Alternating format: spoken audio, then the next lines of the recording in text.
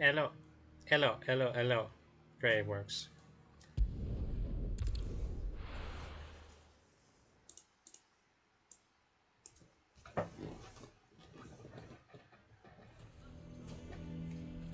Why the hell would Victor take the bearer's side? For a sharing. Lubor's ill-gotten guilt, perhaps. Here to help me pack?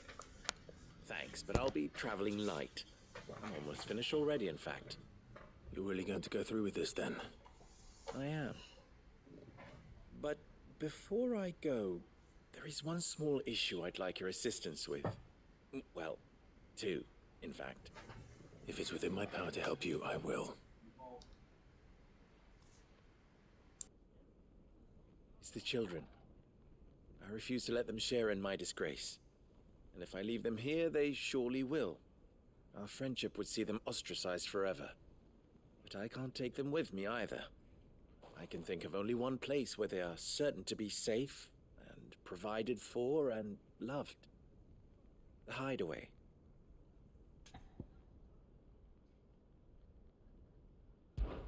Of course. The children would be more than welcome. Thank you, Clive. I will not forget this. Lubor, are you still here? What is it, Ferda? You look pale. There's been a flood in the Velcroy, a damn big one. The League of Outlaws encampment was completely submerged in ether. What? Every last one of the bastards has turned, and they're headed this way. Bandits are one thing, but Akashic bandits are quite another. The town guard won't stand a chance against them. We need to evacuate. There's no time to lose. Alright. Ferda, gather the men. The Akashic may strike at any moment. We must make ready to cover the townspeople's escape. Well, what are you waiting for? Yes, my lord. Clive, change of plan. The children stay with me for now. I need you to find Conrad and Natalie. Tell them to prepare for a full and immediate evacuation. Understood. I'll do what I can to convince everyone else. Wish me luck. Oh boy. Boy, oh boy, oh boy. This is gonna be something. Ah, boy. Let's just see. Oh, it's okay. What's in You have to listen to me. They're coming. You need to Why do they always have to make such a fuss? What's the... Ah, it's you. What do you want, Lord Underhill? To pass on an important message. There's been an ether flood out in the Velcroy. The camp where the so-called League of Outlaws were gathering has been swallowed. They're no longer just bandits. They're Akashic now, and they could be here at any moment.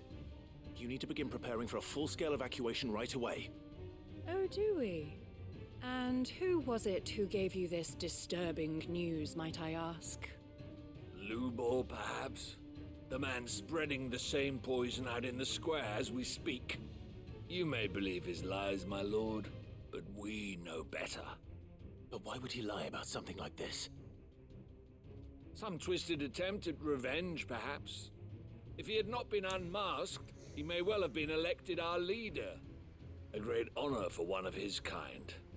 One he might well feel aggrieved at having been denied. Lord Underhill, forgive me, but it has become all too evident where your sympathies lie. Lubor cannot be trusted, and neither, therefore, can you. Oh, fuck off. You may not trust me, but for the sake of your people, ask yourselves if there is any chance that this is true. There isn't. You can be certain of that. Now be off with you. You're making a mistake. Come, Clive. If our words will not move them, then we must find another way to help save the town. You're right. Let's speak to Lord Ferda. I think we'd better shut up shop. What's Lubor raving about now?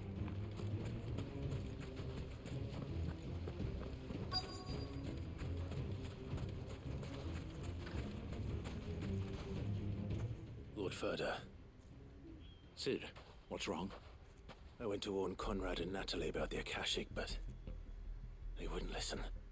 They've convinced themselves that nothing Lubor says can be trusted. The bloody fools. Which means the town guard can't be counted on for support. But I can. If there's anything I can do to help you defend Dalamil, you only have to ask. I appreciate it. Sid! Further! I've been looking for you everywhere. Victor? I thought you'd left. I couldn't abandon a friend in need. And Lubor is in need at this very moment. Come quickly.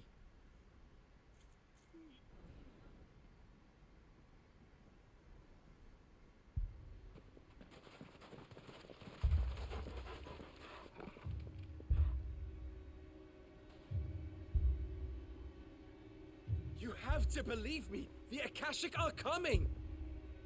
They don't eat, they don't sleep, they don't tire, and they don't care who they kill. They're unlike anything that's come before.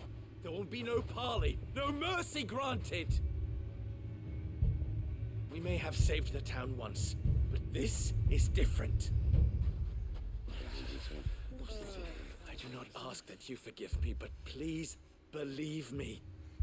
If you do not run, you will die. You will all fucking die!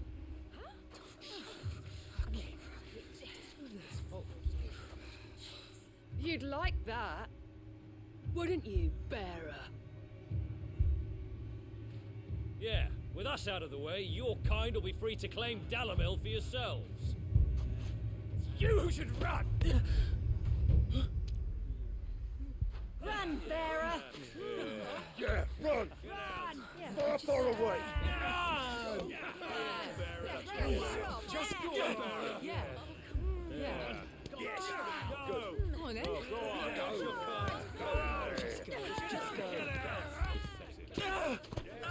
Lubor. Wait, someone's coming.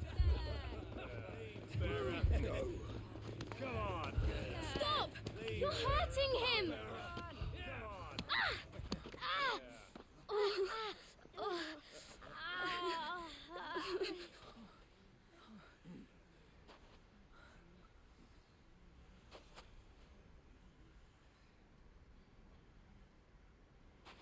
What did Lubor ever do to you? He solves all your stupid problems and he keeps all of you safe. You know there's nothing he wouldn't do for this town. Who was it who made that cleaver you use every day, Conrad? And what about your counting table, Natalie? Who fixed that? Whose men make sure the streets are clean so all your boots don't get dirty? Who spends all day, every day making sure things run smoothly round here? And none of you ever say thank you, ever. But did Lubor ever complain?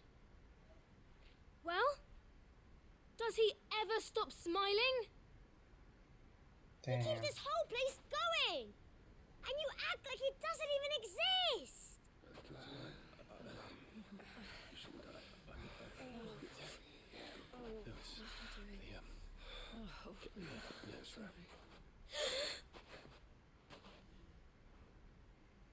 Lubor, we've heard enough. Wait! We will not run. The town guard will not abandon the very place it is sworn to protect. And I will not give up for lost the stores that we labored so hard to fill.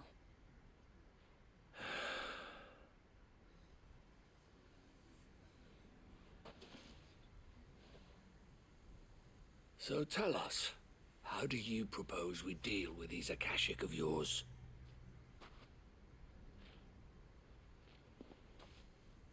We won't run, but we will fight. Nice. All right, then.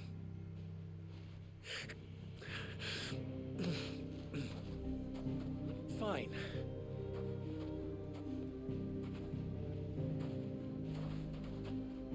Gather round if you don't want to die.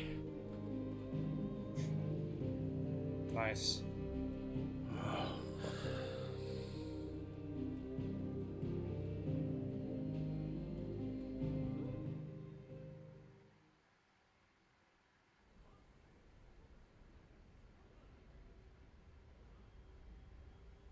Allow me to explain the situation. The ether flood occurred near the village of Cheratina, deep in the Velcroy. The place had been abandoned for years, until the League of Outlaws decided to make it their base of operations. Now they're all turned, and if the scouts' reports are correct, heading in this direction. They are mindless monsters, driven only by hate and rage, and they are utterly unpredictable. With the bandits, we at least knew how and where they were likely to attack. When these creatures come, Dalamil will have the bitterest fight it has ever faced on its hands. The town guard will muster at the north gate. The rest of us will take the south. Both forces will provide men to serve as scouts and messengers, ready to spread word of the size and nature of the Akashic Force as soon as it is spotted.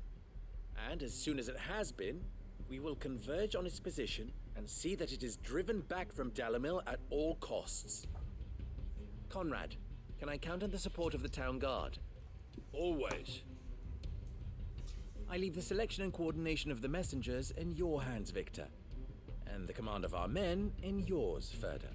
If you would both be so kind. Consider it done. As you wish. Natalie, I would ask that you and your people have the townsfolk barricade themselves inside the bathhouse. And tell the merchant not to waste time securing anything beside the essentials. Preserving life is our one and only concern. As long as we survive, it doesn't matter what trinkets we might lose. Our riches can be regained. And if anyone doubts that, let it be known that the Briar's Kiss stands ready to cover any losses. Very well. I shall tell them. Nice. Where do I fit into this plan? Where else but the most perilous place of all? I would like you to travel to the home of our erstwhile League of Outlaws, Cheratina itself. The main host is most likely still there, and Dalamil will not be safe until it is eradicated, root and branch. A little gardening. How pleasant. I doubt it. I have a feeling these weeds will be particularly stubborn. Luckily, so am I. Oh, So five. you are. All right then, we all know what we have to do. Now it's simply a matter of doing it. For Dalamil.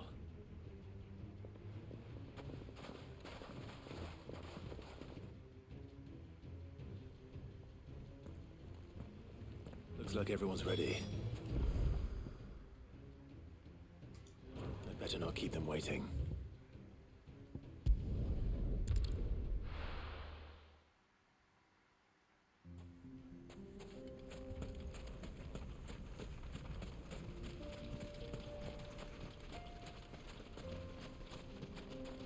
There it is. The flood. But what's waiting for us inside?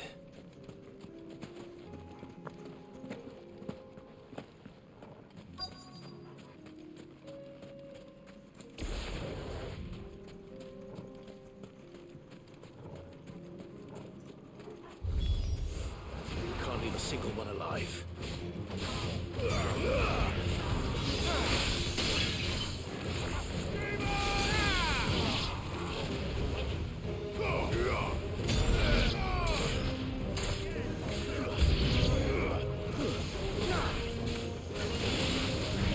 Hi there.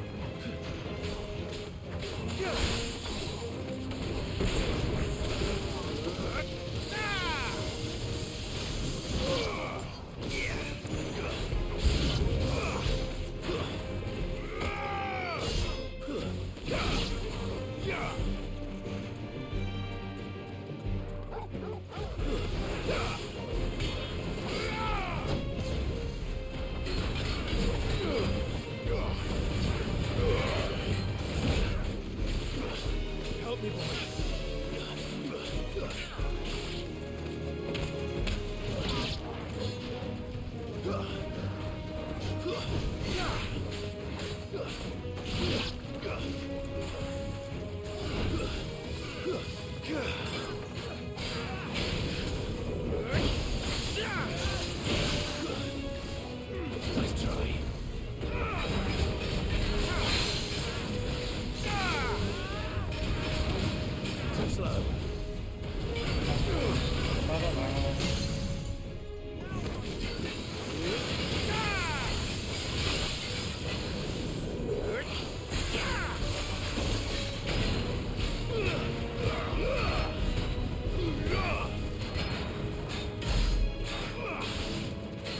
Why, thank you.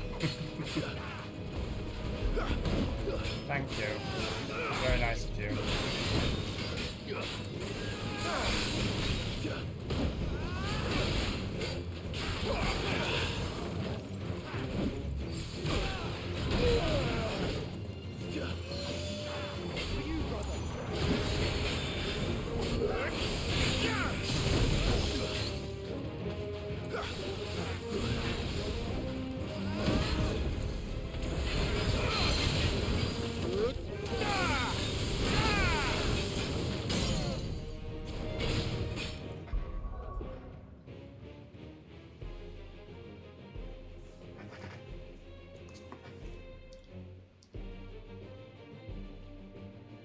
Give me, sorry.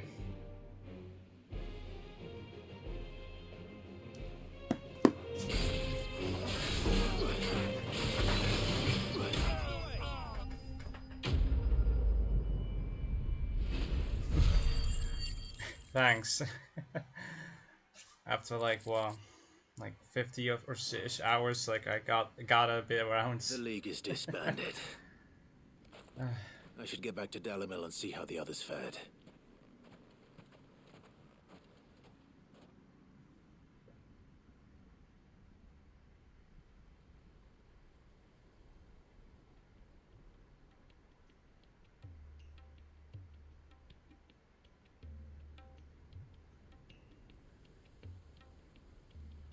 All the Akashic we were able to find have been dealt with. Seems that might be the last of them. Last of them here, perhaps. Lubor, Sir Clive has returned. Clive! What news from Charatina? It's done. Root and branch. I knew you wouldn't let me down. Thank you, my lord. Friends, the Horde has been driven back. The Akashic have been defeated. And we need not fear the arrival of any more, thanks to Clive. Victory is ours. We bloody did it. We saved Dalimil. Lubor, allow me to apologize. After all you have done for this town, we should never have doubted you. But we did. And for that we are truly sorry. We only hope that you can forgive us. We need you, Lubor. Dalimil needs you. So, if you would still like to be considered for the position of mayor, you have our backing. Nice. You do remember that I'm a bearer, don't you? We do. But that is not a stain on your character. It is a stain on ours. We thought only of what we perceived bearers to be, not what you truly are. The man who saved Dalimil twice over. Yeah. I see. But I will only accept your proposal on 2 conditions. Name them. Firstly, that you will both do everything in your power to rally your people to my cause. If the Town Guard and the Merchants League do not accept my leadership, it will be doomed from the start. Unity is the key to defending Dalimil, and I do not doubt that we shall need to call on our combined strength again. When that time comes, I will expect us all to pull together, just as we did today. Of course. You have our word. And secondly, you will accept that if I am to lead you, the mistreatment of bearers must end here in Dalimil. Any bearer within our walls shall be afforded the same rights as any other citizen. They will not be judged by what they are, but who they are. Yeah. As we failed to do, and came so close to losing everything. We agree to your conditions. And we have only one in return. That you continue to work for the good of Dalimil, as you always have. Condition accepted. Nice. Well then, it seems my mayorship is all but confirmed. Do I get some sort of special hat? Oh, that's a good one. That's a good one.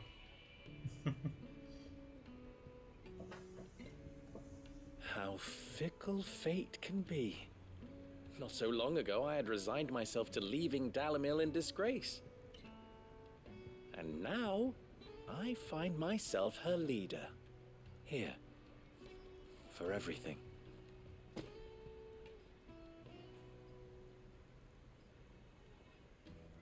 Lubor. About the children. Fear not, you are of course relieved of your responsibility. I would sooner face another horde of Akashic than see them brought up as outlaws. I'll make sure they're safe here. I don't doubt that you will. And not just the children, but everyone in Dalimil. I'll do my best. Oh. Can't have all your hard work going to waste.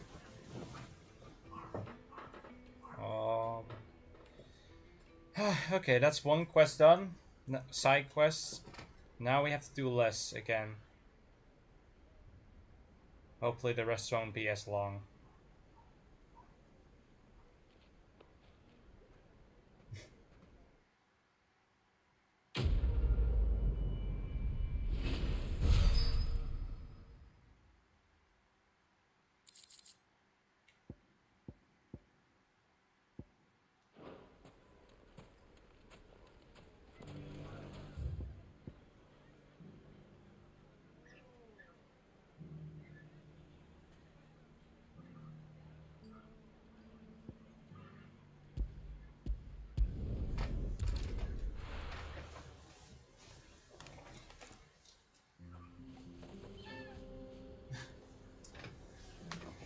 Okay, now on to the next.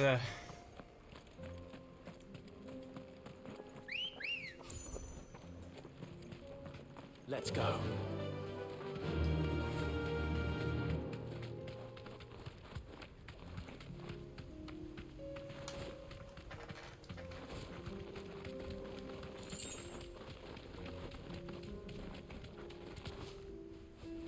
Here we are again. Karava. If you were a tortoise, Torgor, where would you hide? Right there.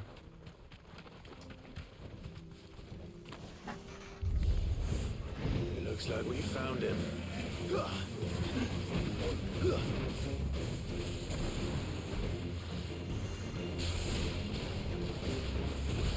slow.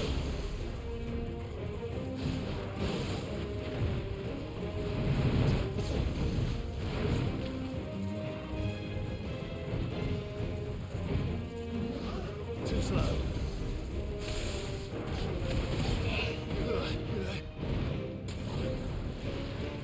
Nice try.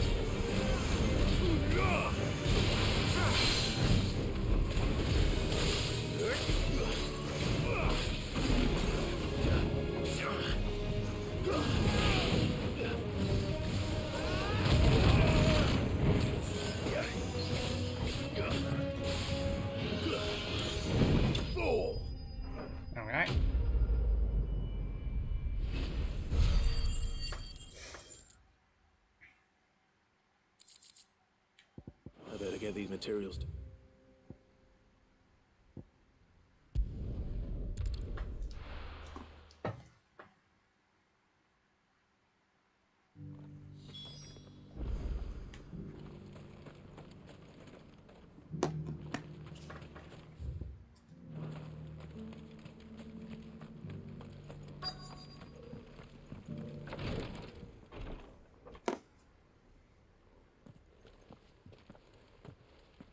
Your Grace, my lord, I trust your journey was not overly onerous. Cyril, you found a letter from Father? Yes, I have it here.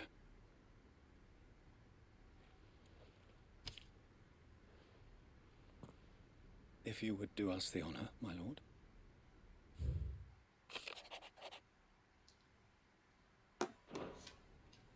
An inheritance. It would seem the late Archduke penned this missive shortly before his passing. The day before we left for Phoenix Gate. What are these plans he spoke of? His plans for the duchy, Your Grace. Your father entrusted them to my predecessor, the former bearer of the Burning Quill, who entrusted them in turn to me. The complete emancipation of bearers is their stated aim. But your father's dream did not end there. His Grace also spoke of building hospices to care for those stricken by the curse, and the founding of a new university to further the development of non-magical technologies. With the blight spreading ever more widely across the twins, Archduke Elwyn saw this as the only means of securing Rosaria's survival. He wished to see men and bearers treated as equals. To see centuries of common wisdom overturned. Small wonder he did not think it achievable within his lifetime. But he thought it achievable nonetheless. Had he not, he would never have written this message. Nor would he have entrusted his vision to his most faithful aides, those who would have stood with you, shielded you from the machinations of the less benevolent personages at court. It's a pity only they are still with us. 'Tis true that those most loyal to your father were the first to suffer the Duchess's wrath. But one at least remains, and she has come bearing gifts. What do you mean? Mayhap it is better that she explain, my lord.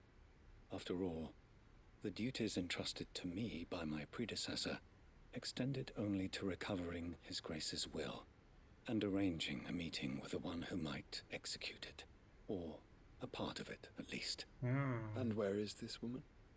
She awaits you in the archive, Your Grace. Thank you, Cyril. Shall we then?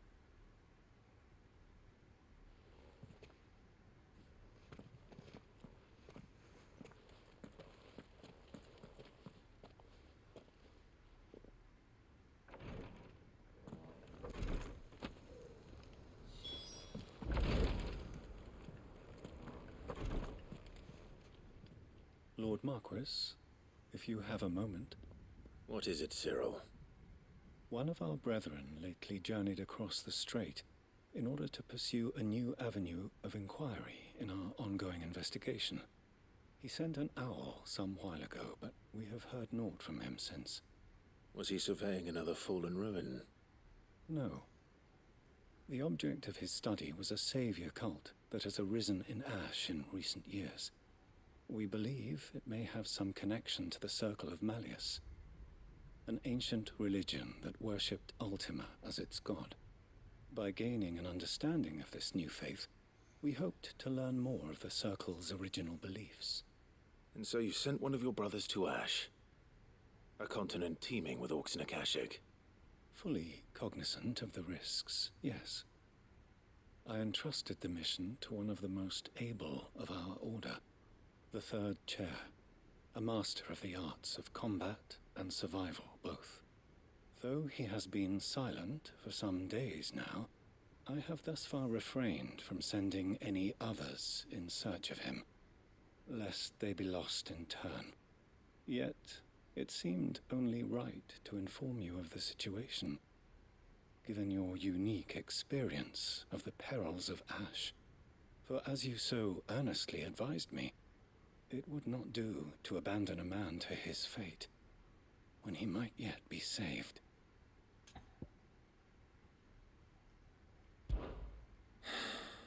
It would not. But Ash is a big place. Can you be any more specific? Perhaps. The last owl I received from him mentioned a village where he had heard the cult were wont to assemble. Mickleburg was its name. It lies in the southern reaches of Waloed. If aught ill befell him, I expect it did so there. All right. I'll see what I can do. You are much too kind, my lord. Go then, with my hopes, and may the firebird's flame hello there. burn in your heart. Hi.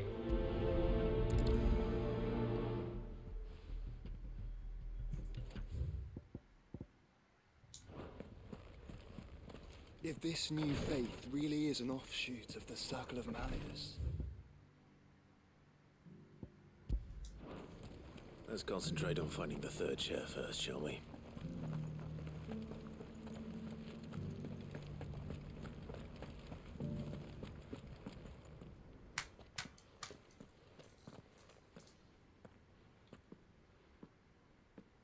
My lord, your grace.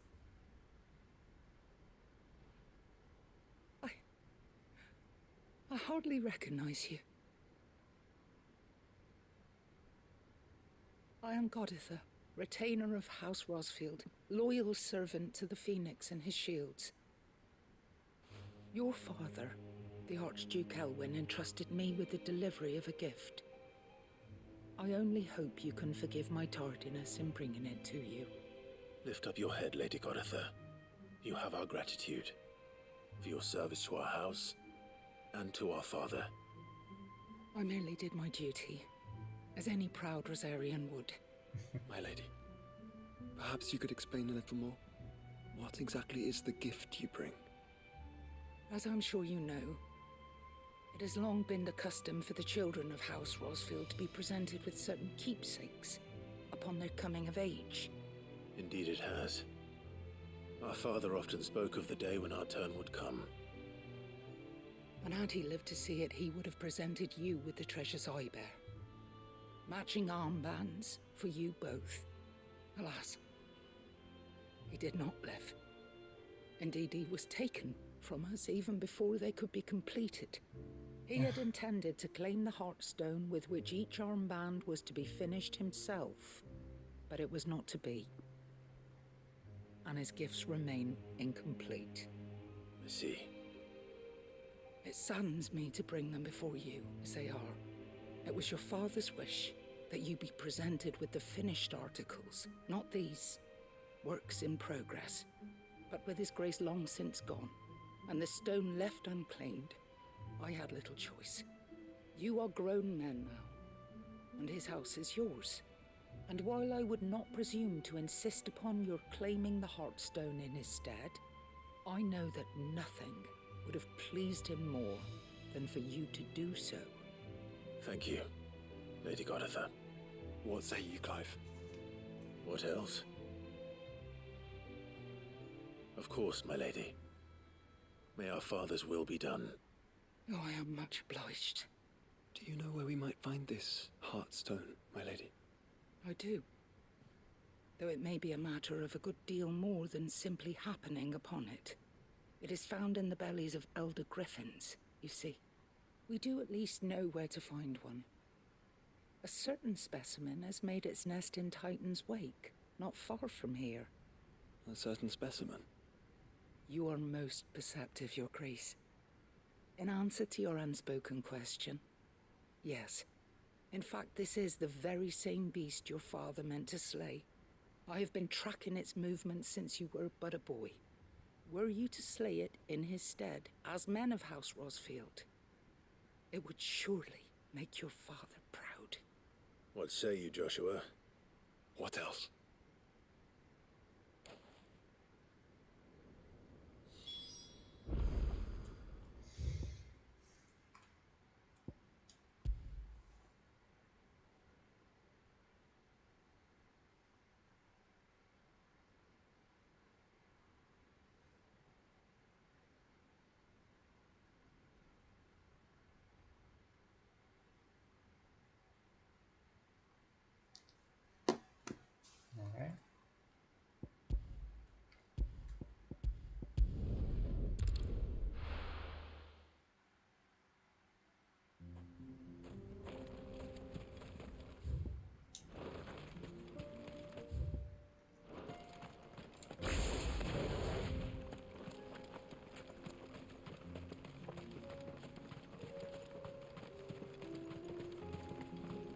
Eyes peeled, Joshua.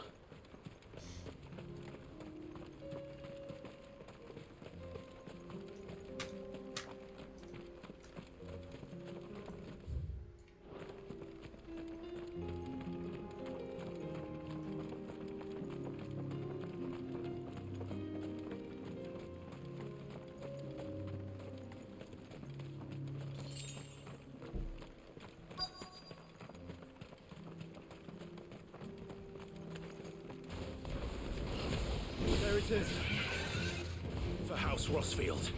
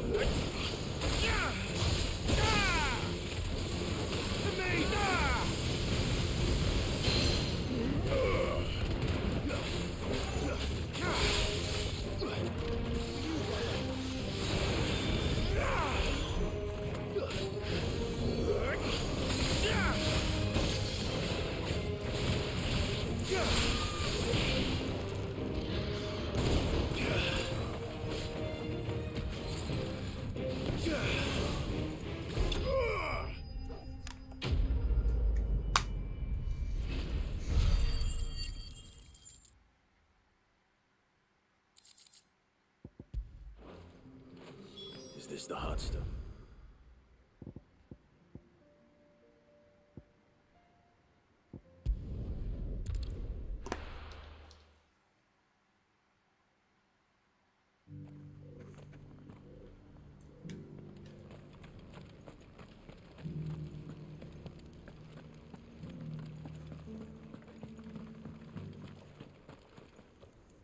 Oh, thank the Founder you were safe.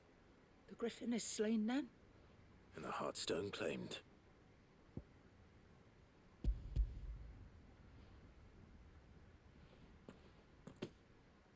Yes. This radiant luster, like frozen flame, it is just as your father described it. Thank you, my lord. Your grace. Your father would be so proud. Lady Goditha, the lapidary is ready. Thank you, Cyril. I will be with him shortly. If you would excuse me, I shall have the stone cut and set forthwith.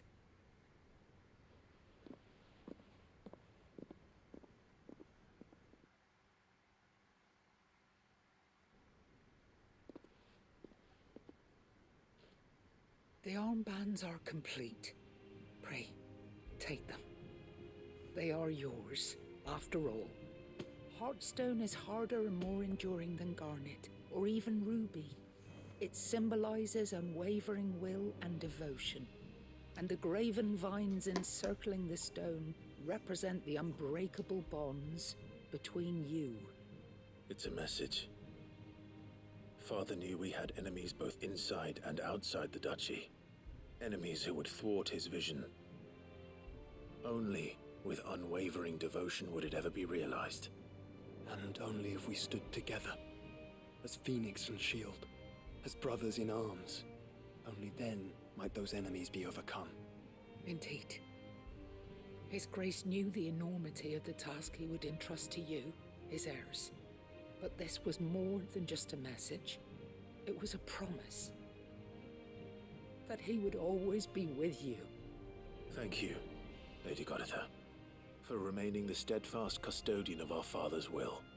Forgive me, my lady, but there is something I don't quite understand. The Undying told me that after Father died, Mother claimed all of the ducal treasures for her own. Even if the armbands were incomplete, she would surely not have overlooked them. So, how were you able to keep them from her? Because I was the keeper of the vault.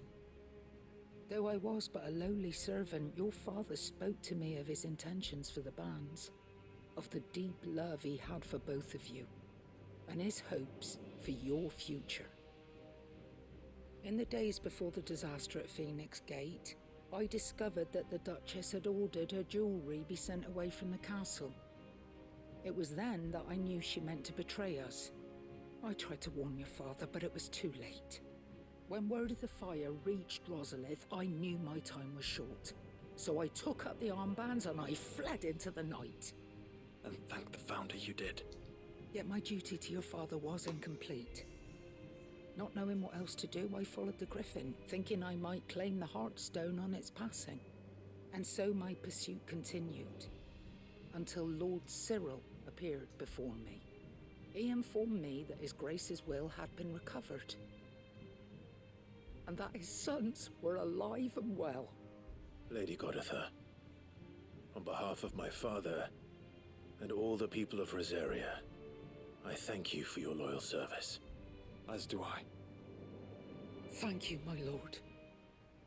Your Grace, for coming back to us, for giving my service meaning.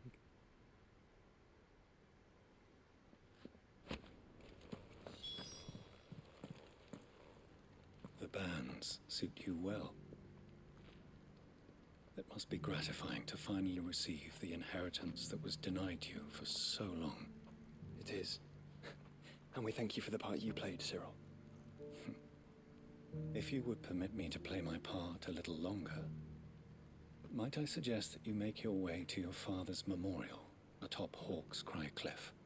Let him see that you have received his blessing, and that his vision lives on in you. I suppose it would be churlish not to. What do you say, Clive? Shall we pay Father a visit? I think we should. I was hoping to be able to offer him my thanks before we left for Origin. Your father's helm is enshrined there. It has been since the day we recovered it from Phoenix Gate. I prithee claim it, for it too is a part of your inheritance, and I do not doubt that your father would prefer it in your hands than perched upon some lonely rock. Thank you, Cyril.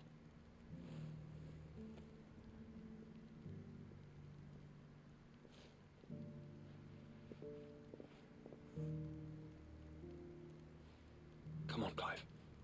He's waiting.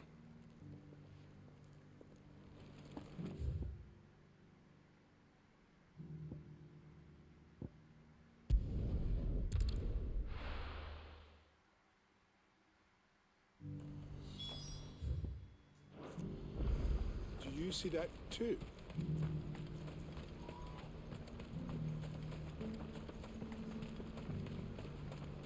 Papa? What is it? Please, just make it stop. I'm scared. It's all right. All right.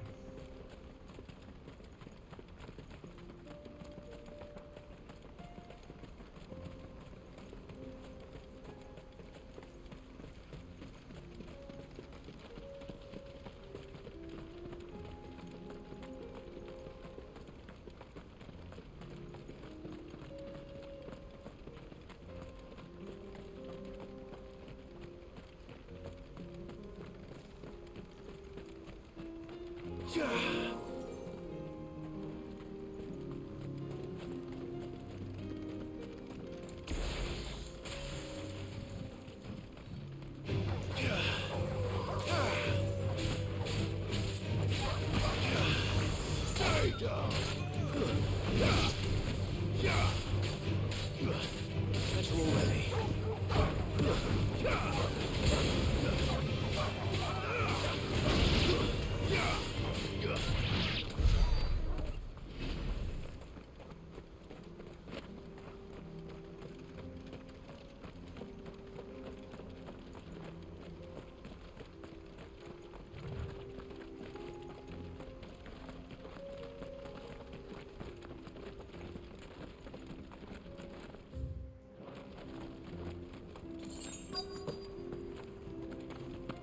Can't be Rutherford, can it?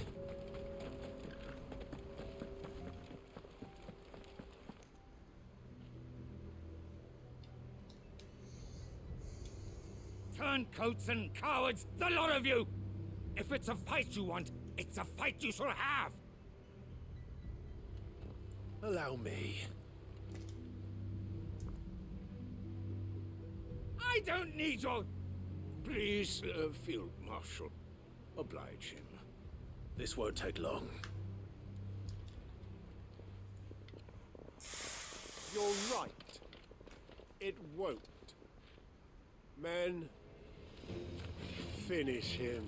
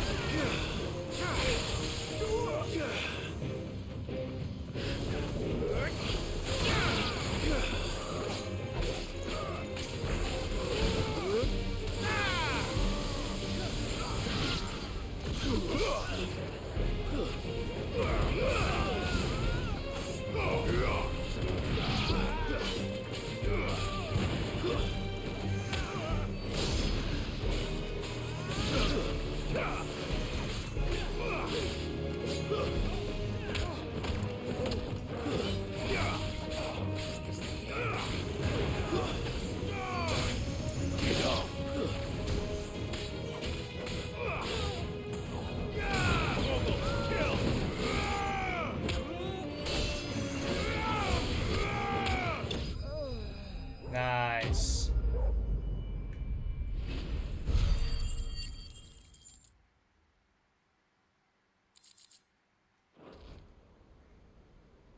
A little longer than I'd have liked.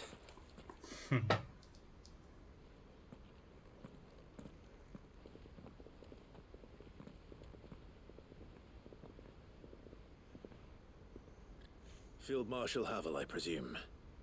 Are either of you injured? No, my lord. You arrived just as our escort turned on us. Fucking traitors. I'd heard reports of soldiers in the outlying regions abandoning the oaths they swore. But I hadn't thought the corruption had reached so close to the heart of the Republic. It's a fucking disgrace. Your interfering old bastard of an uncle tried to warn me, of course. My lord Marquis. Or is Sid the Outlaw more to your liking? Call me what you want. It doesn't change who I am, or the urgency of the message I bring. My uncle has a plan to right the realm, and he needs your help to see it through. Before I agree to anything, I'd have you answer one question. What do you stand to gain from all this? I won't deny that I might benefit from further chaos. But I seek a new beginning for all of us. And while the choices I've made may not always have been the right ones, I know I made them for the right reasons.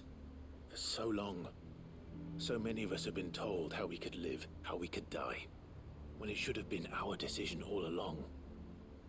Now we have a chance to put things right. But in order to take it, we must stand together. Even if it be beside those with whom we don't see eye to eye.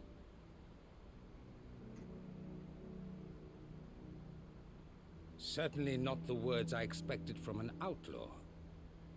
But perhaps your uncle was right. You are no ordinary outlaw. I'll never hear the end of this. All right. I'll start by ordering my most trusted guard to bring the Dalmekian fringes under control. Next, I'll make contact with my counterparts in the Imperial Army and see if I can't convince them to try and restore order in their own territory. Thank you, Field Marshal. But they are not the only ones we will need to convince. What do you mean? I don't doubt that I can bully some sense into a few generals, but those they answer to require a different kind of persuasion. And when it comes to honeyed words, well, we will need an envoy. One who can court even the most stubborn of statesmen. You, perhaps? I'm flattered. But I'm no diplomat either. And I have other problems to attend to. What we need is a skilled arbitrator. And I may know just the person. Is that so? And would he happen to be an outlaw too? Of a different kind, perhaps. Well, beggars can't be choosers. I suppose we'll all have to find a little of the outlaw in ourselves if we're to make it through this. Very well. Send your man to me right away. I shall.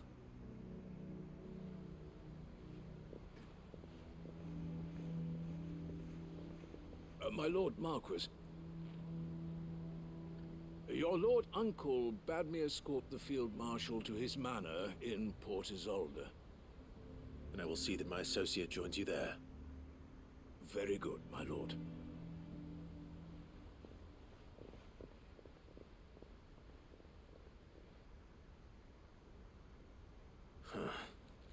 An envoy.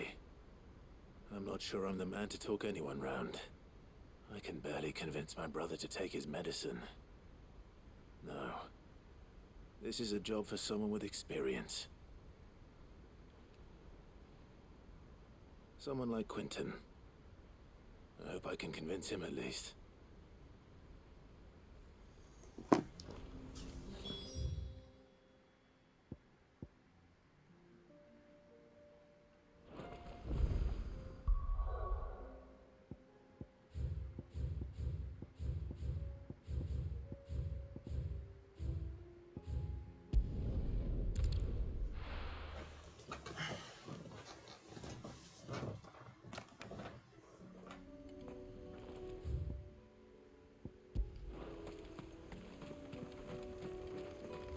Unwavering will and an unbreakable bond. Do you really think we're strong enough? To save the world? Of course. To have overcome Father's political enemies? Of that I'm less certain. Especially knowing what we know now.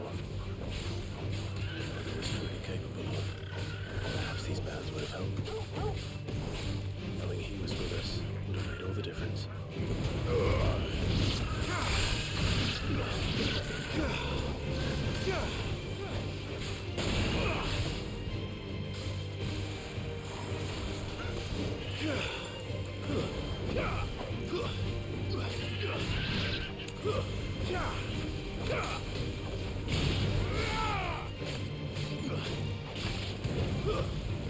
Stay down! All yours, Torgal!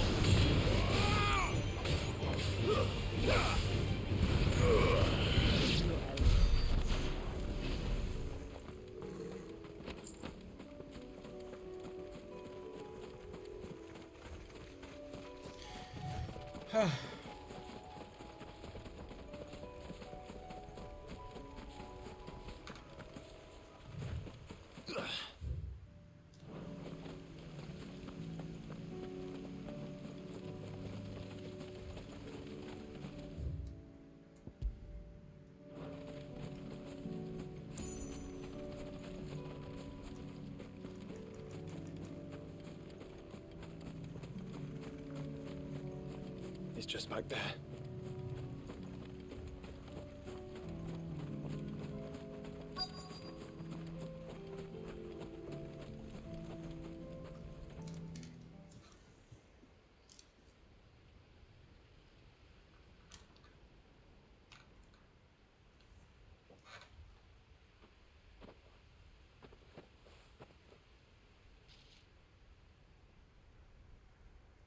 Father always fought for what he believed was right.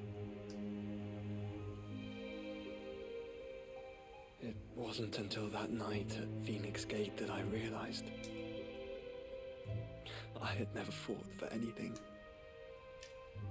I always had someone else to do the fighting for me.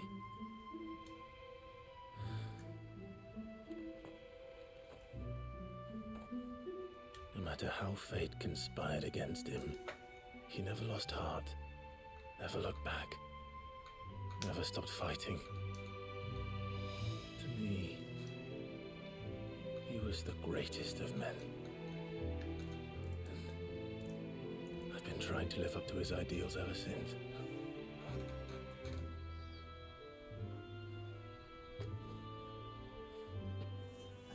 We all have, Clive. We all have. And we'll keep trying. Because that's what he would have wanted. What he would have done himself. Even if it meant standing against the very gods in the heavens. I shall be borrowing this, Father, if I may. That you might watch over us as we follow in your footsteps.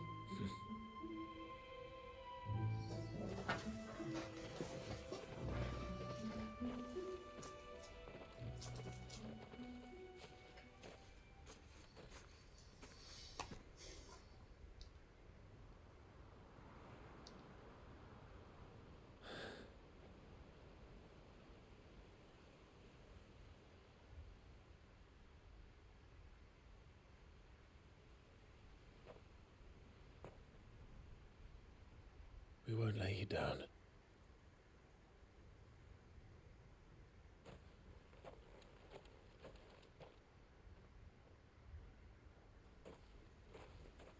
Onward then. Onward. To the end. And to a new beginning.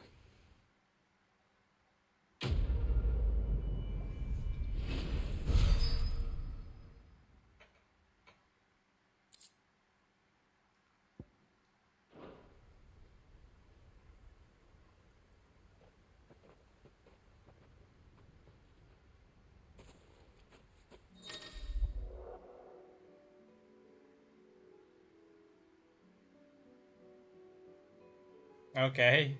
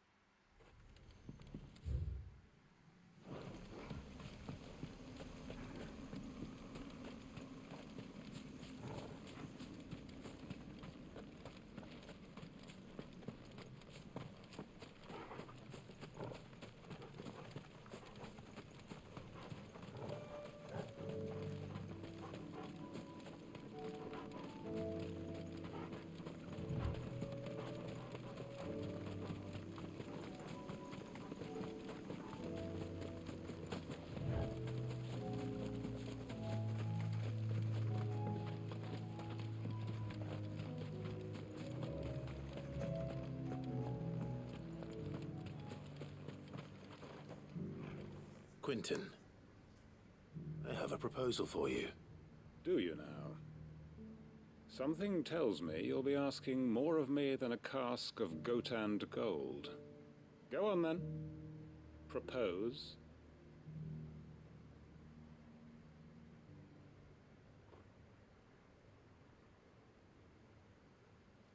You'd have me convince the chiefs and chamberlains of the realm that they should simply swallow their pride and do the one thing that has proved impossible for thousands of years.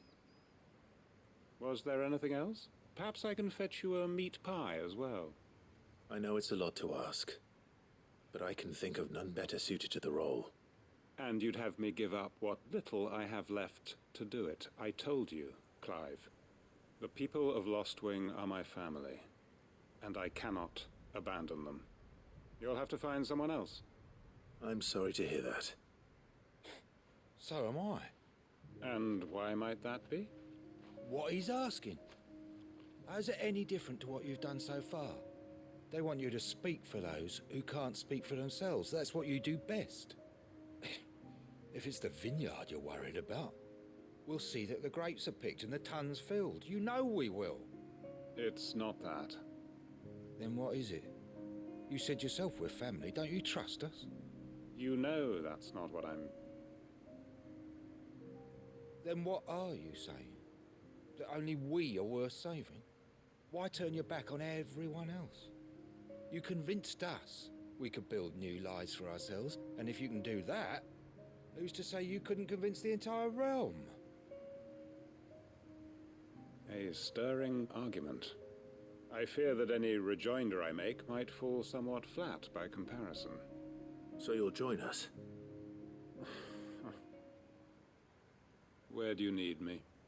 Field Marshal Havel will want to speak with you in person. He's currently in Port Isolde. I can arrange for a party of Cursebreakers to accompany you there. That would be very much appreciated. I hear the roads are far from safe these days. Hopefully not for long.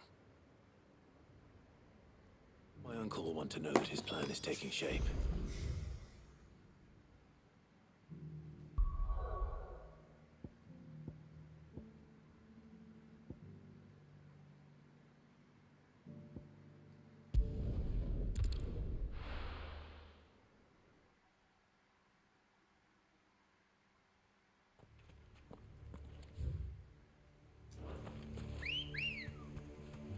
Good girl.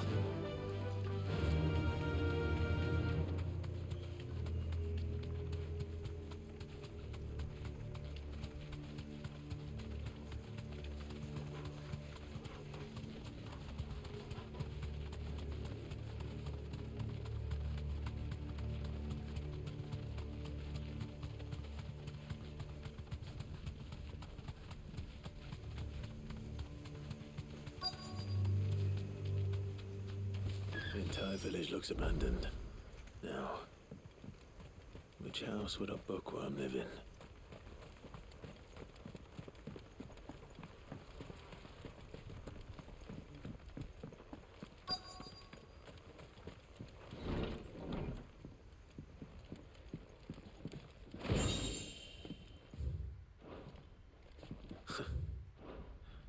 His interests were certainly there. This is it. But if what it says is true, I need to get this back to the hideaway.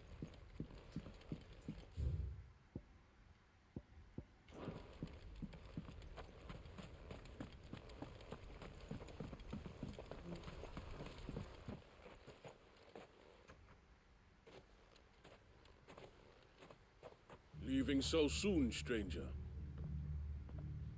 We've been watching you. From a distance, so to speak. Subtle. I know who you are. Then we need not waste time on introductions. Hand me the book. Leave it in our care and return to your life. Your care? Do you mean to burn it or bury it? That is not my decision to make. But by one means or another, its contents shall be removed from the common record. Then I'll have to politely refuse. I won't let you erase our history. Then we find ourselves at an impasse. Very well. The book can just as easily be pried from your dead hand.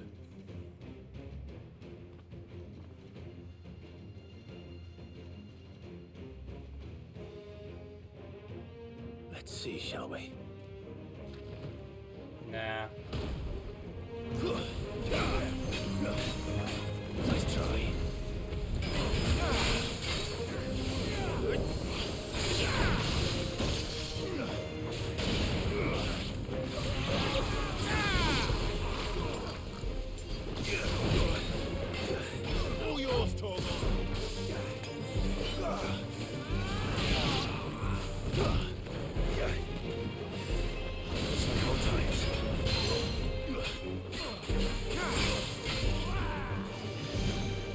slow.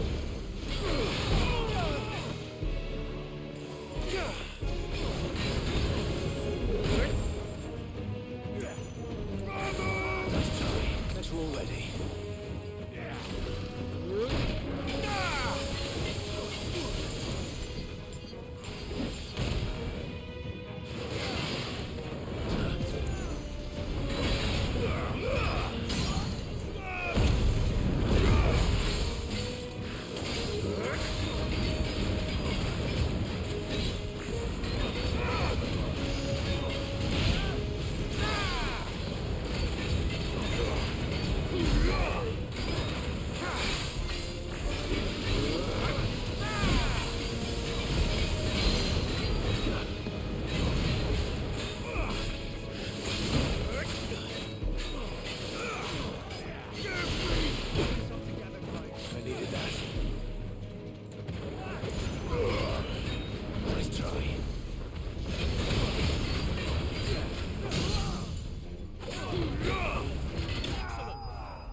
Nice.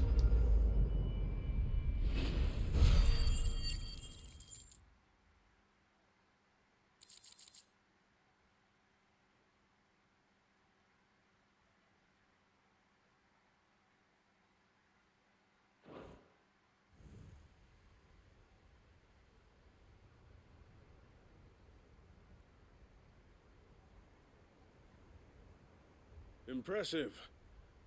But we have other means. We shall claim the book yet. Why do you want it so badly anyway?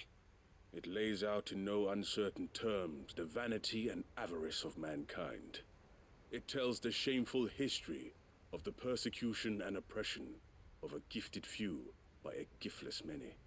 Would you say that this interpretation was correct? I don't know. You don't know. Your sword may be sharp, but your wits are dull. So let me answer for you. There is no correct interpretation of history. That a series of events took place may be proved beyond a doubt. But there can be no single, immutable explanation as to why they came to pass. It is a question of numbers and of belief. If enough people believe that a set of events occurred for a reason, that belief becomes the truth. So you're trying to control the truth? We are trying to protect people from themselves, from knowledge that would bring them naught but pain. That is all. You may keep the book, for now. The world is small. We shall meet again. Until then. Wait! Damn it. Let's get this back to Vivian. Perhaps she can explain what that was all about.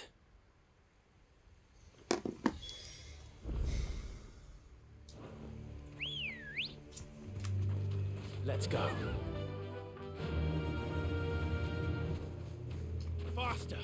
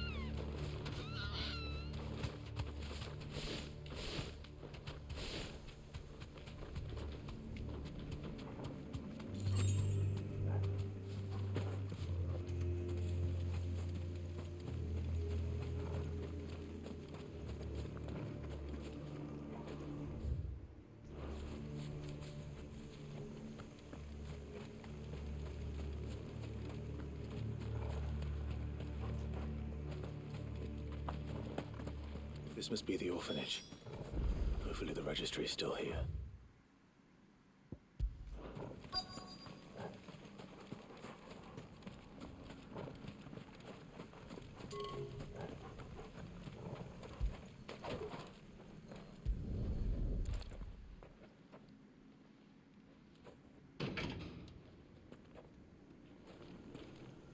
It's locked.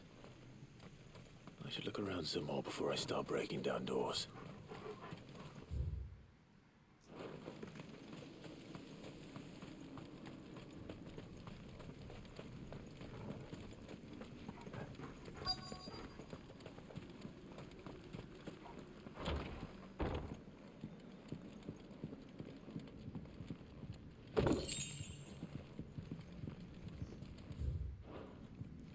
Disposed of.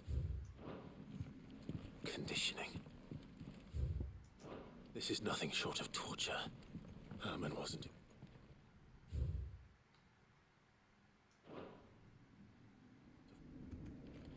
This reads like a suicide note. Did the director go through with his plan? There's only one way to find out.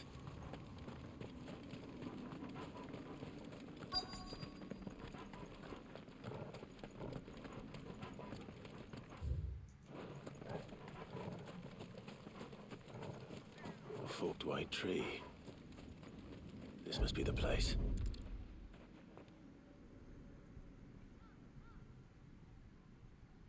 Could he really be buried here? There's something hidden among the roots. Let's see.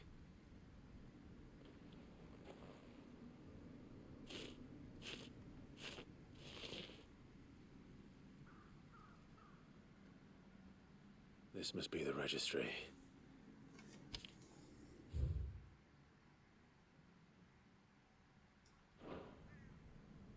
So many names. This place was a slaughterhouse. But where is the architect of all this misery?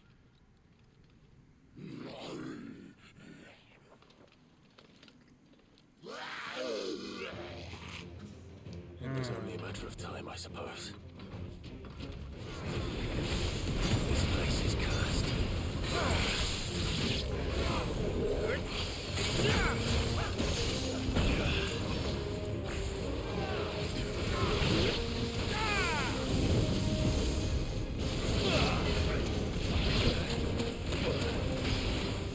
There's a good boy.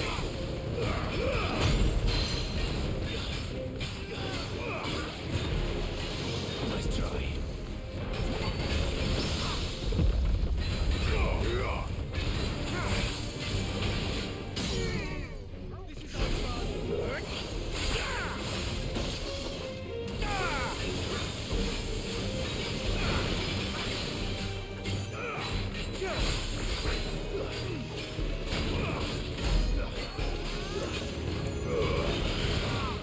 Too slow.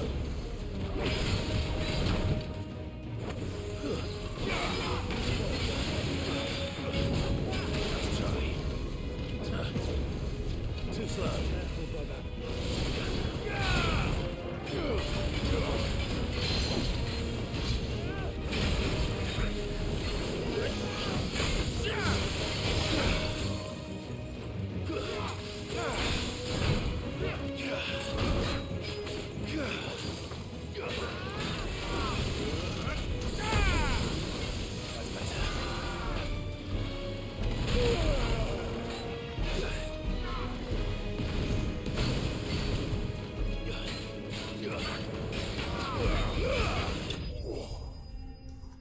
Nice.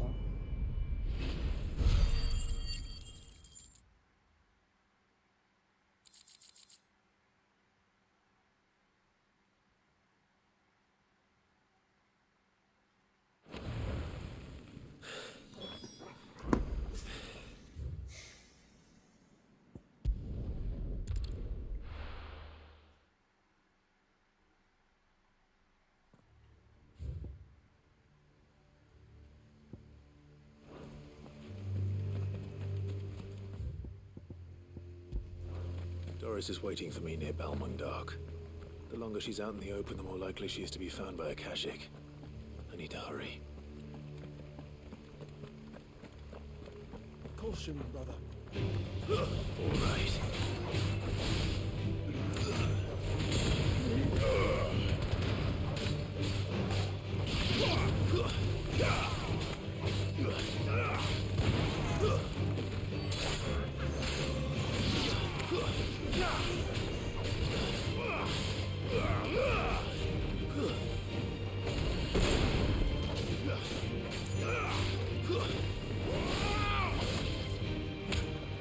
It's over.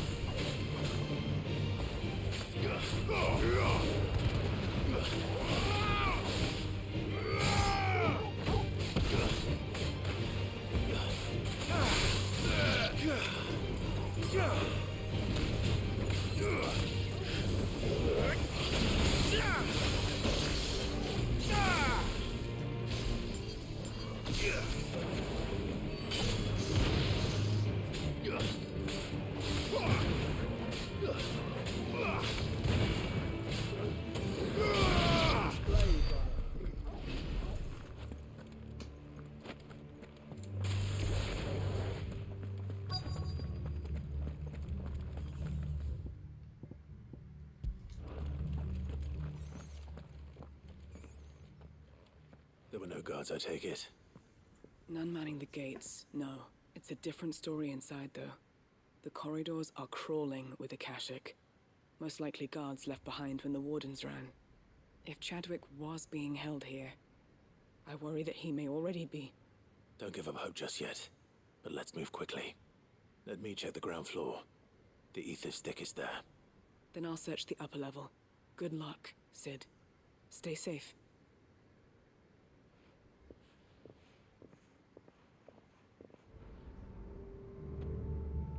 Just how bad are the floods inside the walls? Bad enough to turn a bearer? I hope not. We're risking a lot just being here. But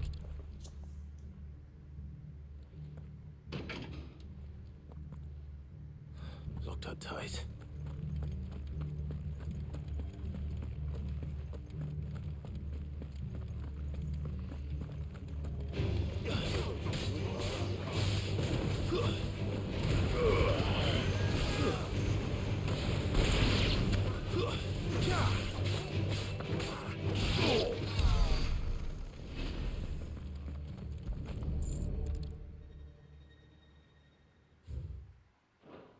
So this place was no ordinary prison, and I doubt they'll have taken the creature with them when they fled.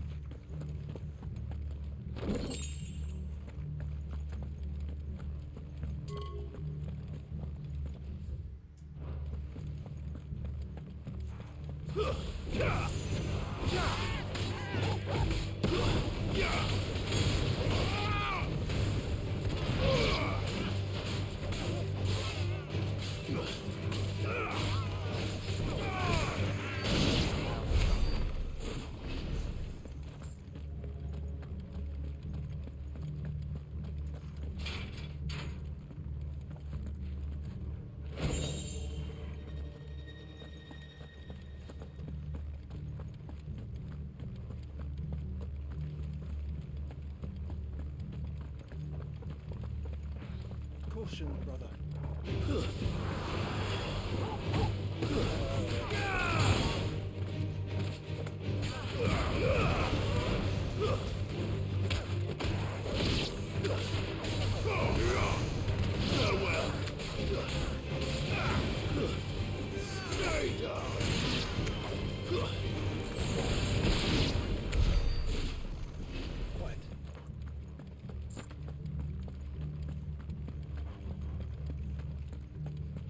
No sign of any bearers yet. I hope you have better luck downstairs.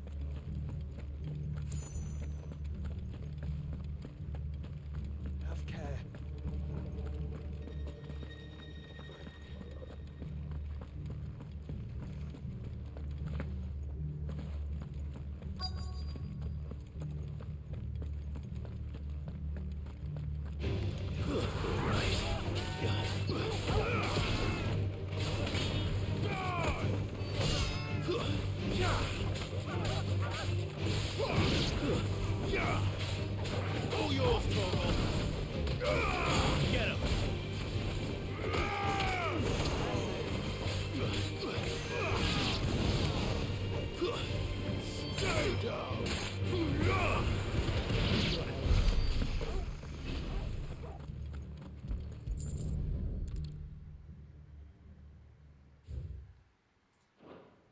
minimal loss of Waluda lives.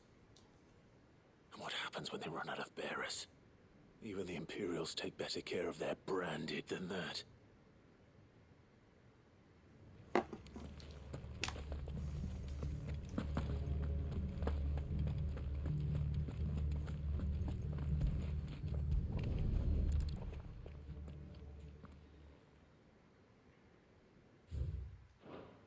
They were feeding bearers to it. This is even worse than I'd feared. Nothing but a caching now. Here. Hopefully things are looking better upstairs. I should go and see how Doris is getting on.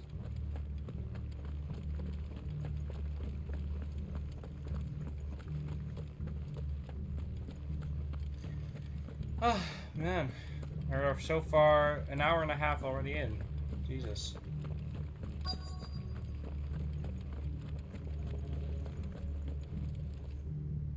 No luck downstairs. But I did find out that this place was more than just a prison. Something far more sinister was happening here. I know. I've been reading some of these documents and... it can't be true, can it? Bearers die every day in service of their masters, but this is so much worse.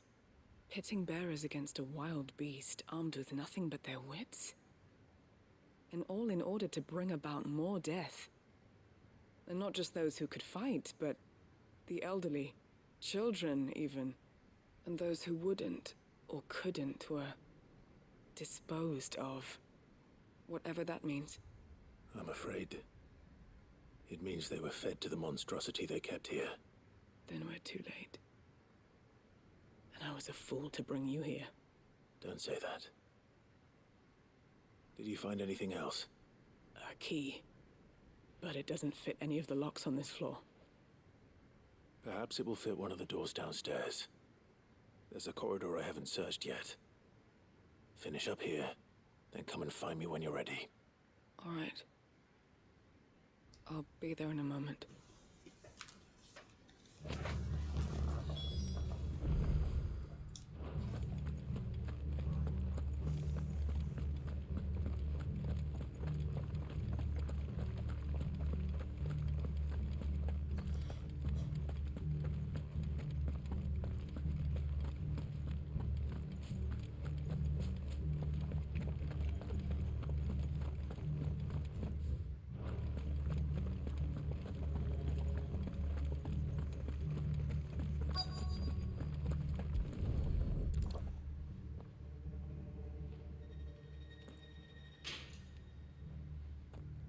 Let's see what we can find down here.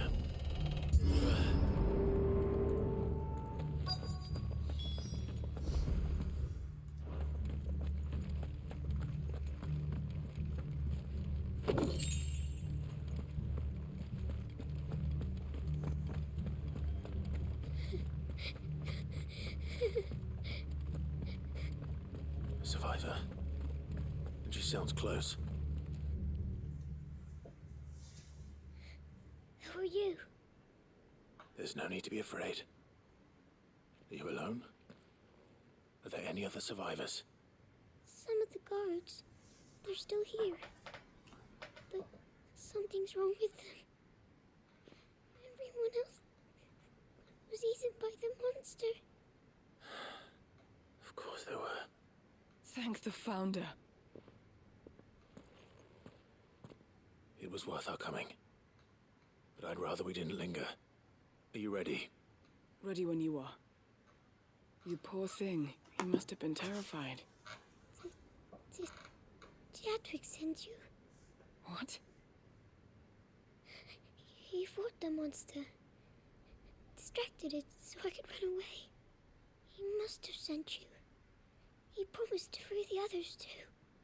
Where is he? He opened your cell, didn't he? He wouldn't be here otherwise. Chadwick.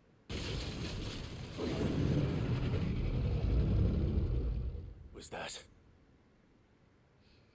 Monster's back! Chadwick, help! We have to get out of here. Doris, keep the girl safe. All right. You put that bearer-eating bastard in the ground. It's out there waiting Oh my shot! That's a Can't let it fucking. live.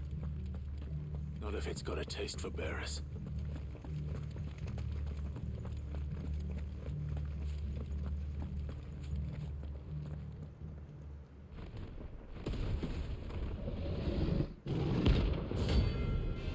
Nah.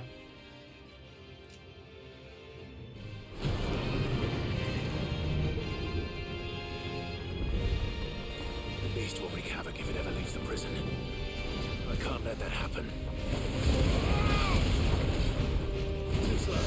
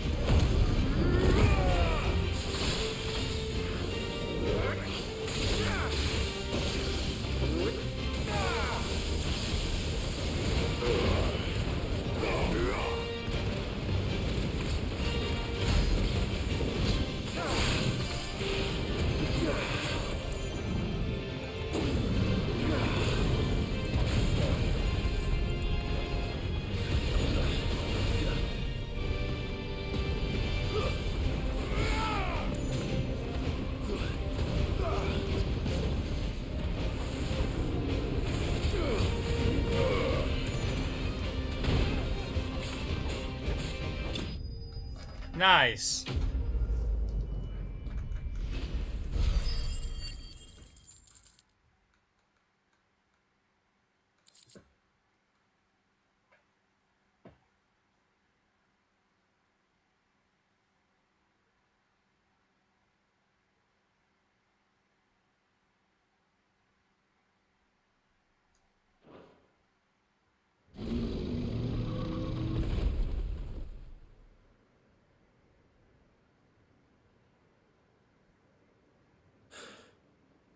Finally. Sid, are you hurt? I'm fine. I think.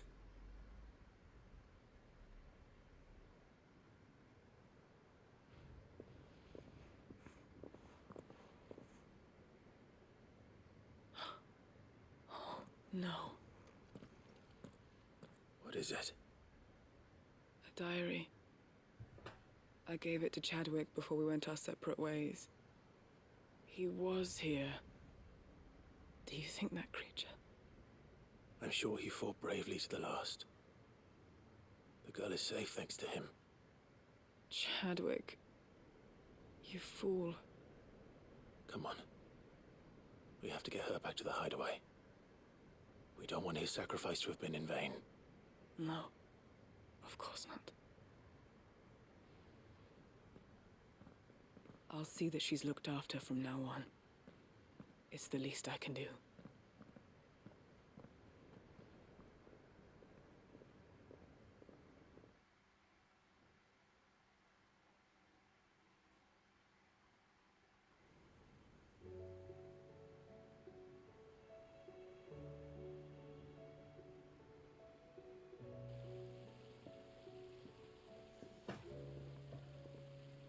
From what I hear, you've barely left the girl's side in days. I hope she's recovering from her ordeal. She is. Slowly but surely. She's far tougher than she looks. I thank the flames we found her. If we hadn't... I know. But we did. I'm sorry we weren't able to save Chadwick. There's no need to apologize. Without your help, I would never have found out what happened to him. How he fought to the bitter end to save her. To save Haida Marie. That's the man I remember. The man I thought of as a brother. I wish I could have met him. I'd like to hear more about your past. If you don't mind, that is. Of course. You already met my former master. She trained Chadwick and I to do two things. Kill and obey. We were supposed to be sold to the highest bidder when the time came. But no bid was ever high enough to convince her to part with us. For years, we were her daggers in the shadows. But we could never quite shake our doubts about the things she made us do. And then, one day, we just couldn't do them anymore. So we escaped. But staying together was out of the question. They would have found us too easily. After so many years of training, the pull to serve was always strong. It scared me to think he might have taken another master, become a dagger in someone else's hand. But even in captivity, the battles he fought were his own. And he died not as someone's tool, but as a hero. Haida Marie is proof of that. Bearers can cast off their shackles. And the Cursebreakers will show them how. I'll fight until my dying breath to see it done. For Chadwick, and for all of us. Thank you, Doris. We'll be counting on you.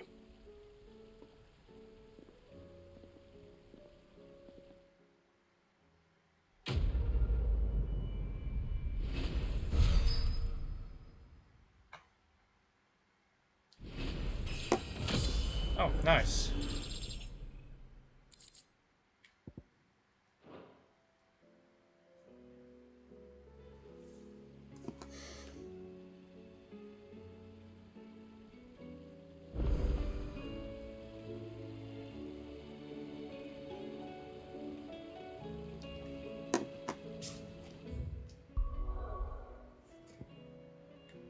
No. Are you... Really? Are we gonna do more?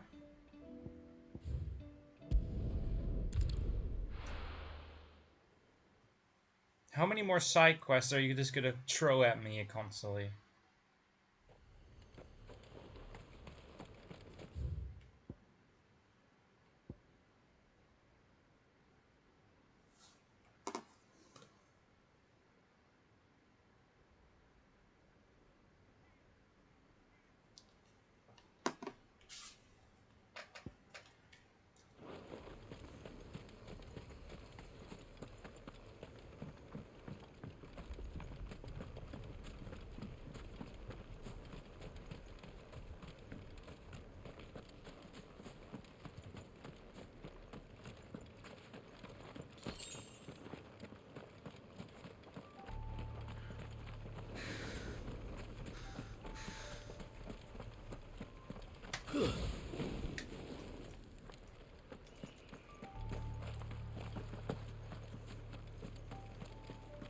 Caution, brother.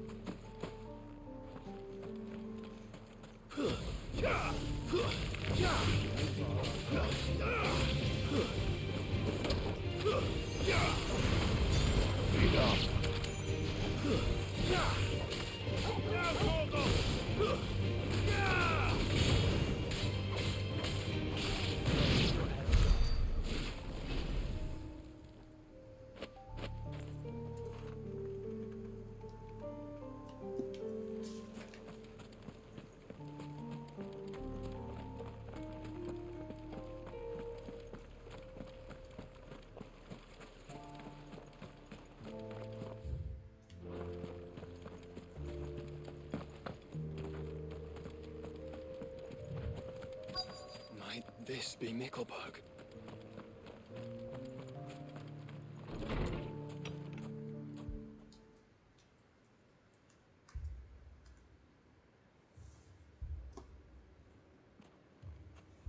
These people aren't turned. And the village seems safe enough at least.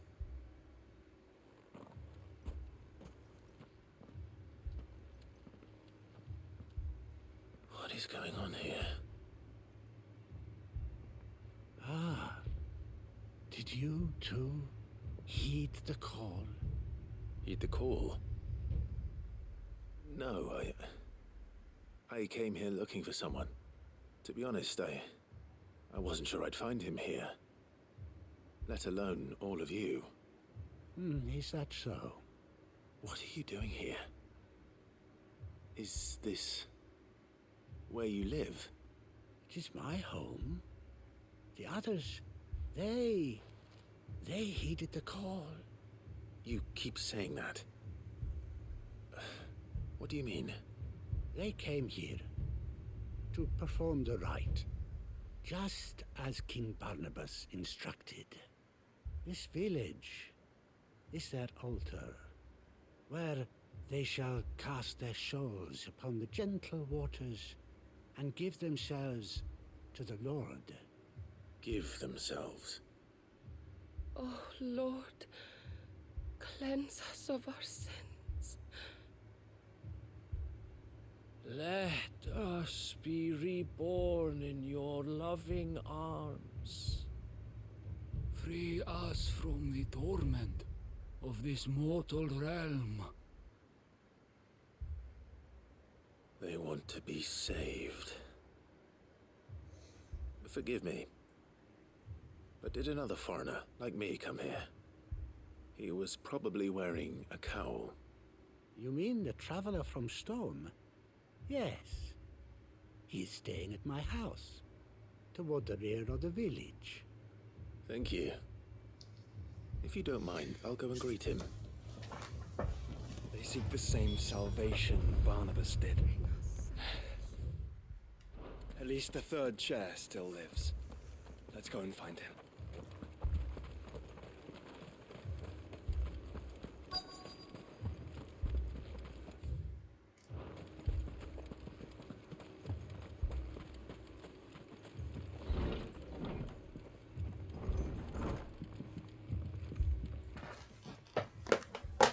Excuse me. Are you with the Undying? I am.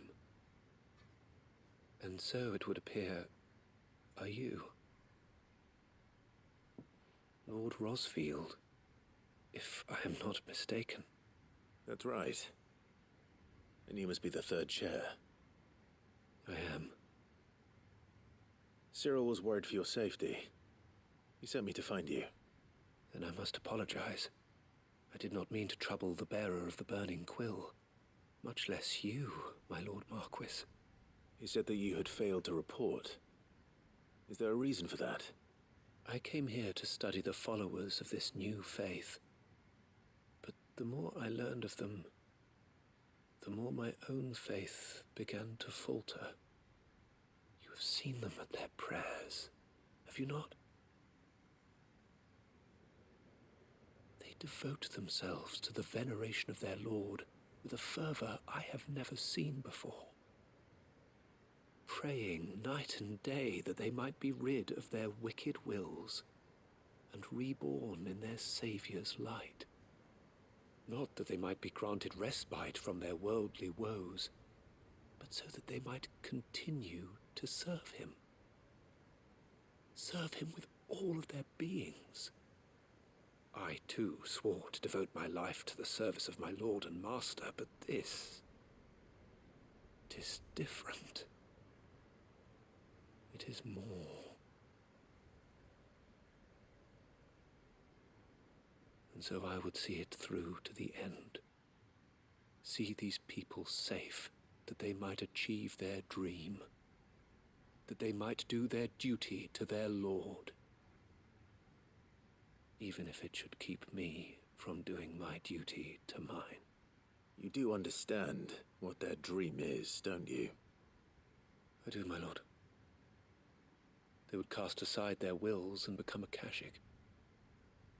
I know that it may be hard to believe, but to these people, that is the very essence of salvation. Forgive me, my lord, but I must remain here. If you are to return to Master Cyril, I would consider it a great... Did you hear that, my lord? Something is happening. I'll go and find out what. Stay here.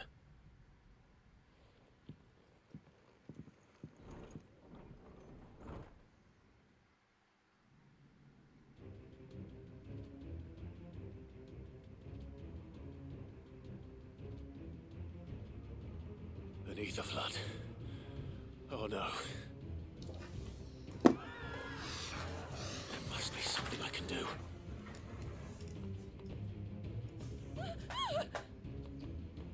Echoes as well. Found her. Ready, brother? Sorry, just give me a minute.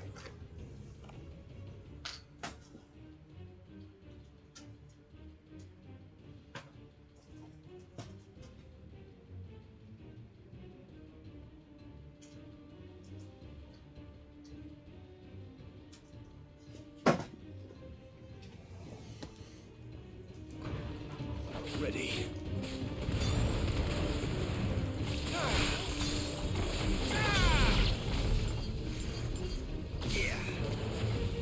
Stay down. Be so good.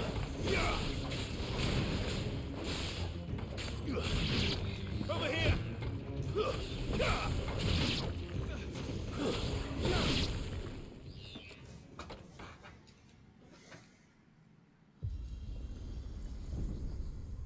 What now?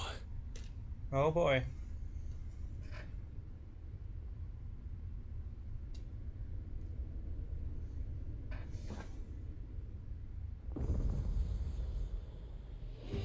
Nah.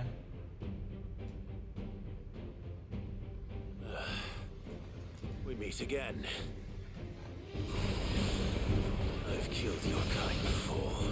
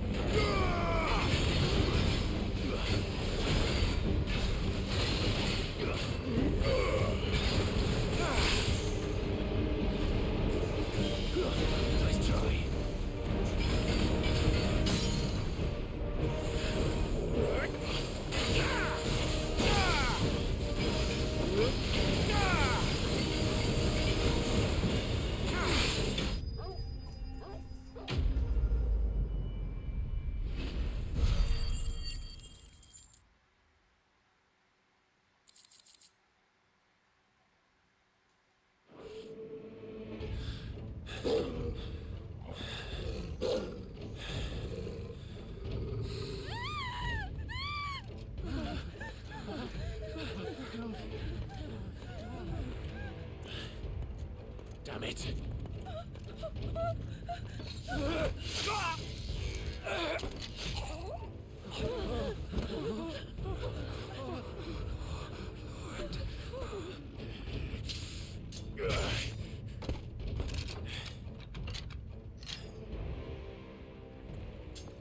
Don't you die. Come on, speak to me. I had to save them, that they might have a chance to find true salvation. By devoting themselves to the service of their Lord. Just as I did when the Undying plucked me from the gutter and gave me a cause to believe in. A duty to serve was everything to me, and I would not deny them that fulfillment, even if they must become a Kashik in order to achieve it. Forgive me, my Lord Marquis. I did not mean to trouble you with this. My findings. Could you deliver them to Master Cyril for me? Of course. Your duty will be done.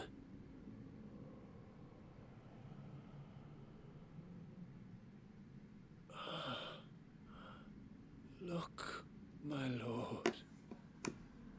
They are saved.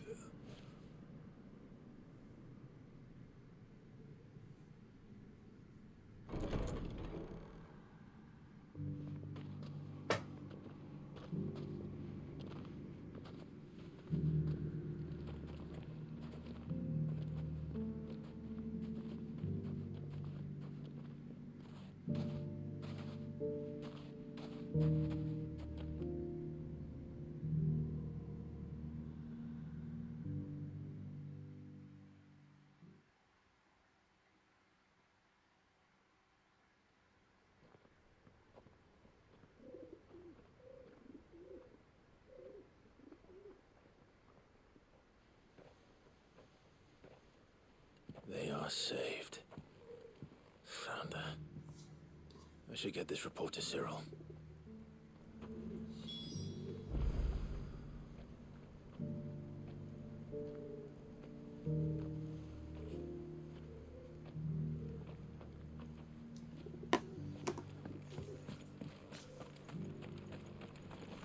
Welcome, welcome.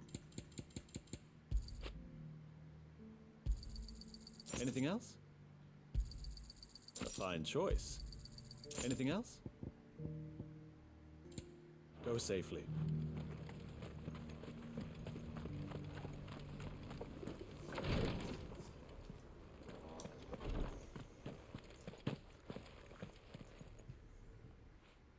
My Lord Marquis, welcome back. I am glad to see you hale and whole. I met with your third chair, Cyril. He bade me deliver his findings to you.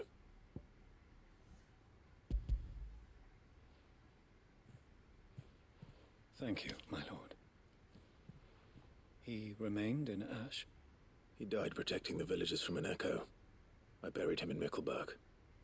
I'm sorry that I couldn't save him. If you could not save him, no one could.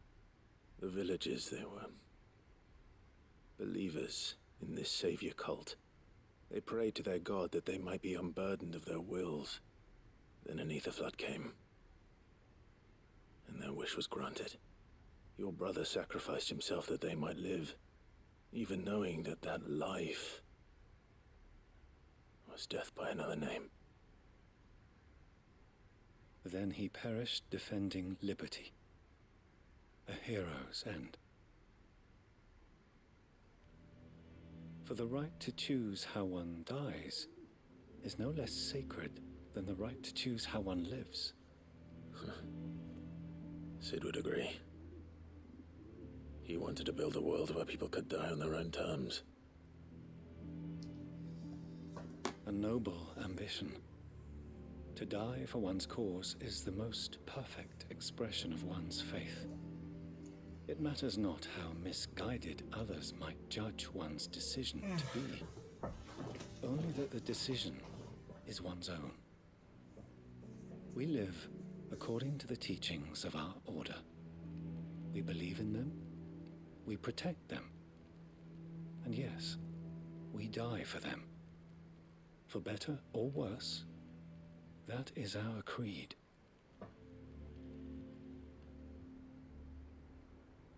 But he didn't die for your creed. He died to save them.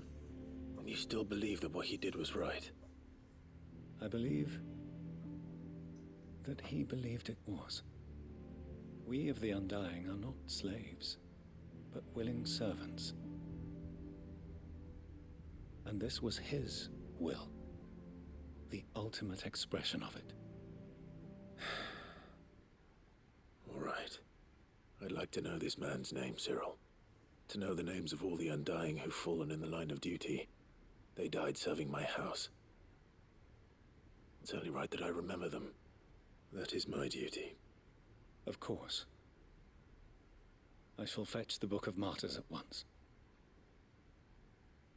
My lord, it has been, and shall ever be, the greatest honor of my life to serve House Rosfield.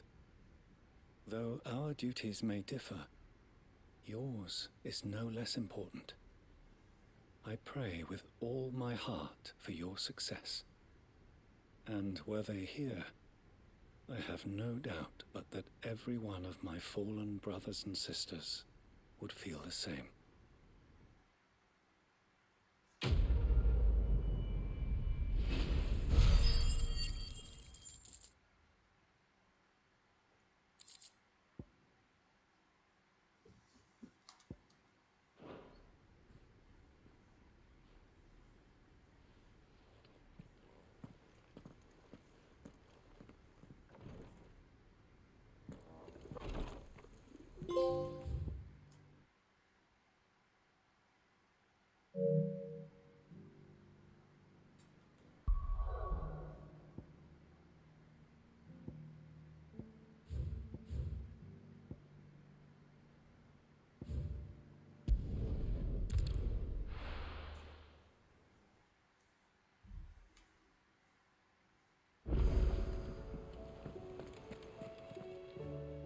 Uncle, I bring good news.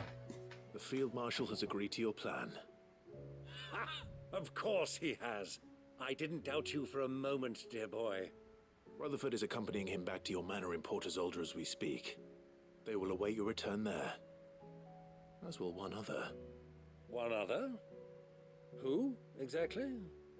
Lord Havel was concerned that even if he could get the realm's armies to agree to an accord, he might not be as successful in convincing those with political power.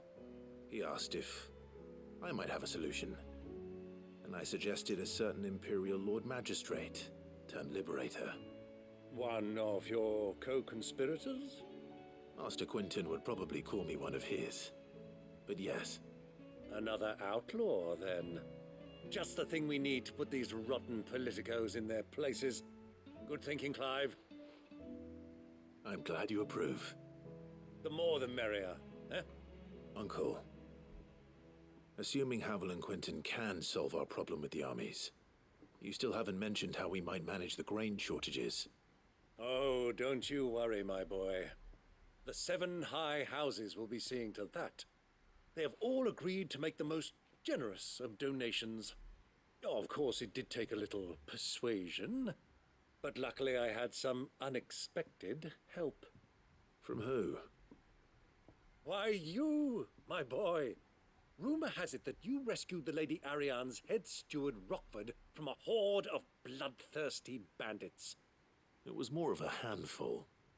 Well, the old battle axe was so pleased. She had a shipload of talents delivered to my private docks by the next new moon. And when the other houses saw the parsimonious old crone's purse strings finally loosen, they as good as tripped over themselves in the rush to follow suit. I'm happy to hear it. Now, I must be getting back to the manor. Join us there at your earliest convenience, would you? Of course, Uncle.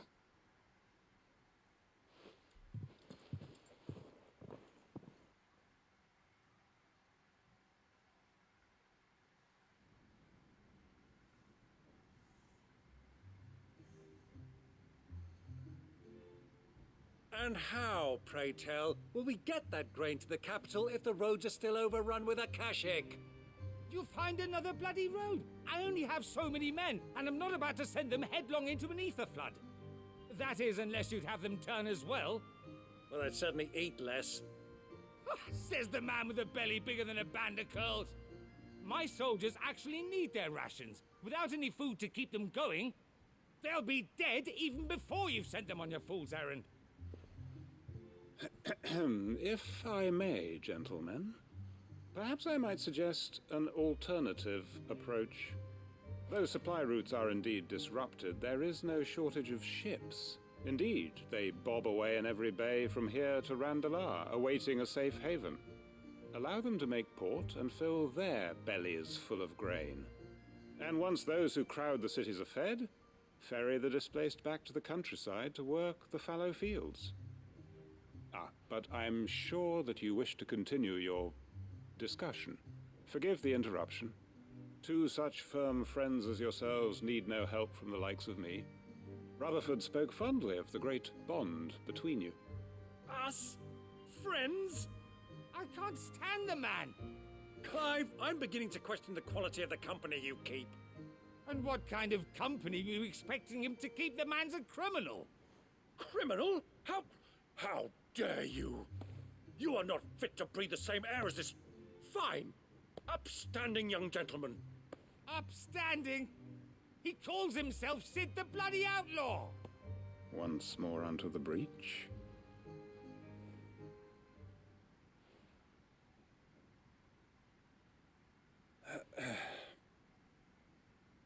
Shall we begin again? What we seek here is not to create a new nation, nor to claim the thrones of those that already exist. We wish simply to bring stability to the realm that mankind might weather the current storm. And to do that, we must convince those in power, the generals, the statesmen, the nobles, that our cause is just. There will be disagreements, yes, and I imagine some resistance, much resistance. But we cannot let that deter us. If we show them the path, show them that we walk it ourselves, then I am confident they will follow. The fate of the world lies in my nephew's hands, but the well-being of her people lies in ours. And we must not squander the chance that Clive has given us. Uncle Byron, Now, with that settled, let's move on to the signing of the Accord. For what great moment in history hasn't been accompanied by a little ceremony?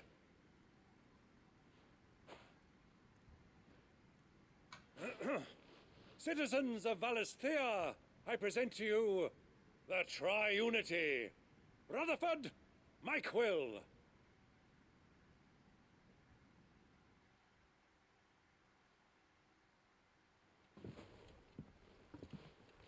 Well, my boy, the stage is set.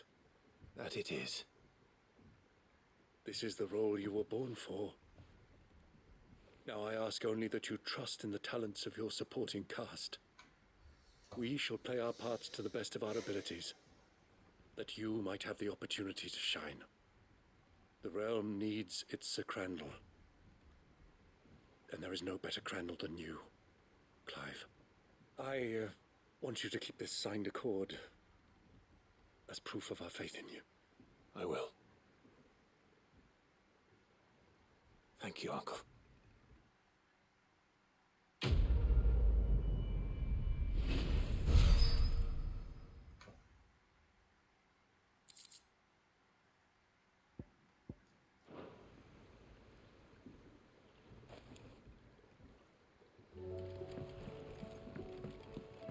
What do you think that thing is?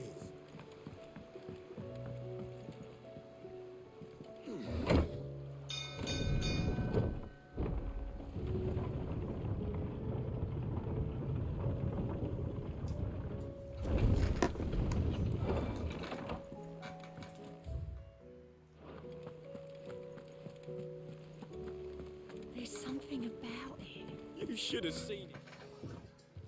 Welcome back, Sid. Welcome back, Sid. Yes. Welcome back. Trip wasn't too much of a pain in the arse, I hope.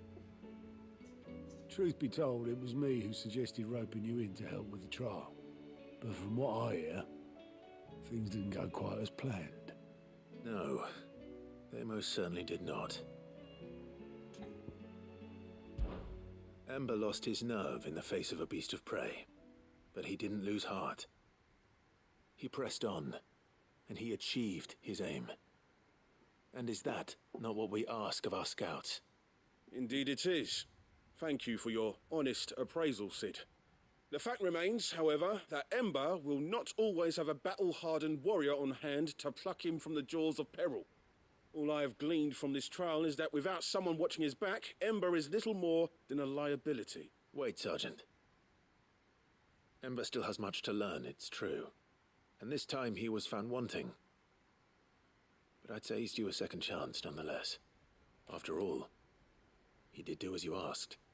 With a bit of hard work, any hand can be made to hold a blade, and any mind can conquer its fears. But a scout's nose is different. You've either got one, or you ain't.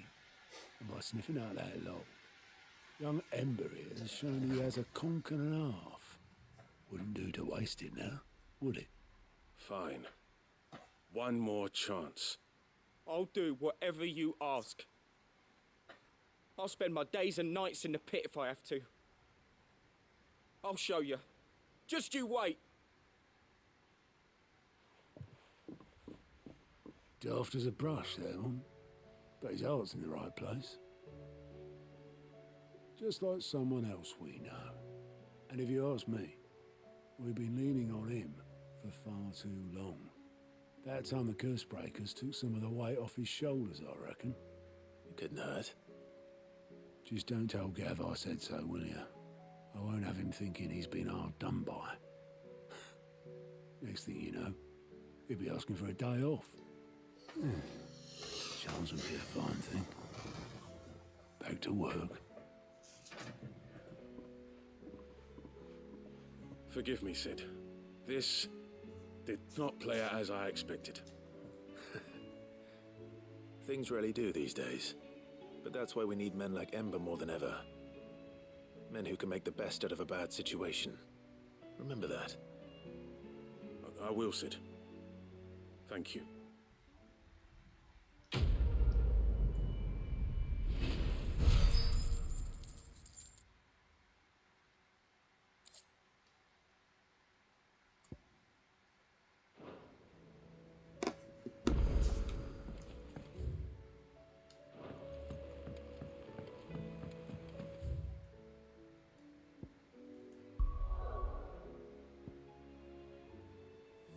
Why do they keep on asking me new quests? What the fuck?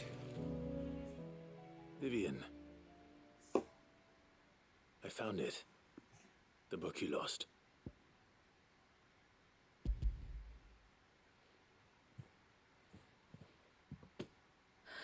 You found it. Thank you, Clive. Even though I asked this of you, I was not entirely sure it would be possible. I feared the executors had seized every copy. I met with one of these executors, and I convinced him to let me keep it. He told me something. That the truth is just a matter of collective belief. And that if enough people believe a lie, that lie becomes the truth. It does. But it also means that the truth is not immutable. That it can be changed. Provided that those who wish to change it can convince enough people that their perspective is the correct one. As the sad history of the Bearers proves. You said that the book inspired you to become a scholar. It did. Or its author, rather. She was a heretic, you see. A firebrand and a dissenter. A gallows stood ready for her in every corner of the realm. And by shunning society, or perhaps being shunned by it, she stumbled upon a truth so potent that an entire realm trembled at the prospect of its utterance. I, too, have always felt somehow set apart from the world of men. A stranger to my own species. She taught me that my solitude was not a curse, but a gift. And that, though my journey to the truth might be a lonely one, what I found at my destination would be more than worth the cost. Do you still feel that way? That you're not one of us? Honestly, I'm not entirely sure anymore. Since coming to the hideaway, I find my thinking somewhat clouded. Perhaps the result of studying mankind from a rather closer perspective than I had intended. But the more I study, the more I find value in this perspective. In looking not from the outside, but from within. So if you'll permit me, I'd like to continue my work here. Remember, Clive, when enough people believe, belief begets truth. Give the men and women of this benighted world the gift of truth. Make them believe in you, as I do. I'll try, Vivian. I'll try.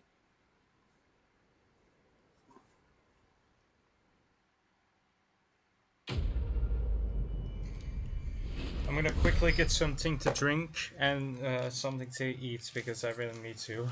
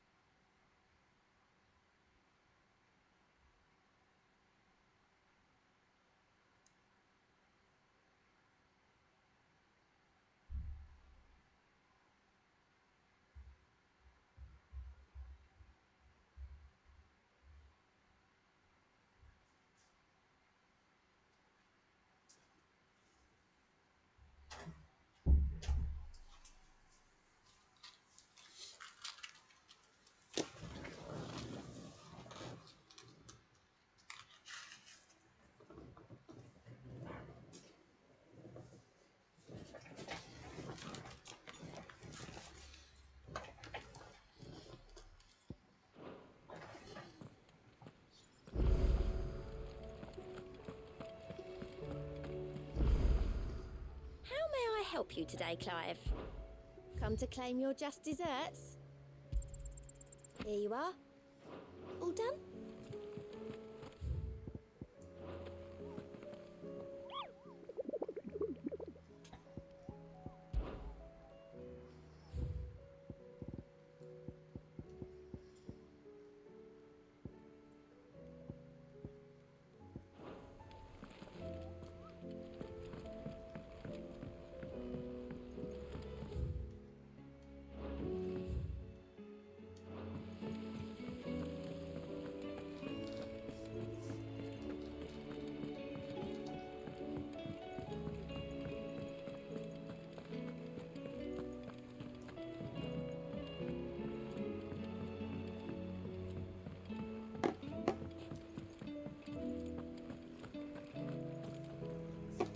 I hear that you traveled to Ash, Sid.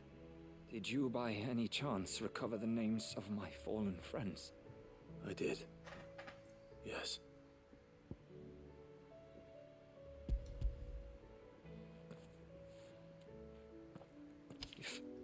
I may.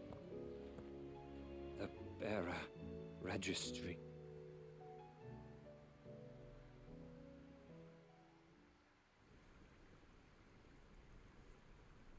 The director was a brutal man. He got no worse than he deserved. The registry was all I found beneath the tree. There was no sign of a body, or any record of what happened to the children after the orphanage closed. I pray that at least some of them survived. All their names are here. The ones we lost. My friends. My light in those dark times. I can still remember their faces, like it was yesterday. Children who were taken from their bunks in the morning, never to return. No explanation ever offered. They'd be happy to know that you survived, Herman. But why did I make it out alive, when so many others died in that awful place? It's not your fault. And blaming yourself won't bring them back. Honor their memory. See that their names live on. That way, at least. They're never truly gone. Thank you. Sid, I'm going to write a book. An account of the horrors of Badbach, and the spirit of those its custodians sought to crush. All of Valisthea will know of our suffering.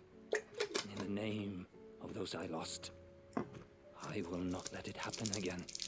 Neither will I. These records would have been buried for all eternity, were it not for you. Thank you.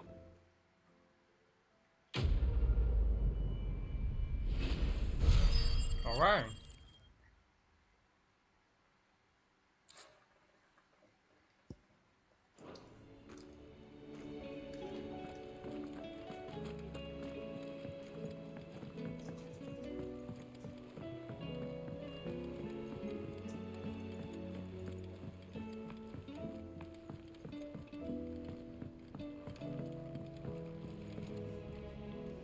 Mid, tell me this is all you need.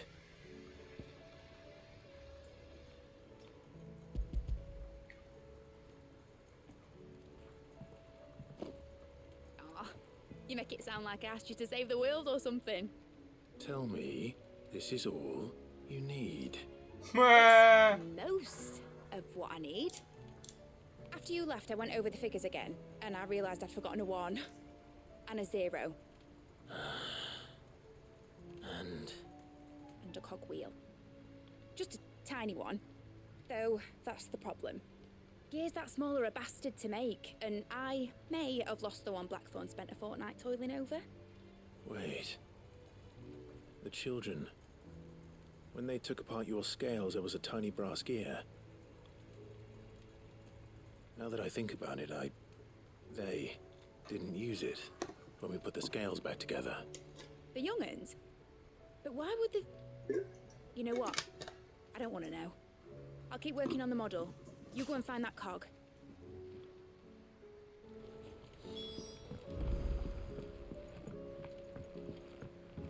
Has Midadol mentioned a new project yet? Sid! Is Mid still hiding from us? She wasn't hiding. She's fine. She's just busy working on her next project. A new invention? What is it? What is it? Is it an airship? I bet it's an airship! Do you think she'll let us help? That just so happens to be why I'm here. She needs something special, something only you three can provide. A brass gear. A tiny one. One that might fit on, say, a set of scales? Oh, the one you forgot! We remember! We saved it, just in case. It's in the bag of bits. Since your lesson, we've been disassembling, then reassembling everything we can find. All the pieces that are left over, we keep under our beds, just in case. That's good to know. Look! I found it!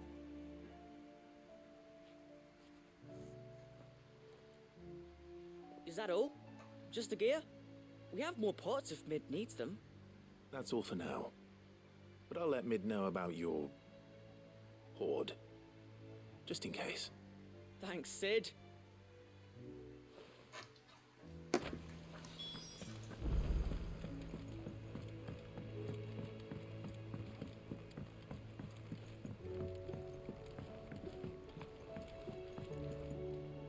Well, did they have it?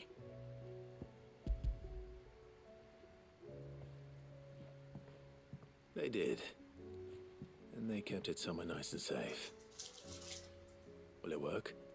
Will it work? He's perfect! You're a genius, Clive. What exactly are you going to use it for? Only the most important job of all. The wings aren't going to move on their own, but with the right cog in the right place, well, you just wait and see.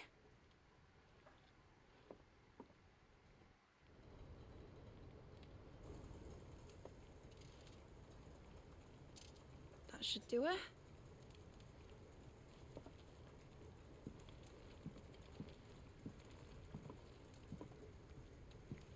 Here goes nothing.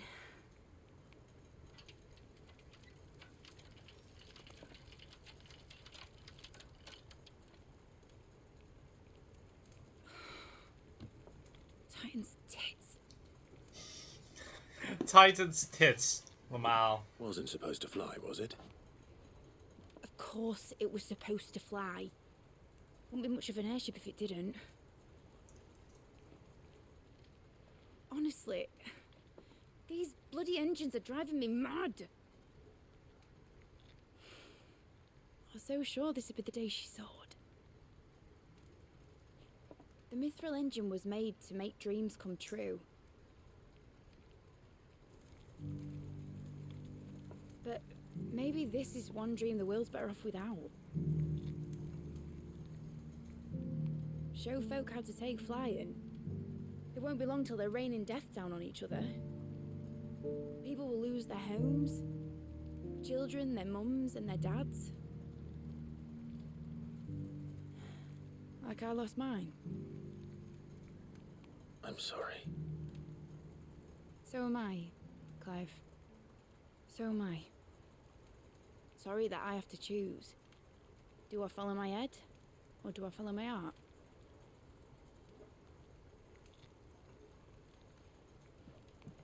Good question. The first time I stood on the deck of your ship, felt the wind in my hair. It was like I was flying. But imagine how it would feel to actually do it. My dad always said there were two ways of living life. Chasing a dream or shuffling to your grave. And he were right. Right about a lot of things. Not that I like to admit it. People need dreams to chase. Especially in a world like this.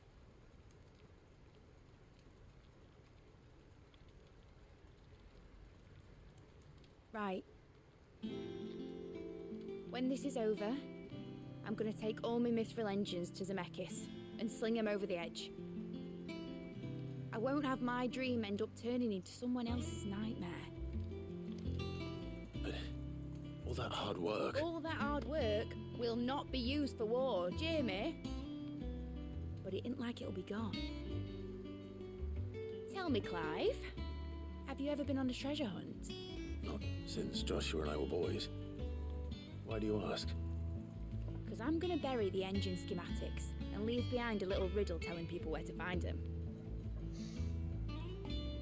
A really hard one, so that only the most dedicated dreamers will ever be able to work it out.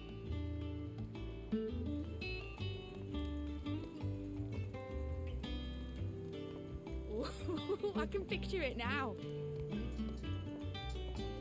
Some daft general squinting at the words with a gormless expression on his mug. Like that one, yeah. Right.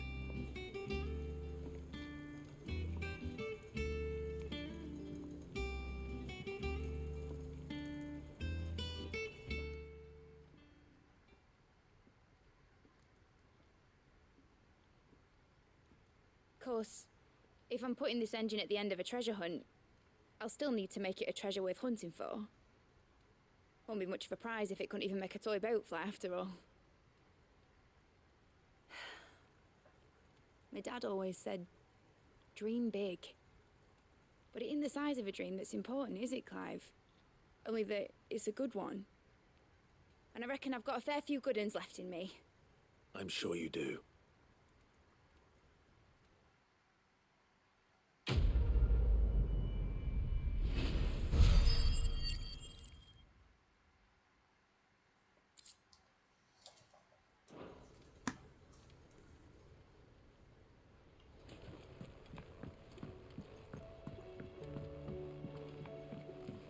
Has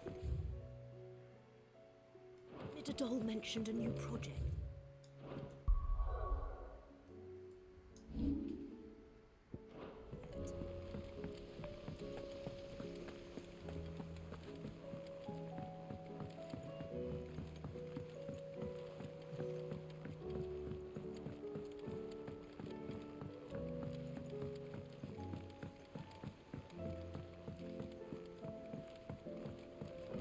Say what you will, Lady Karen has seen our shelter. Trouble with your gear, or Sanktfornian, dear?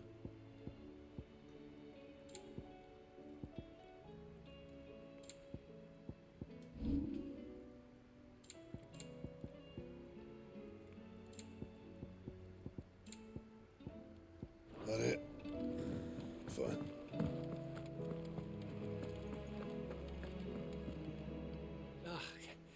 You alright? Something troubling you? No more than usual. It's just... Eda's baby will be coming soon, and I wanted to make something for it. I'm sure she'd like that. Back in the north, families would always make gifts when a bairn was on the way. Yeah, let the little tykes know they were welcome in their new homes, like. So, what's the problem? Well, the problem is that Eda's due any day now, and I don't know if I'll be ready in time. Is there anything I can do to help? You know, there just might be. All right then. What exactly are we making? A good luck charm. But not just any good luck charm. Not just any. No. One made from the feather of a silver chocobo. There's naught luckier in all the realm, or so we used to say back home anyway. Thing is, they're hard to come by. Had Otto and Karen check with their suppliers, but nothing. I try and track one down myself, only... Only the big day is fast approaching. And that's all you need, a feather. That or the bird whose horse it's attached to, aye. I was gonna start by asking around with traveling traders plying the northern borders. Well, there's no shortage of those passing through Martha's. I think I might make that my first port of call. I'll let you know if I find anything. You're a good friend, Clive. I won't forget this.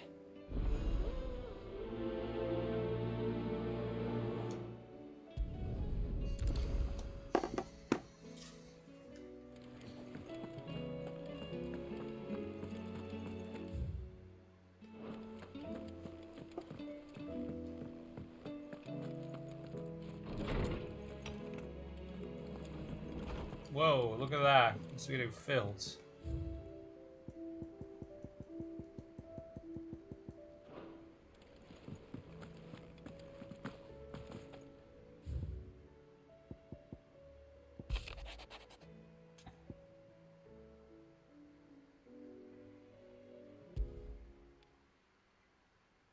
If Joshua's worried about Jill, I should go and speak with him.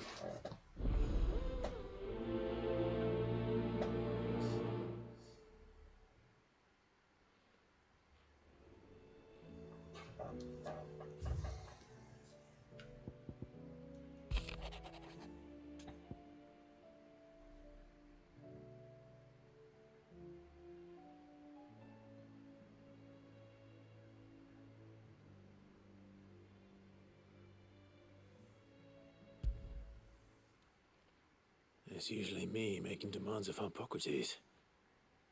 I wonder what this is about.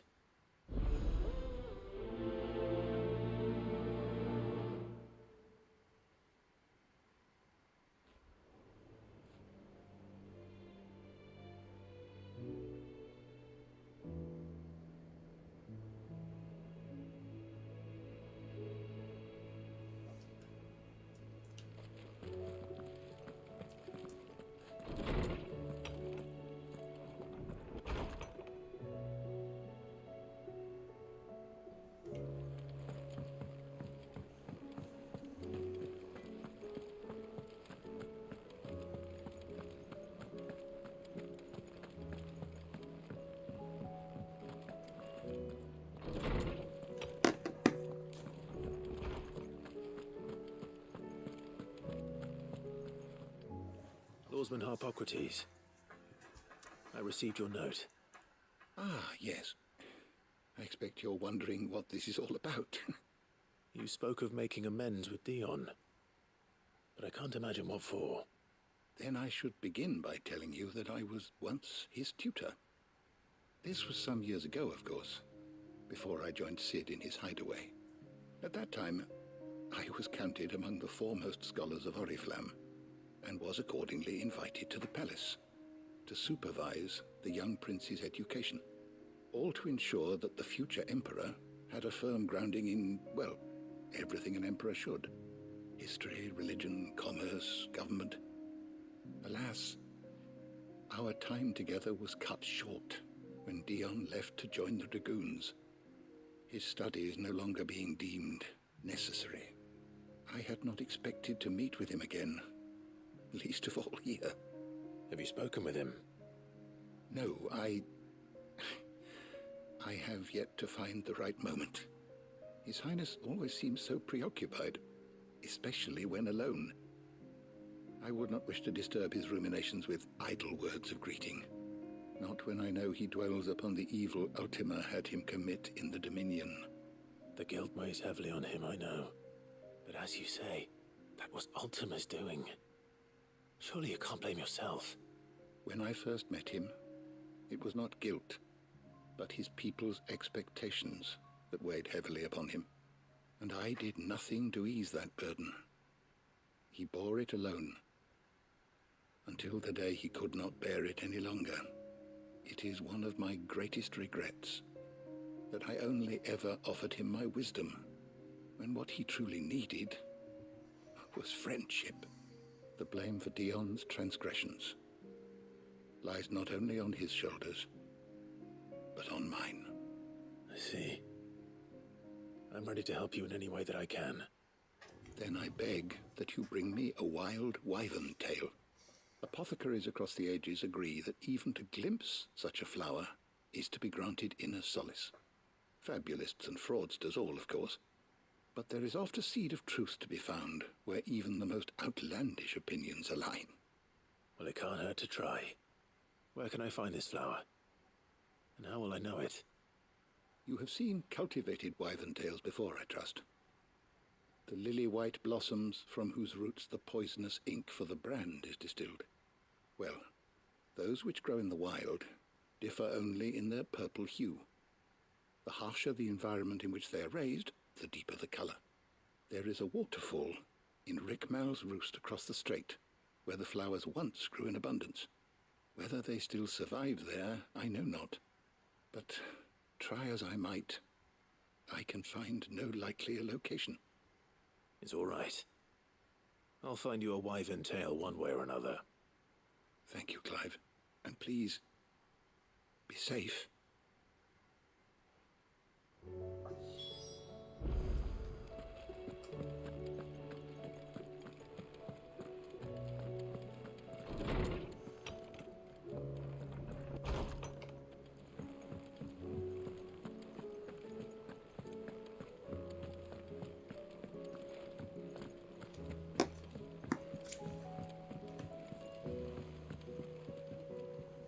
Joshua, I read your message. You're right. Jill is different. I don't think I'd realized how different, but since we returned from Drake's spine, I've felt it more and more. I suppose it's not hard to imagine why. She doesn't think she belongs anymore. And that's why we need to remind her she is still one of us. To let her know that we still need her. Now more than ever, that you still need her. But how to do that? When last we were truly close, we were but children. Of course. Do you remember the time we accompanied Father on his annual tour of the Duchy? And Jill and I broke from the procession to ride up Man's Hill. To see the snow daisies, I remember. It was the first time Father had allowed us to join him. And when he realized you were missing, he had the entire retinue down to the pot boys combing the countryside. In the rain. A thunderstorm forced us to take refuge in a grove of oaks before we'd even made it halfway there.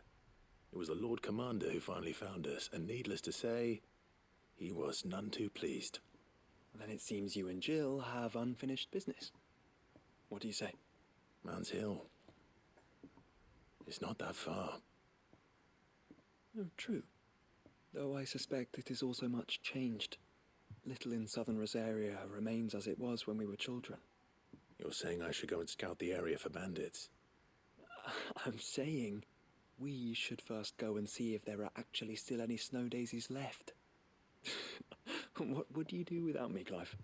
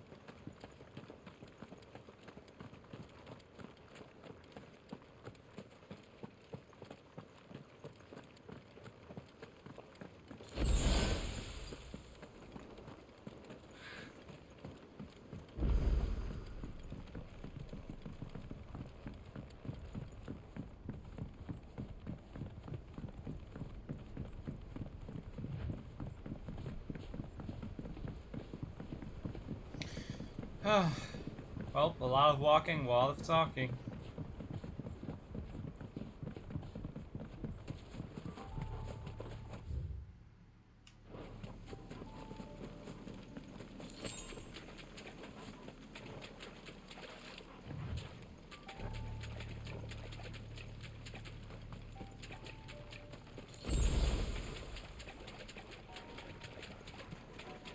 Caution, brother.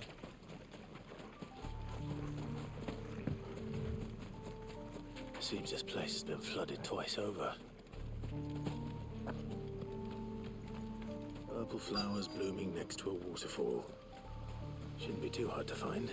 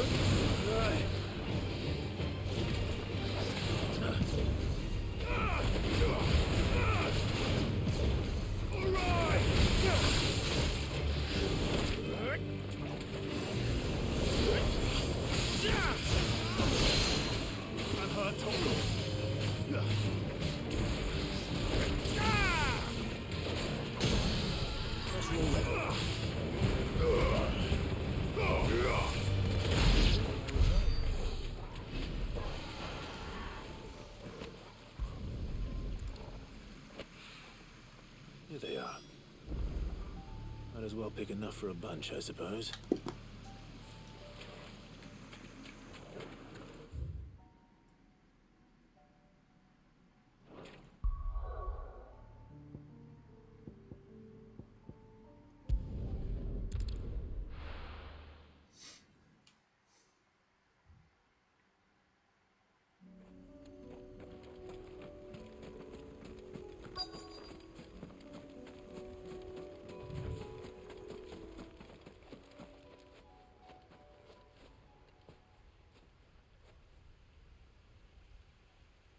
This is the place, but... I'm sorry, Clive.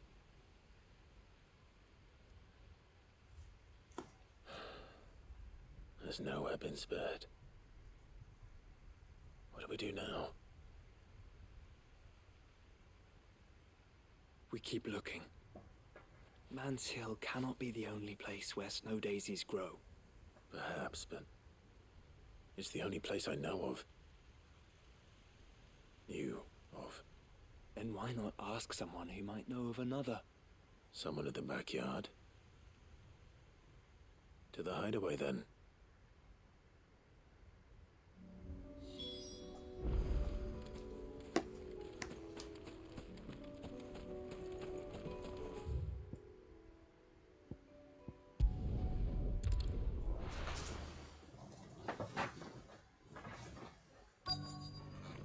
Let's hope one of the merchants here has what Gav needs. Excuse me. I'm looking for something. Oh, well, then I'm your man. A silver chocobo feather. Oh, or maybe not. Though you're not the first to mention the bird around here. There was a man stopped by the rest not long ago claiming he was attacked by a silver chocobo near some gutted hovel not far from Eastpool. Most took him for a braggart and a liar, but who knows? Perhaps there was some truth to his tale. We'll see. Thank you. The feller who claimed he was attacked didn't linger.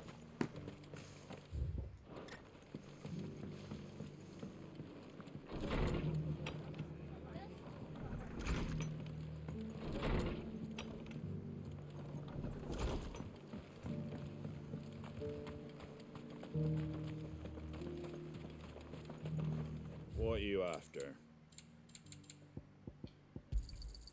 Much obliged. There you go. That all, is it? Just because the heavens have gone to wreck and ruin, it don't mean we have to. How do, traveller? You've the look of a man who could do with a new whetstone. Or perhaps a bawdy etching of the Vicerine. Maybe another time. I'm looking for a silver chocobo feather. If that's the case, rumours are all you're likely to find. No one has seen a silver chocobo for years. Word is they were all hunted for their feathers. Some northern nonsense about bringing good luck. Didn't bring them much, nor their bows. If any are still out there, I reckon they'll be doing their damnedest not to be discovered. You're probably right. Thank you anyway.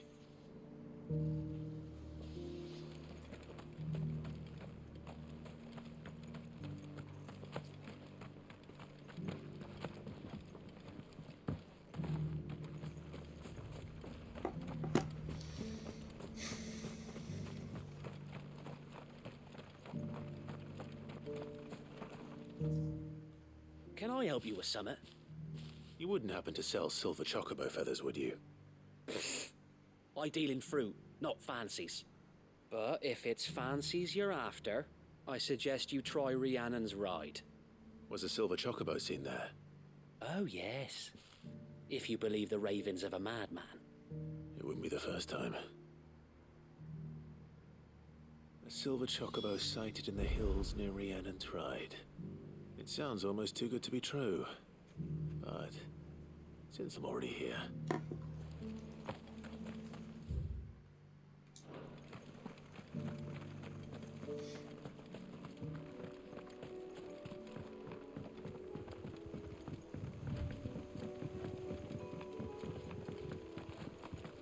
Can hardly make out what plummets.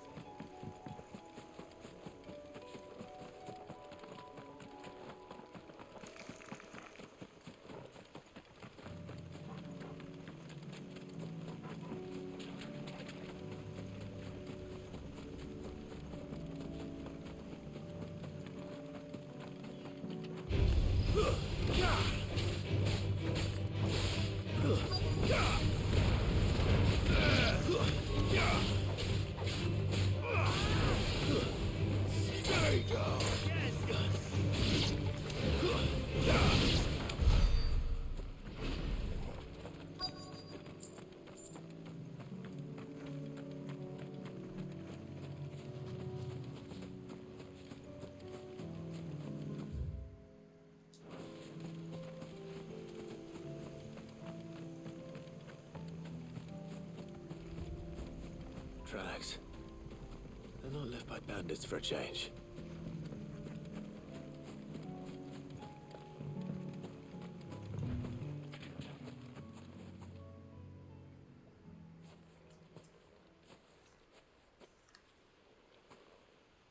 More tracks.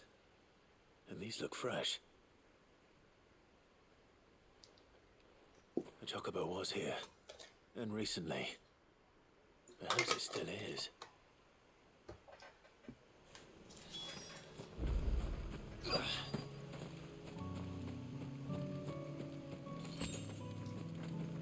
I don't hear anything.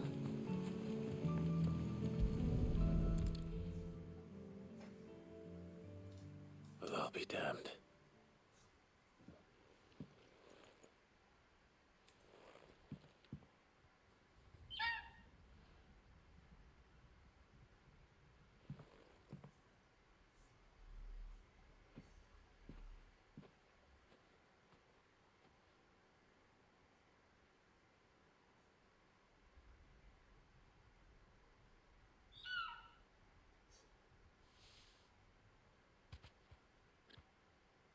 It's all right. I'm not going to hurt you. Just borrowing a feather for my friend.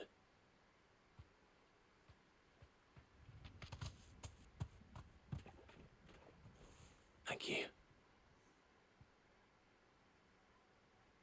Let's get this back to Gav before they change their minds.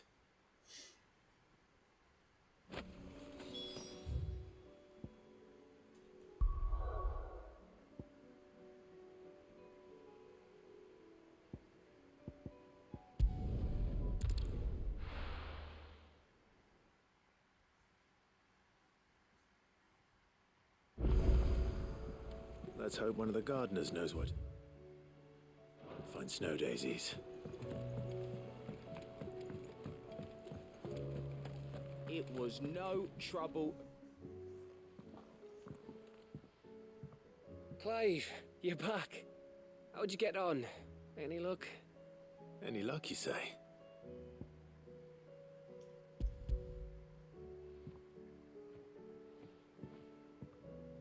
Crystal's crack. Is this what I think it is? Where in the hell did you find it? It's a long story.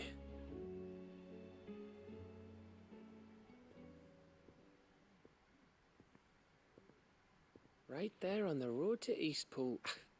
Who'd have thought it? Everything up there's been abandoned for years. The empty cabin made for the perfect shelter. Though I fear my presence may have forced the poor creatures to look elsewhere. Don't blame yourself, Clive.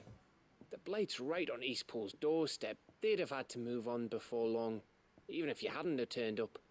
They'll find a new home. Trust me. After all, that's what us endangered animals do.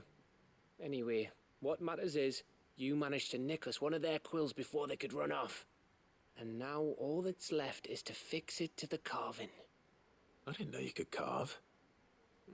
Reckon there's a lot you don't know about me. Like the fact I'm as good with a whittling knife as I am with a sword. And that bone Ember gave me's a dream to work with. What did you say it was from again? An Avis? But it weren't your Avis, Sid. I slew one of my own at last. So all those long nights in the pit finally bore fruit. I'm proud of you, Ember. Don't speak too soon. I ain't done my trial yet. There we go.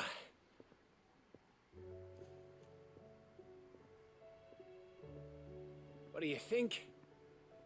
I think if you ever hang up your scouting cap, you'll be able to make an honest living. Oh, will I? I should go and see if Ed is awake. Give it my best. You can give it to yourself. Come on.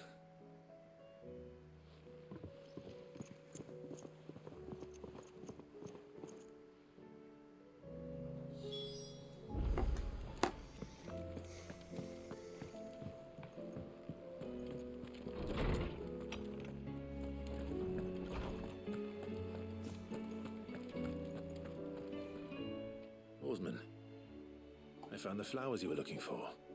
You did? I think I did.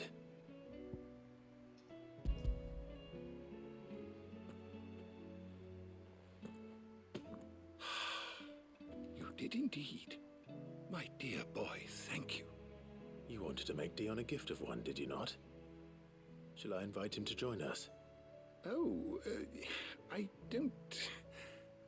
It's no trouble. I'll go and fetch him.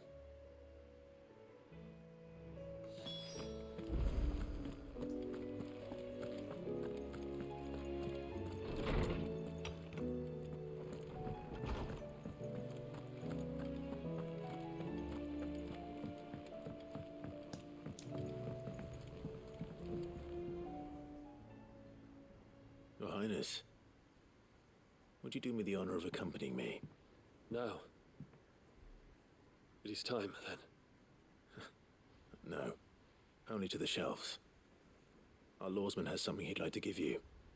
Master Harpocrates. No. I dare not show my face before him. Not after everything I have done.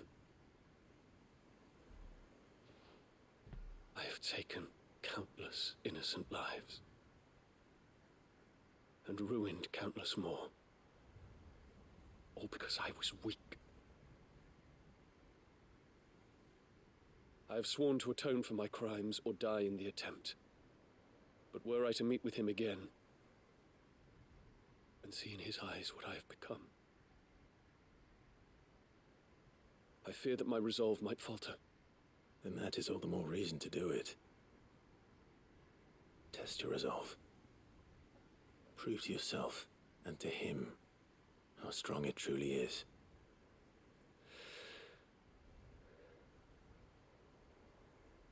You are right. I must, at the very least, offer him my gratitude.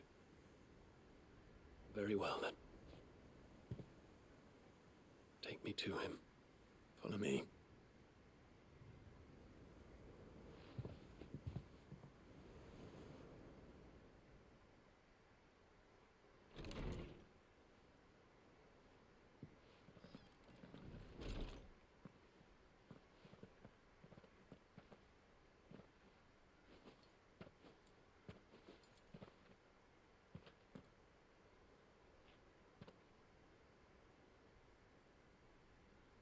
Even now, I hesitate to approach him.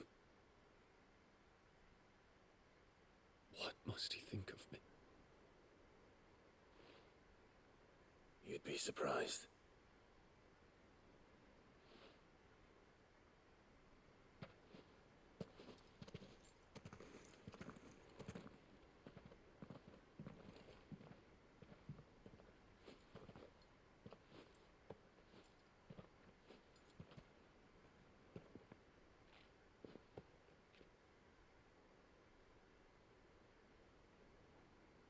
Master Harpocrates, pray, accept my apologies for leaving your tutelage before my studies were complete. Your lessons opened my mind to a world quite unlike the one I had imagined from within the gilded confines of the palace. And I shall be forever grateful for the efforts you made to enlighten me. Lift up your head, Your Highness. The deeds of youth require no apology.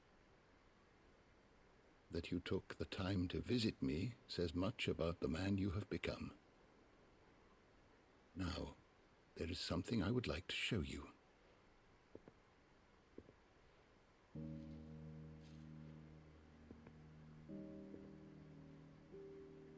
Is that a wyvern tail? The color is unfamiliar to me. Because it is unique to those found in the wild. Something in the harsh environment in which they grow lends them this striking hue. Their roots are indistinguishable from those of their hothouse cousins, but once they bloom, the difference is immediately apparent. In this flower, I see you, Your Highness. Its roots were the roots of a wyvern tail, with all that implies. But they do not define it, just as yours do not define you. want you to have it, that it might remind you of this truth.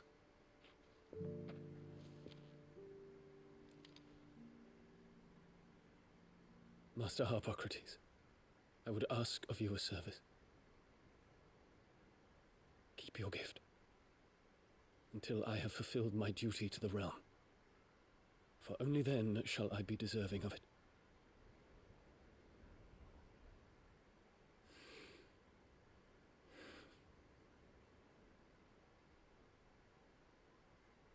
As you wish, Your Highness. I shall await your return.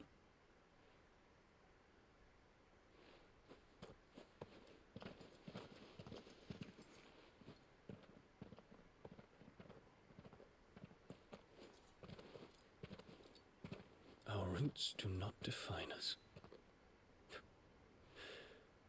No wonder my stepmother didn't like him. For reuniting me with memories I had thought long lost.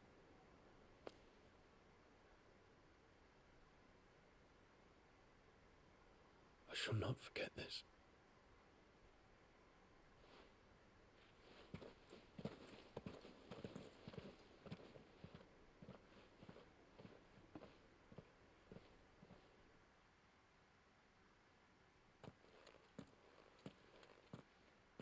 Thank you, Clive.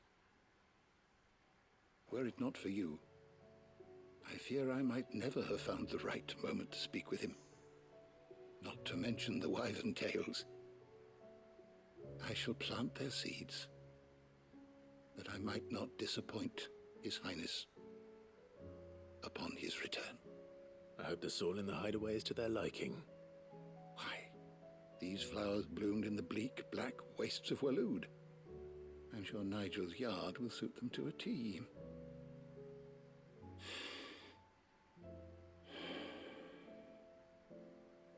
When it comes to expressing one's gratitude, I find that words are seldom sufficient. Here. What's this? A stolas quill. Or more precisely, my stolas quill. 'Tis said that an owl's feathers are steeped in the wishes it hears over its long lifetime. All those words just waiting to pour out onto the page. So consider this my wish for you. That one day you may put down your sword and pick up that pen. Well, when that day comes, I'll certainly have a lot to write about. Thank you, Harpocrates. It shall have pride of place in my chamber.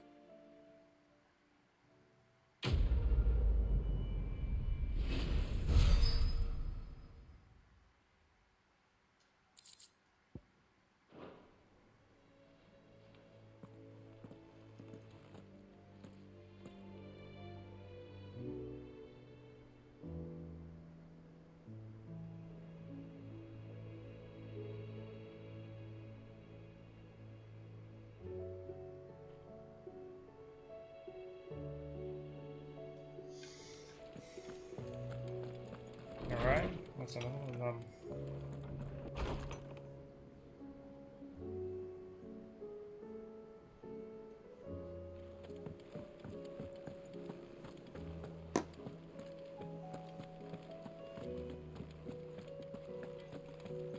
First the skies.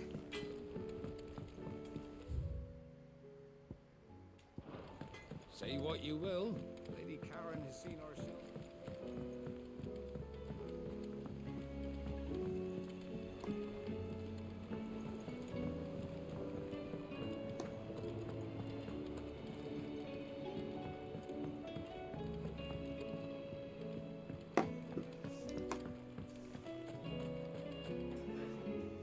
Oh, what brings you down from the heavens, Sid? I need your advice. Joshua and I are looking for a place where snow daisies grow. Preferably in abundance. Snow daisies. Then you'll want somewhere not too hot and not too cold, and where the winds are strong enough to carry the seeds. I reckon Man's Hill would be a good place to start. There in the Royal Meadows, perhaps? Both have similar climbs and the right elevation. If the Blight hasn't claimed them yet. Right. Thank you. Did you learn where we might find our flowers? The gardener here mentioned the Royal Meadows in Sambrak. Ah, the fields beyond Northreach. Well, if that's the case, then Yote was right. I recalled that she kept a record of our travels, you see. So I asked her if she'd perhaps noted anywhere that snow daisies grew, and she mentioned Oilafeist Bay. Whose shores border the meadows. Off we go then.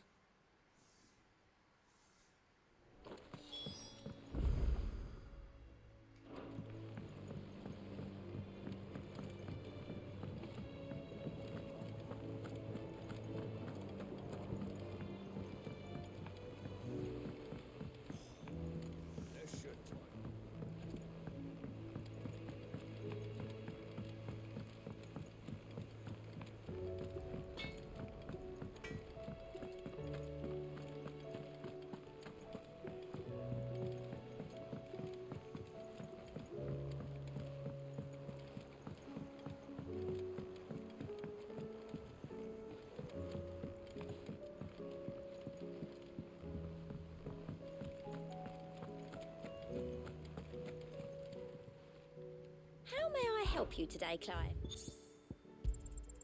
You earned this. Come again. I may have more for...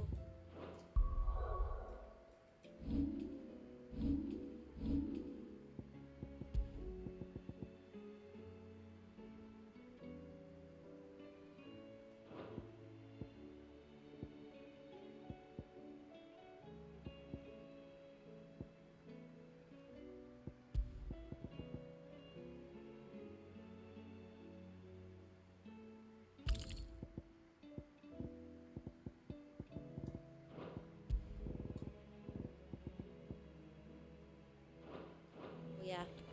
What do you got actually left for like items? I wasn't expecting you.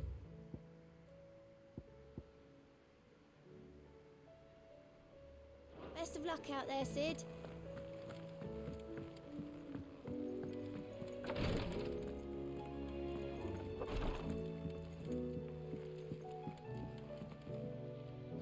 Ah, me lords. How are you feeling? Well, thank you.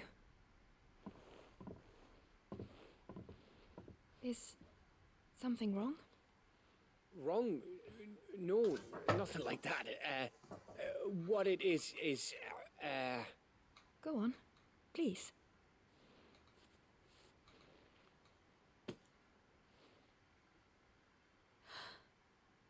It's beautiful. Did you make it? We did, aye. It's from all of us here at the Hideaway. Your new family, like. It's a good luck charm.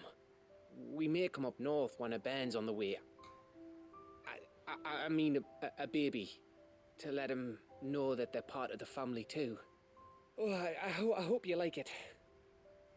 I don't know what to say. I thank you, my lords, for everything. If there's anything you need, just let us know. I will. Clive, fancy a swift off? I'm thirsty. I could be convinced.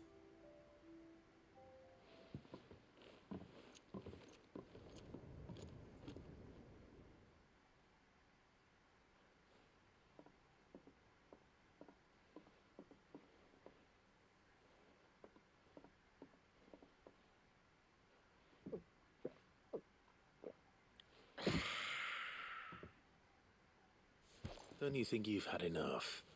No, we're celebrating. I'm gonna be a father. I think Edda might have something to say about that. You know what I mean.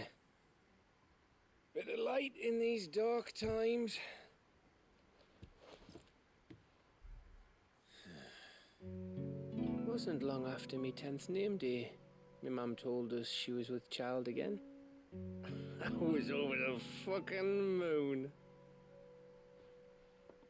was looking forward to having a little one to lord it over. What with me being the runt of the litter. Thought I'd finally have a chance to prove to the world that I could be a big brother. Imperials came the day she went into labour. Had myself a baby sister. And then I didn't. Me whole family gone in a blink, while I hid in the cellar like the spineless little arsehole I was.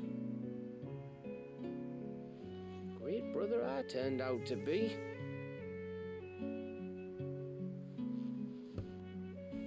I'll never be a leader. And I'll never be a hero. I'm just a daft little dog who comes running when his master calls.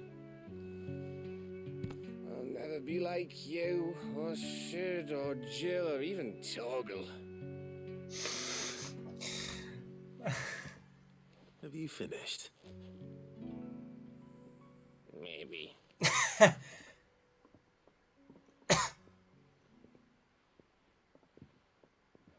Do you know why you're our best scout? Because you don't need anyone to hold your hand. Without your resourcefulness, your courage, your determination, I don't know where we'd be. Maybe hanging off a cliff like, That was only the once. Exactly. You learned from it. And here you are after Founder knows how many missions, stronger for everyone. And let's not forget Rosalith. Who was it who freed me from the dungeon? Who was it who ran to Jill's rescue? That would be me. Because you're our brother, Gav. My brother.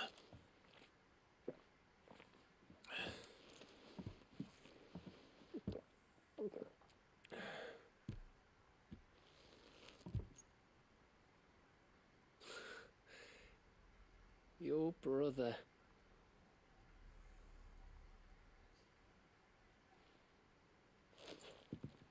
Which means that when the time comes, I get your room.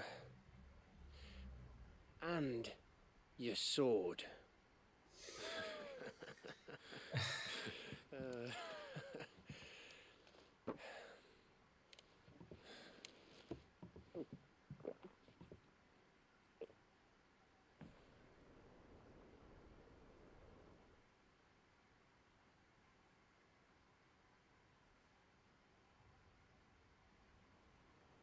I may have had one too many. you may have had 10 too many. I said I was thirsty. Better get back to work anyway. After I walk this off. Clive? What is it? Thanks for, you know. I know.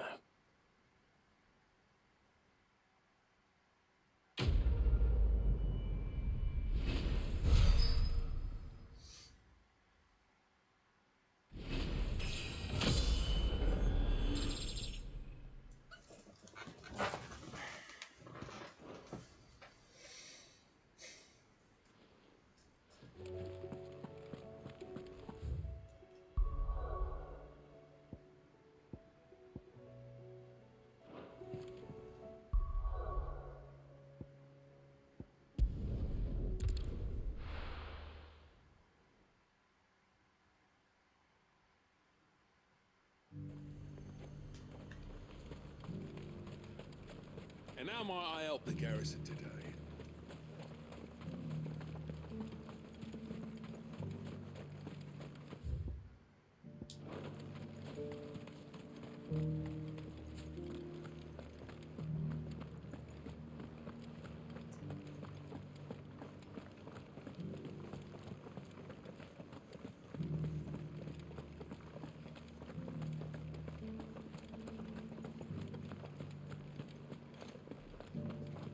haven't seen any of those beastly blue eyes.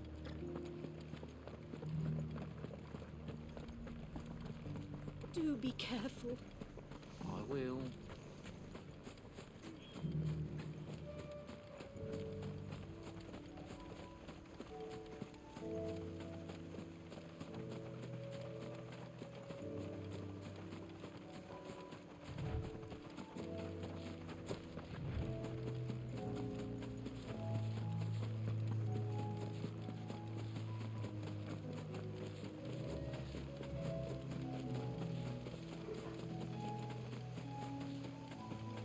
Meadows are vast.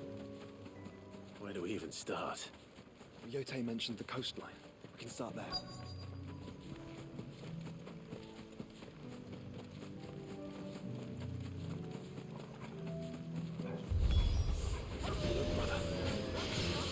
See them?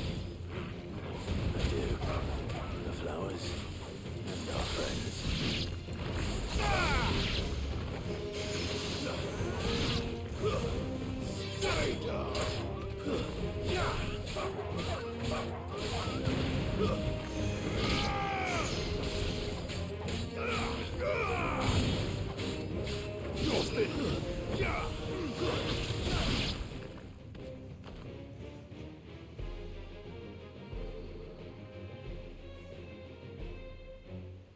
What do you see, boy?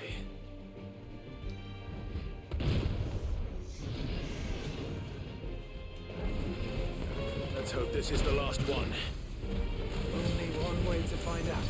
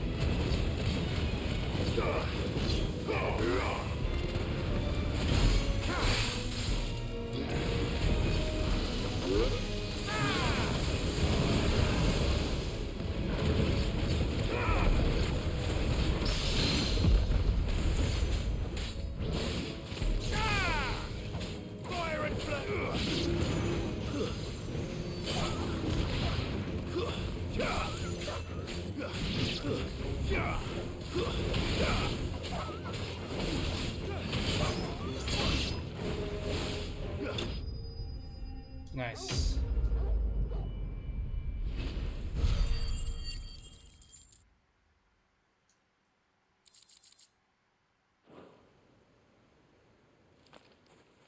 That was harder than I expected.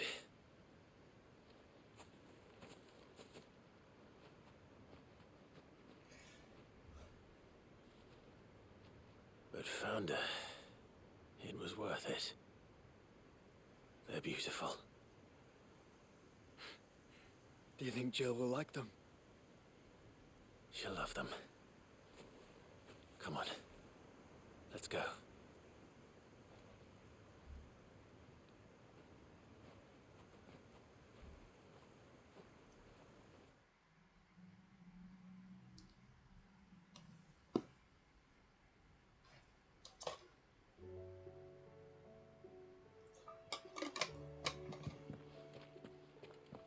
It appears my work is done. The rest, as they say, is up to you. Well, you and the skies. We wouldn't want another thunderstorm now, would we?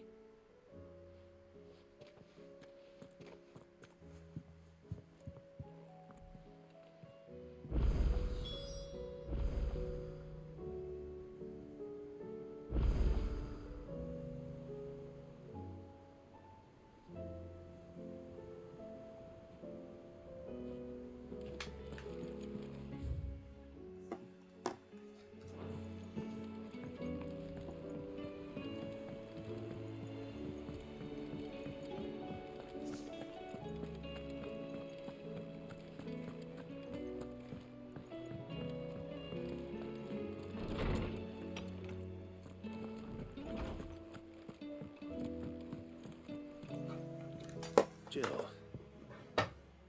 there's something I'd like to show you. There is? And where might this something be? It's, not here.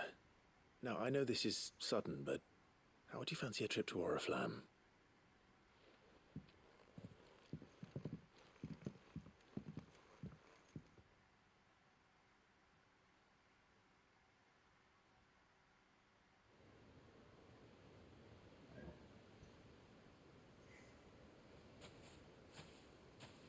There are so many. This is what you wanted to show me.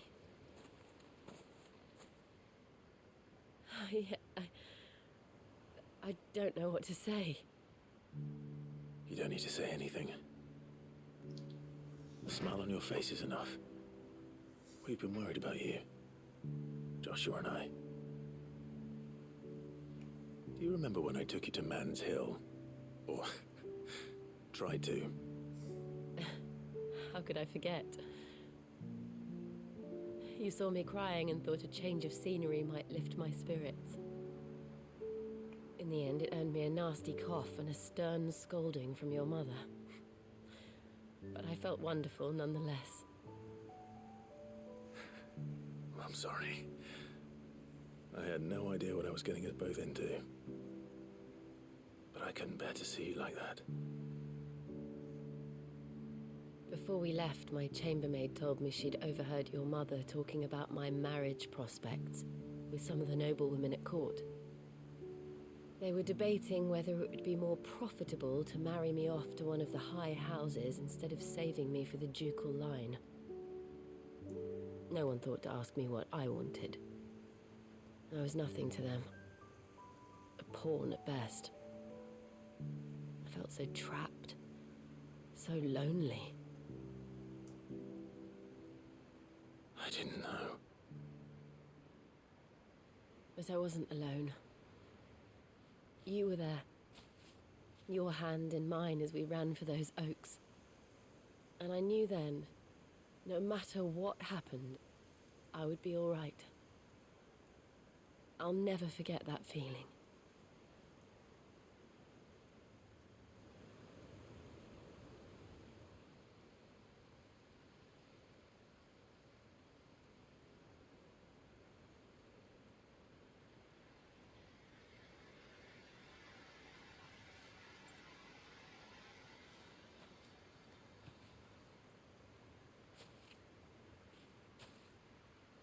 Before we broke camp, the morning after the storm,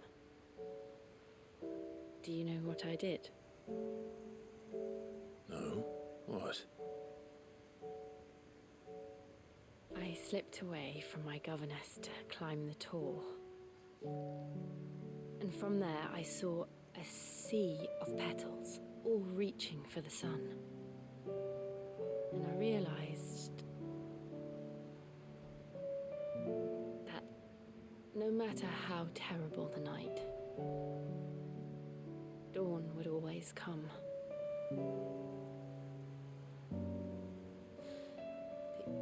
That you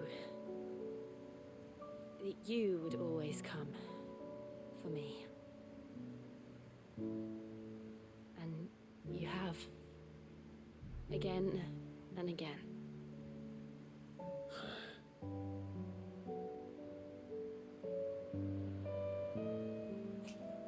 Where do you see us? When all this is over?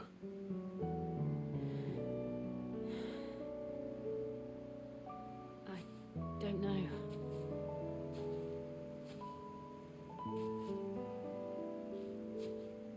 Not here, though. I think I've outgrown the twins. After everything we've been through, the realm just seems so small. I'll need some space to spread my wings. Then that's what you'll have. And I'll stop at nothing to see that you do.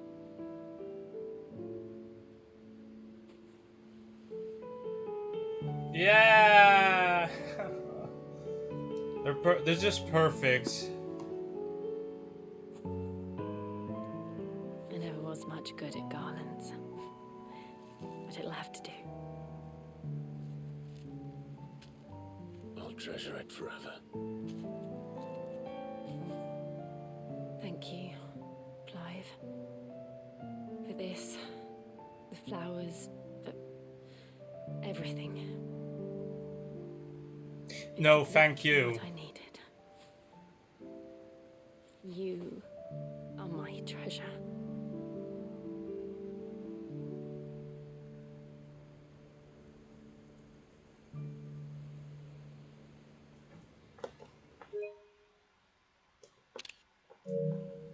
Absolutely beautiful. Just shut up and take my money.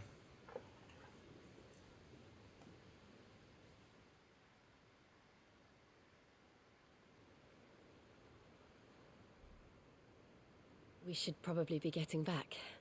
I expect the others are wondering where we are. Right. There's still much to do. And we'll do it together.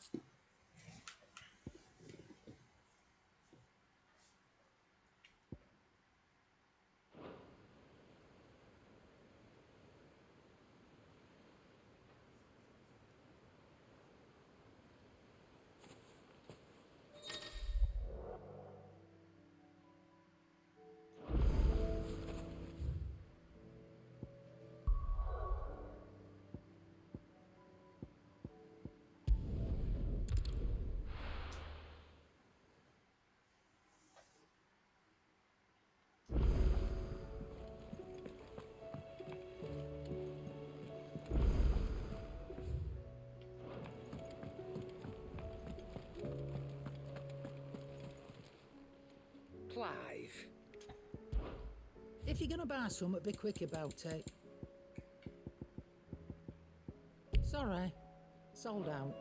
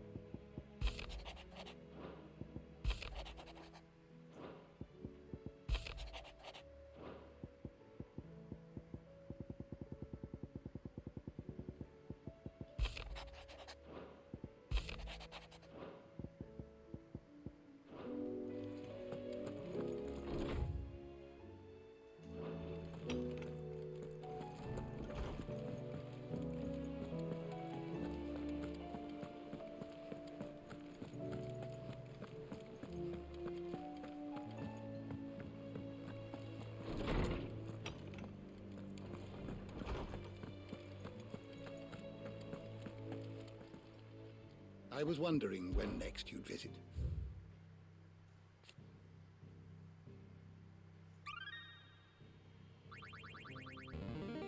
Hey! I believe you will find most interesting.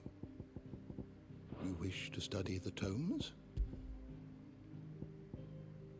We've done it. We've 100% completed it. The door to Nice. the Fells shall ever be open.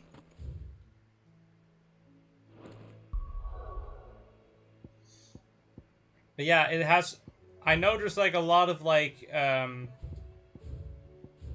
as you can see, a lot of hunts still left.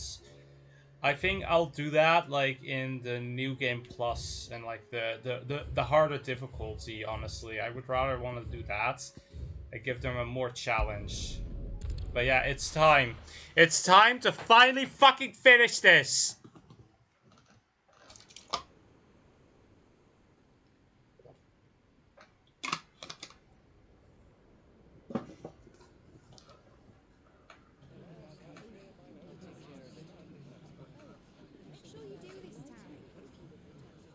you at it.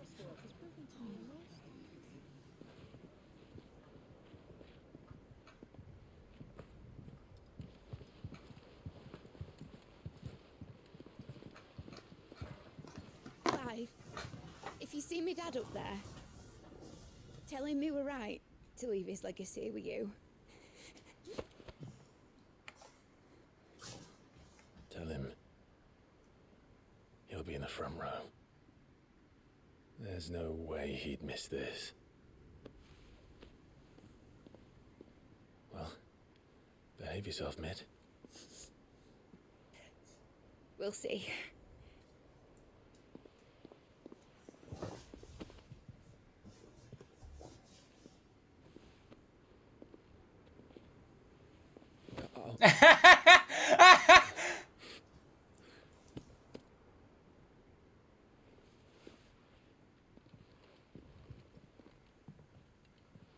So, you're in charge now, Gav.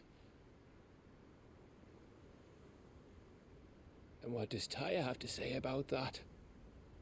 Come back before she finds out, eh?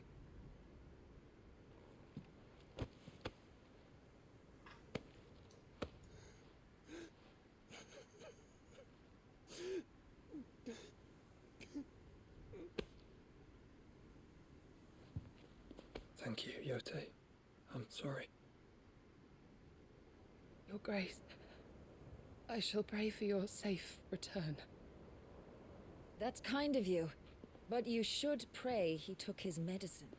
I didn't spend all night grinding herbs for his lordship to leave them on his nightstand. Again. You needn't fear, Lady Taya. And thank you. See that your brother comes back in one piece. Or, at most, two. Any more and you can heal him yourself. I'll keep that in mind.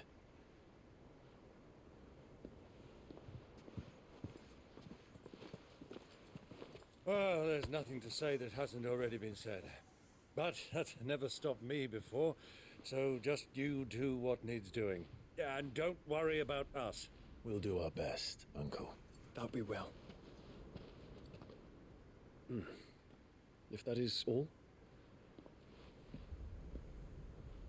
Not quite.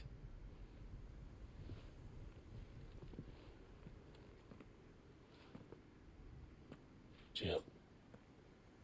It's time, isn't it? It is.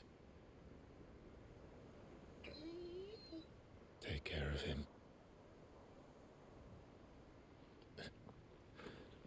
And you. You take care of her too, boy.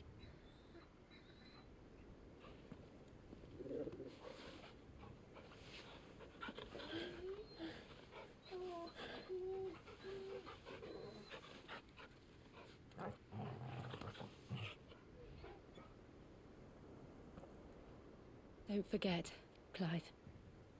We all choose our own path. Believe in yours. I do.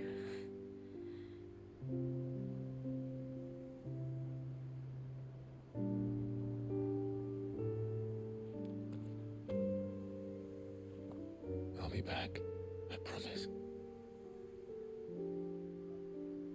I love you, Jill.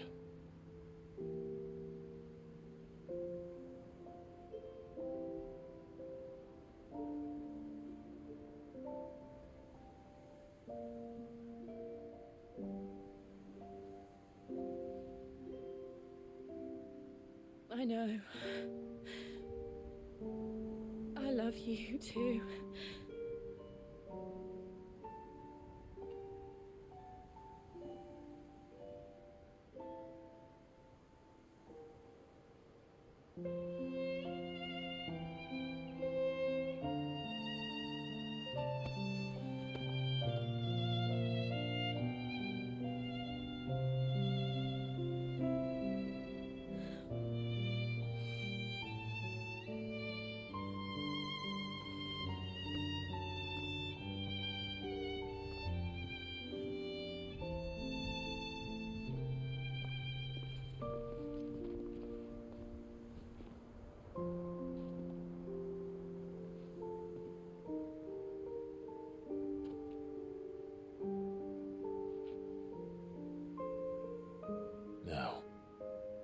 We have a god to kill.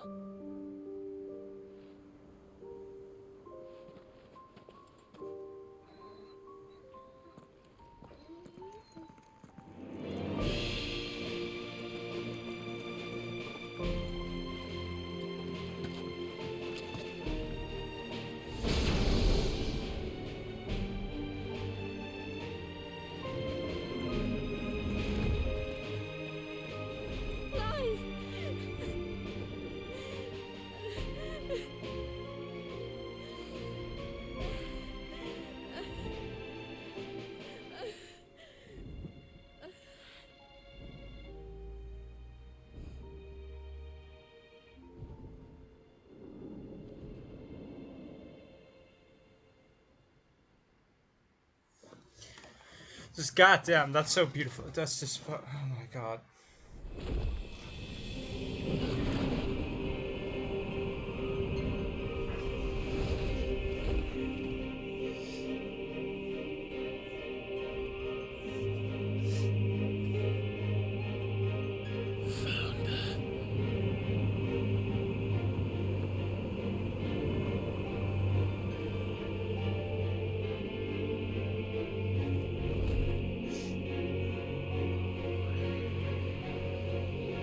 Here they come! Hold on, Joshua! Already am!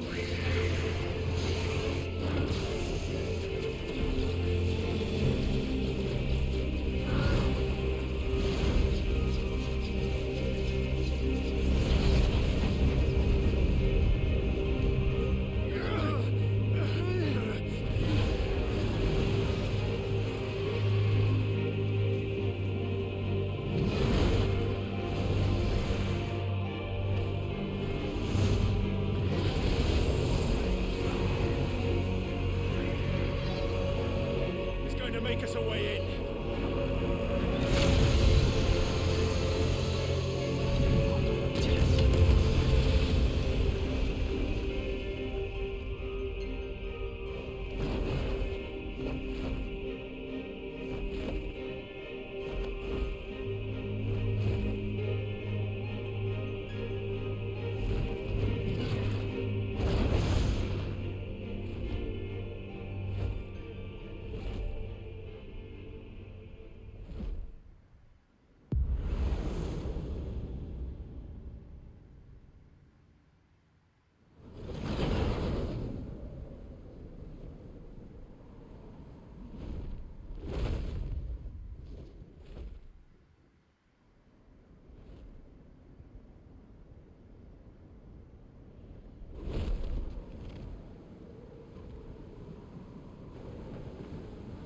So, this is Origin. A far cry from heaven.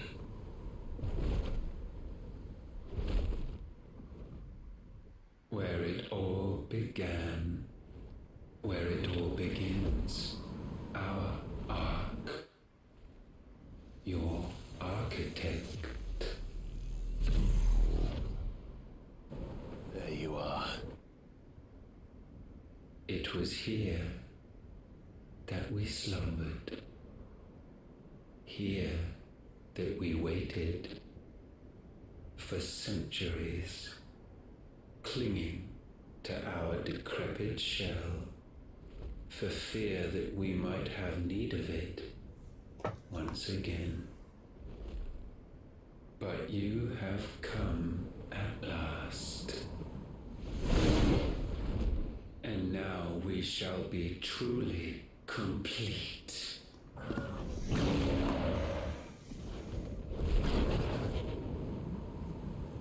Well, there's 3 of us and 1 of him. Let's make it count.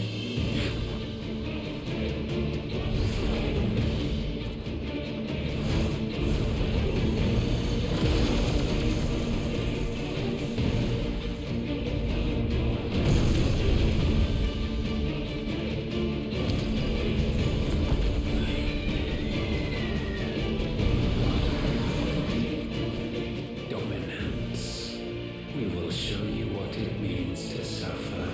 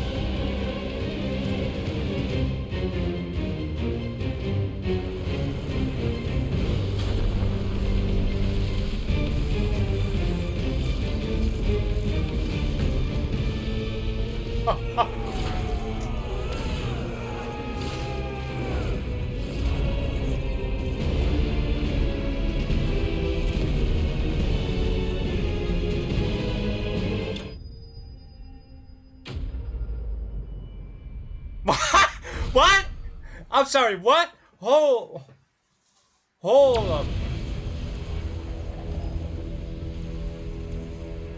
Had you only surrendered, this unpleasantness could have been avoided.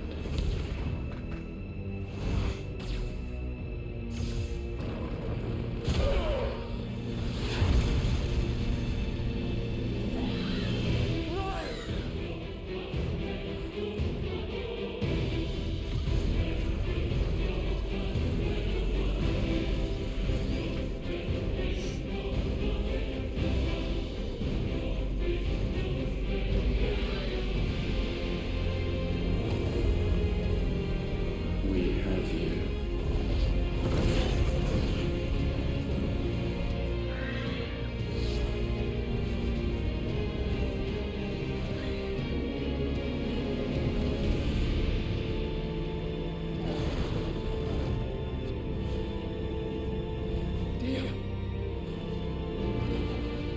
Go!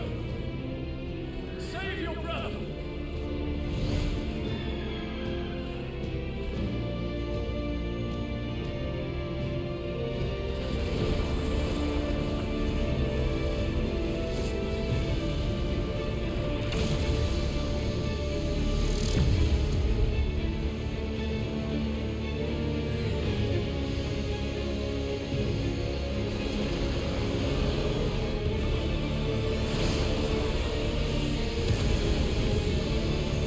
I ask not for acceptance.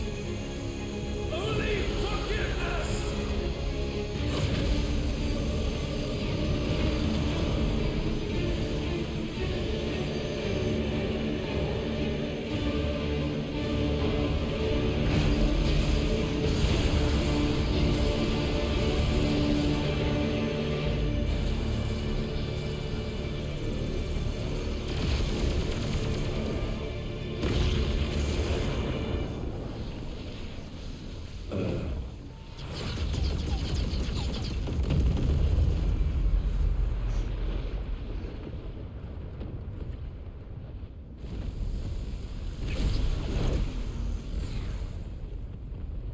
Now, Father, it is done.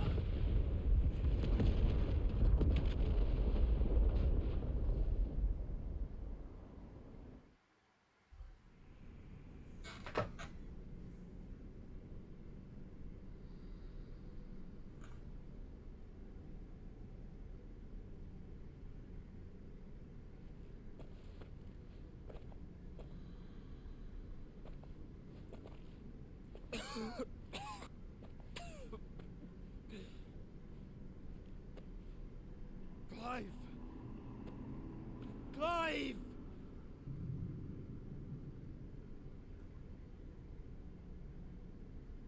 No.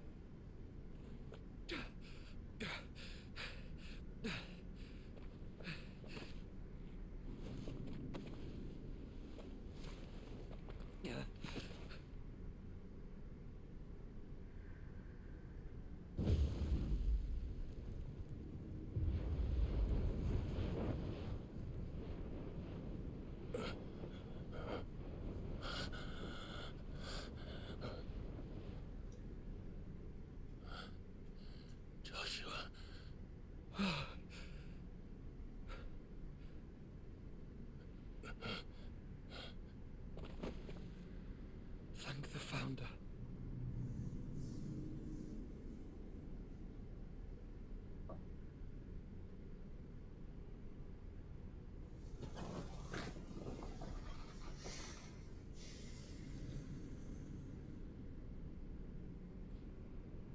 Did I mention you look terrible? That makes two of us. Oh, I'll be all right. And Dion.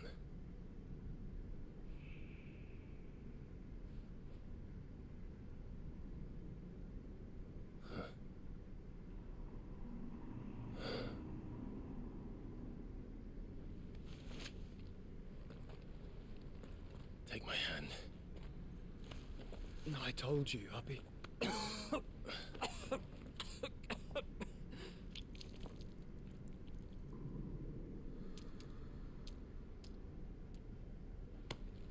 Come on. Thank you.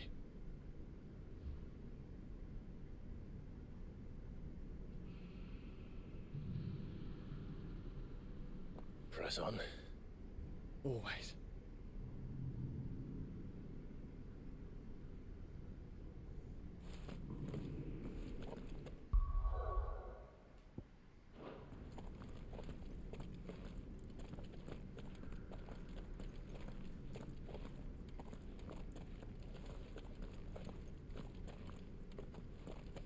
I'm sorry about Dion.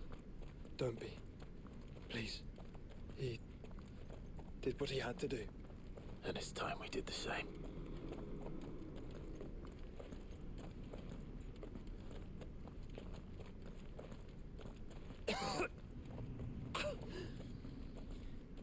Should we stop? Because of the cough. No, I think we're past that, Clive. I suppose we are.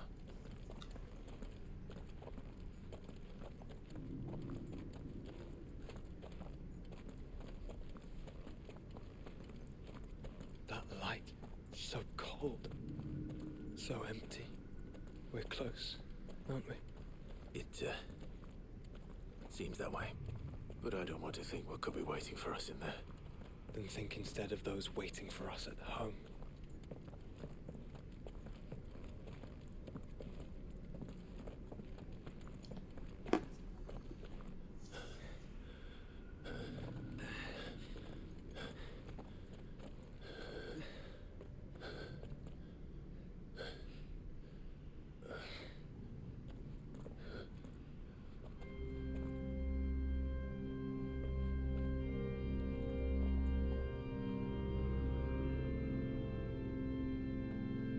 Clive.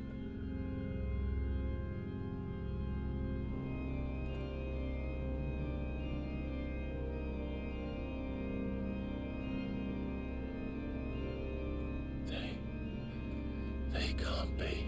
But they are. This is the Nexus. A wellspring of life. Yours and ours. As we watch the world stumble slowly to its dark end, it was here we pledged a new beginning. And now, with the ether we have harvested, I shall raise my kin from their eternal slumber.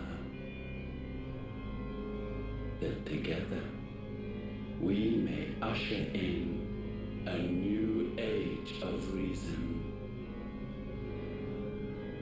This was never about creation, only self-preservation. You condemned an entire world so that you alone might escape death. Alone. Him. Alone. Clive. I think I understand. He...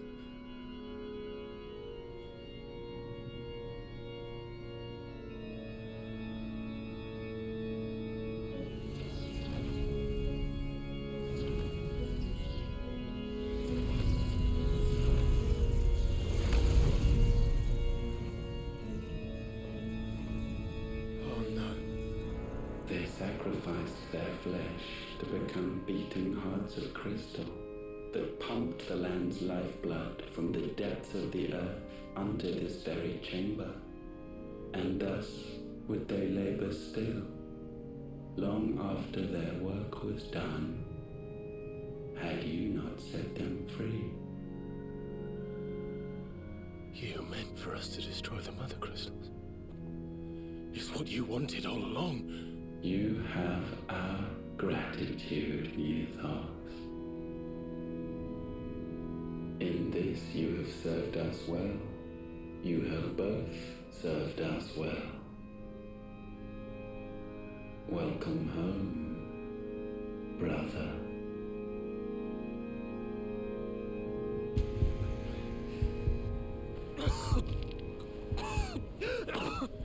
Joshua.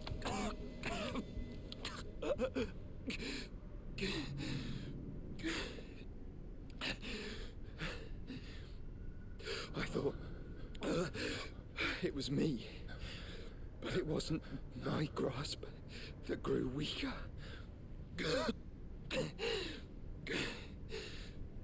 It was theirs that grew stronger.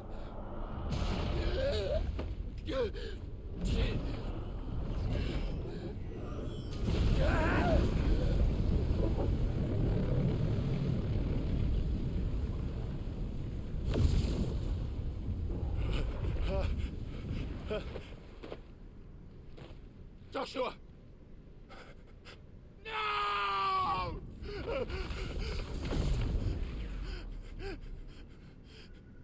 And now we can become one. What the fuck?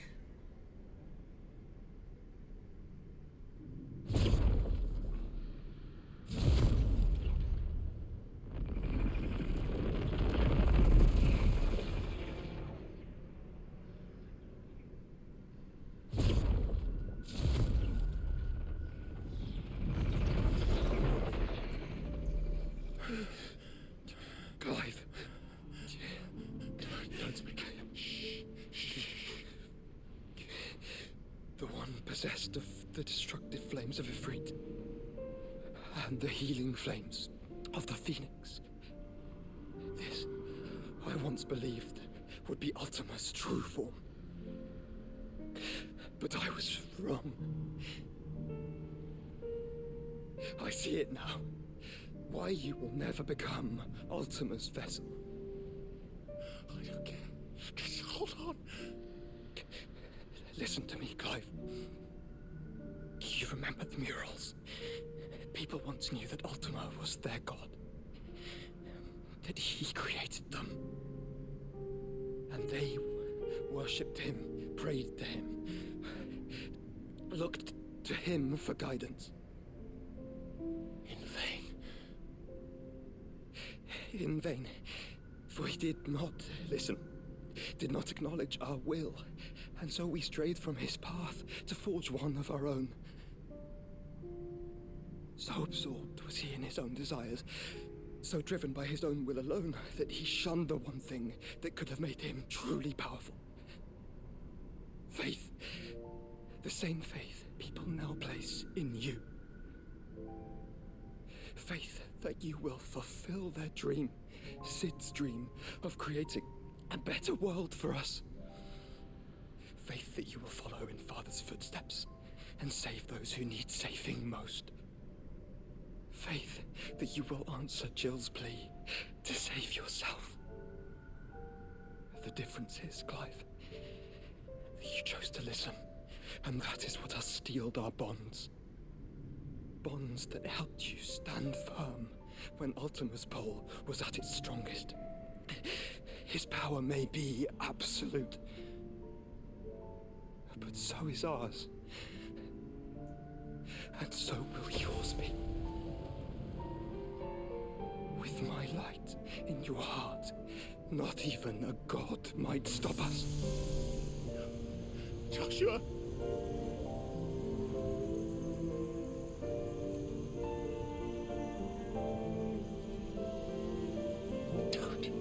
Don't do it, you'll... Enough, Clive. My body is too far gone. If the wound does not take me, the curse will.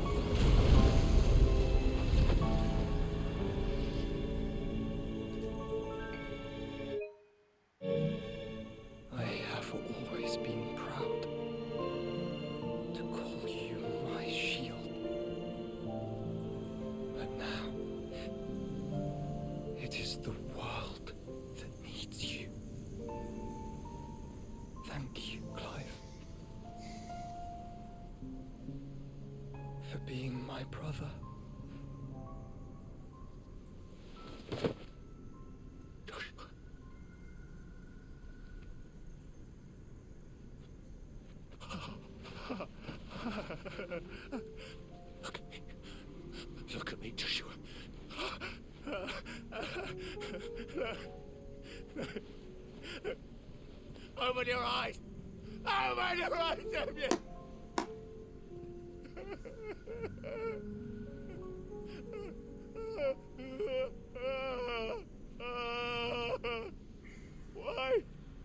Why did you do this? Joshua.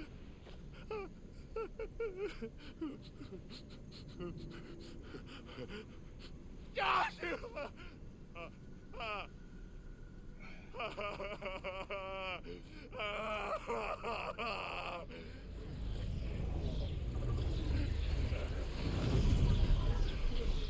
And thus does the final piece fall into Holy place. shit, what the fuck? The incantation primed, but one task remains. To empty the vessel.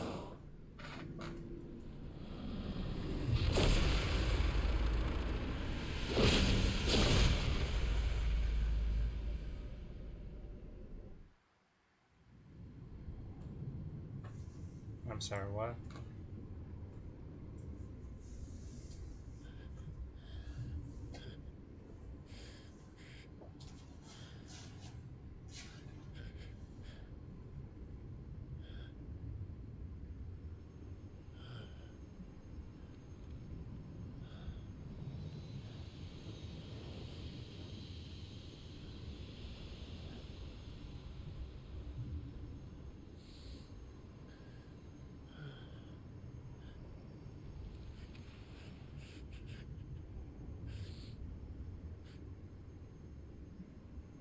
You're still here.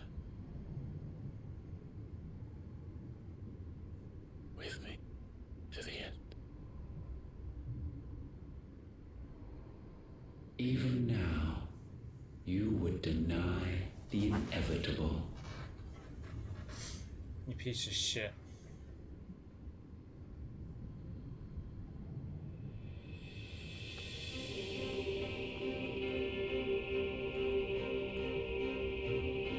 That's what you always have.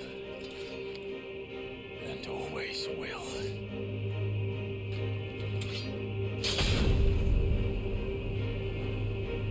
On this, my sword, I swear, to shield the Firebird's flame forevermore.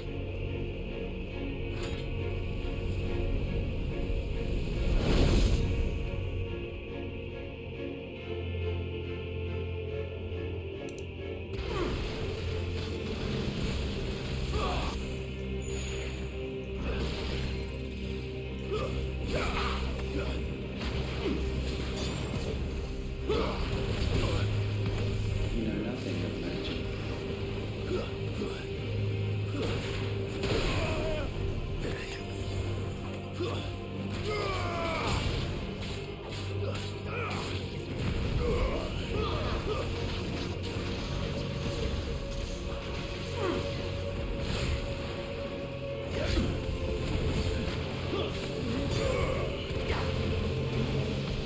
This is the work of my will. Too slow.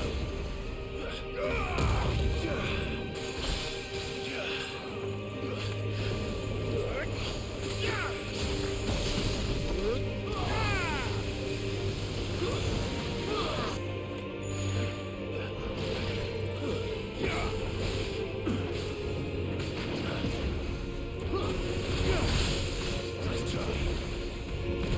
This will break you.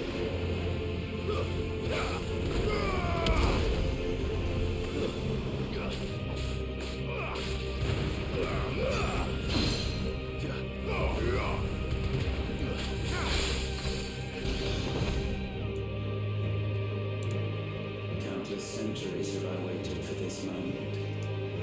This moment in which I might revel in my creation, only to find it profaned and soiled. It must be cleansed.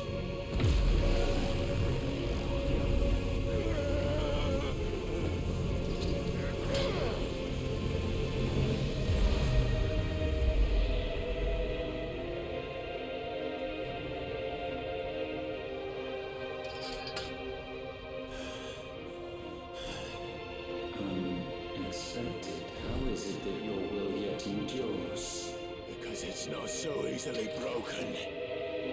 But it can be broken. And I shall see it so. For such is my will. Try it.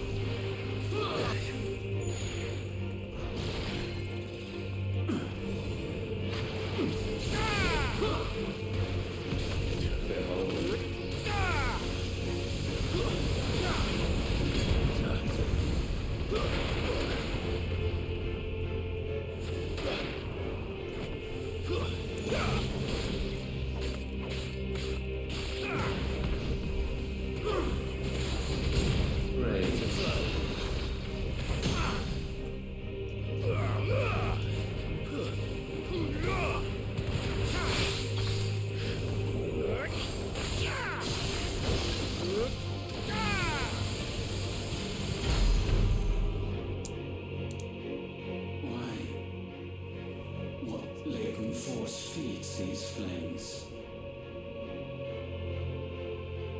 I sense more here than mere will. Is this Logos? Have you truly become free? No, I forbid it.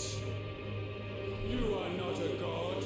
You are but flesh and bone. You are not one of us.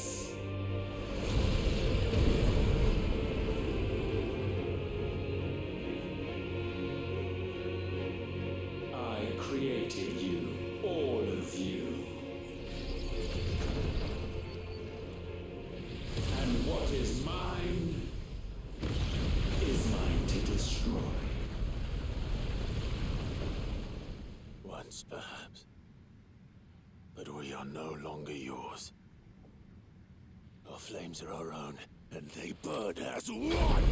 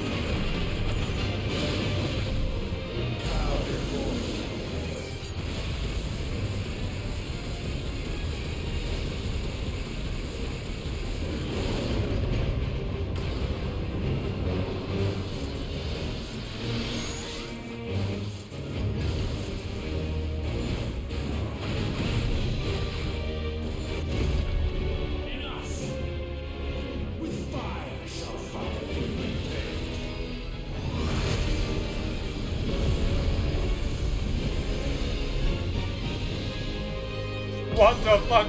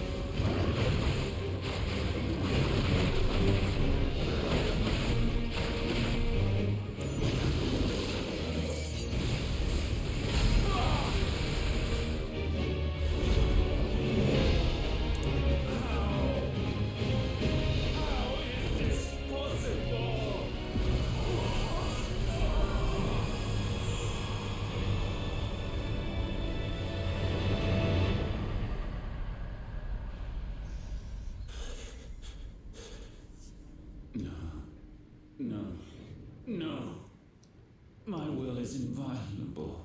Something is wrong. You're afraid. You always have been. From the moment the Blight exposed what you were, weak, you conceived us to prove otherwise. But the result shook you to the core. For in us you saw yourself. and realized we had the potential to be more than you could ever be. And so you turned your back on your creation. Your back on the world, like the coward you are. You think you know me? You know nothing, Logos. Nothing.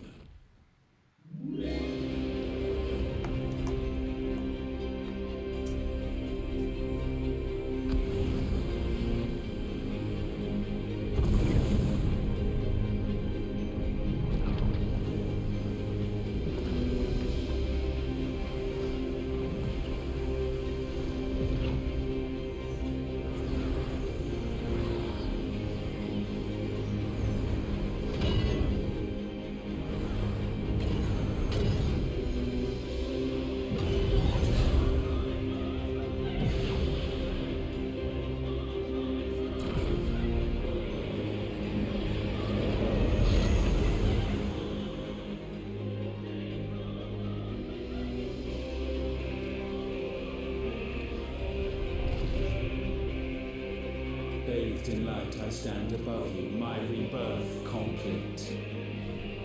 And you, for your defiance, shall pay the proper price. An eternity of anguish. Anguish. Pain. Suffering. You have known none of these. But we have. So we know what they grant. They bring us together. And that makes us strong. Thunder roar!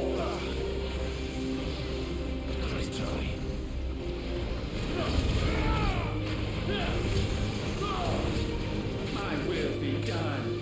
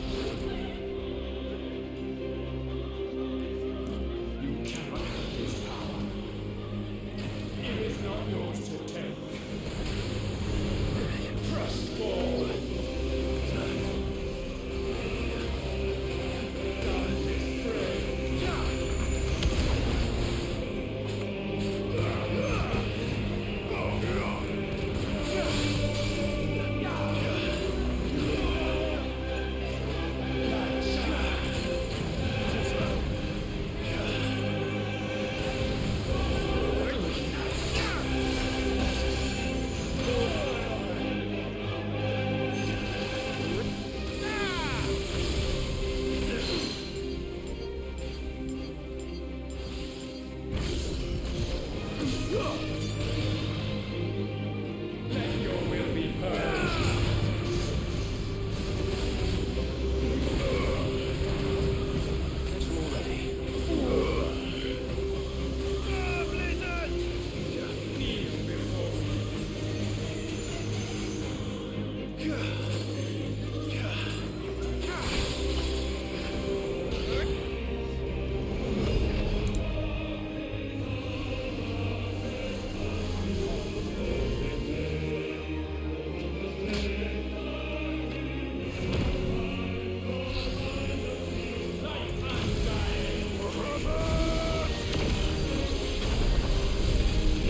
That's my boy!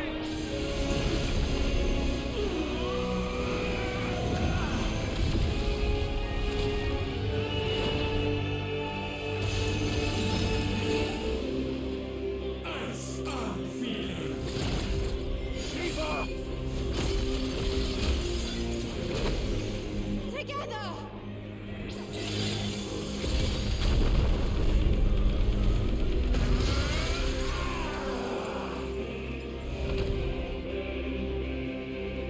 Darkness, unending.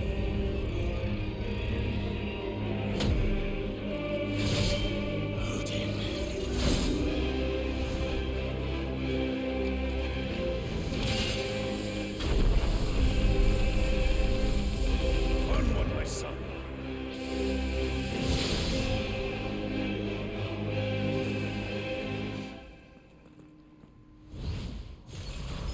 No, mine is the altar at which you pray. Mine are the eyes that look down upon you all. And yet still you cannot see. You are no better than us.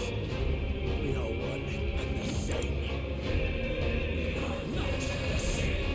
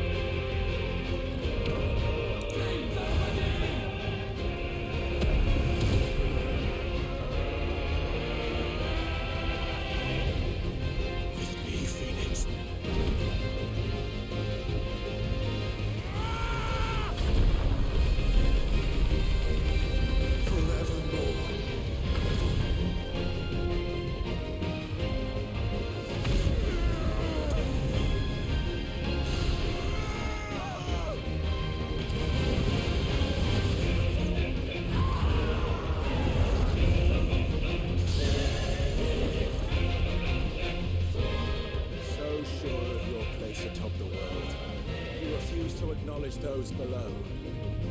You chose to remain alone. And so you shunned the one thing that could have made you stronger. Pushed away the hands that could have raised you higher. I do not need you. You or anyone. And that is where we are different. I do not have made it here on my own. I carry with me the hopes and dreams of my brothers, my sisters. And it is they who will give me the strength to end your reign.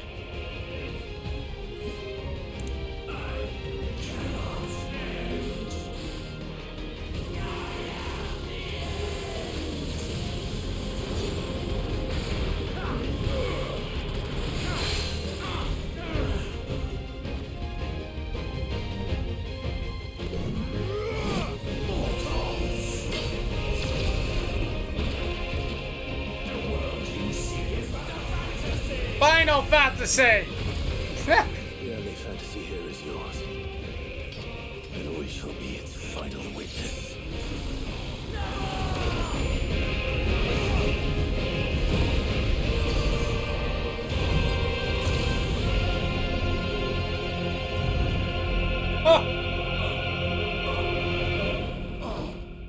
I said, it's over!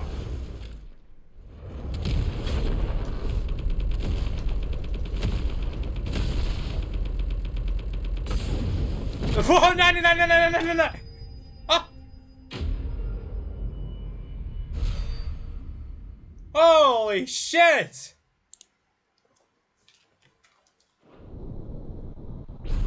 Ho ho!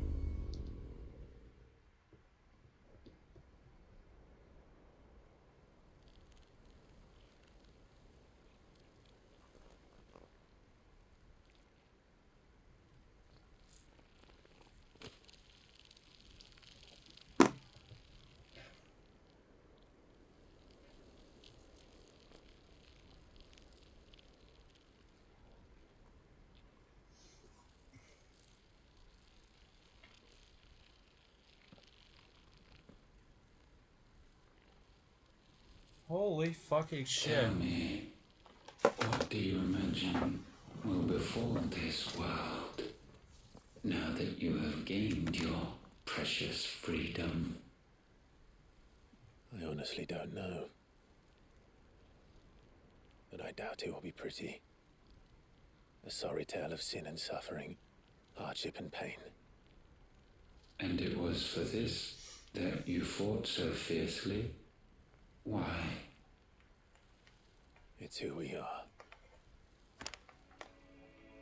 We fight. We survive. We endure. We don't need a reason. We are imperfect creatures. When we stumble, we reach for a shoulder to lean on. When we fall, we stand back up.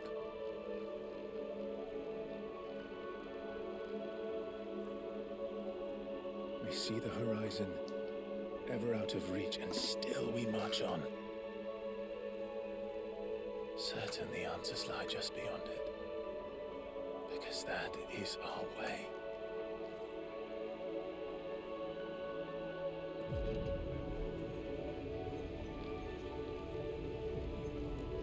My congratulations. Relish this victory, knowing that you have but delayed the inevitable. Your world is already dead. May you enjoy an eternity on its blackened husk.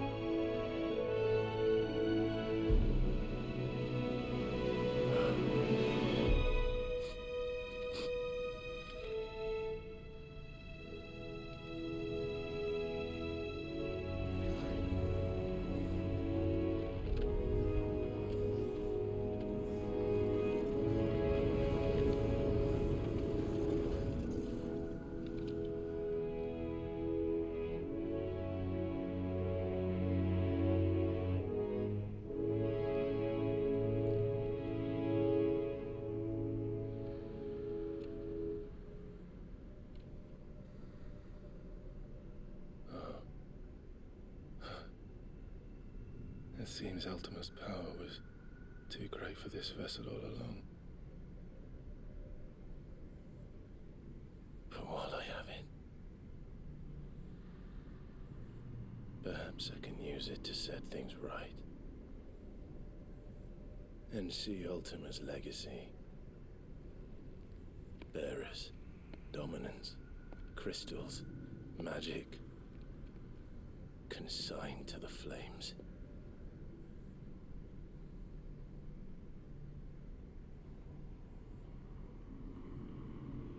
Even if it means the end of me.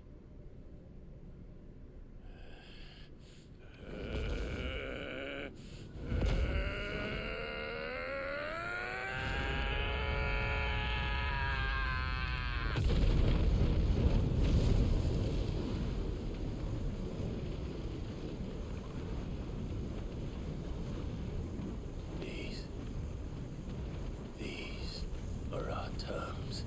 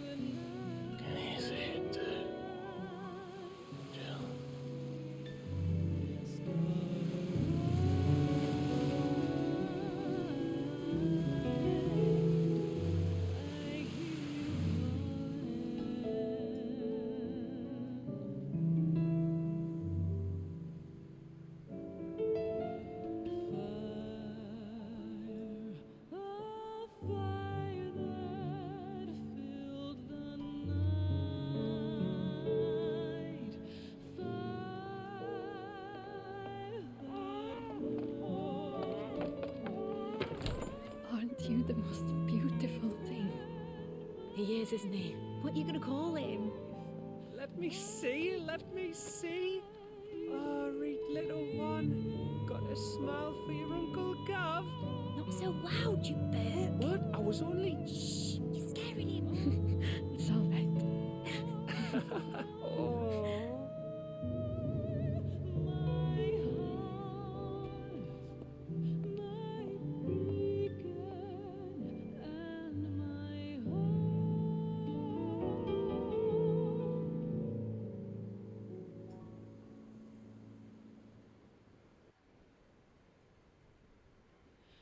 A sky of scattered tears, 1,000 years apart. Should they fade, I will not be afraid of the dark. If you need a rest, I can take him. I'll truth to that. The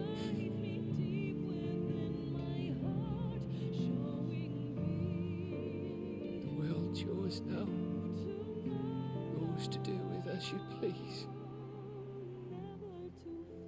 That's what Sid wanted. That's what they both wanted.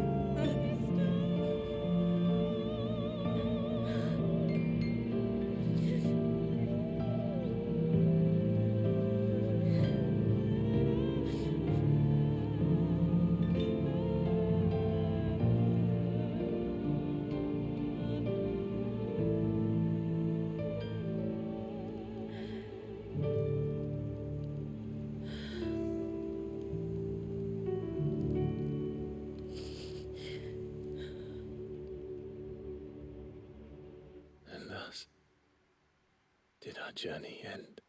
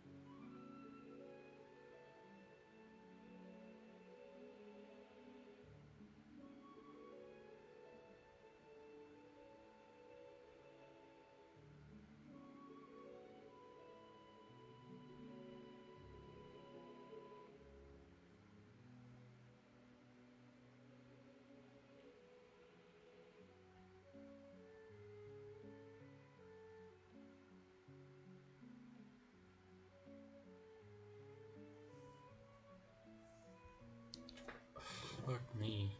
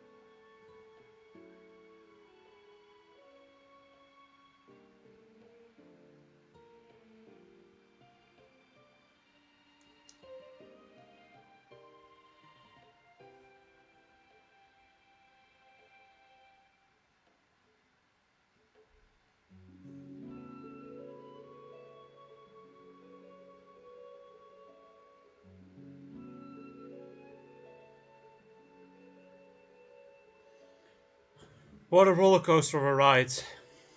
Jesus Christ. Like...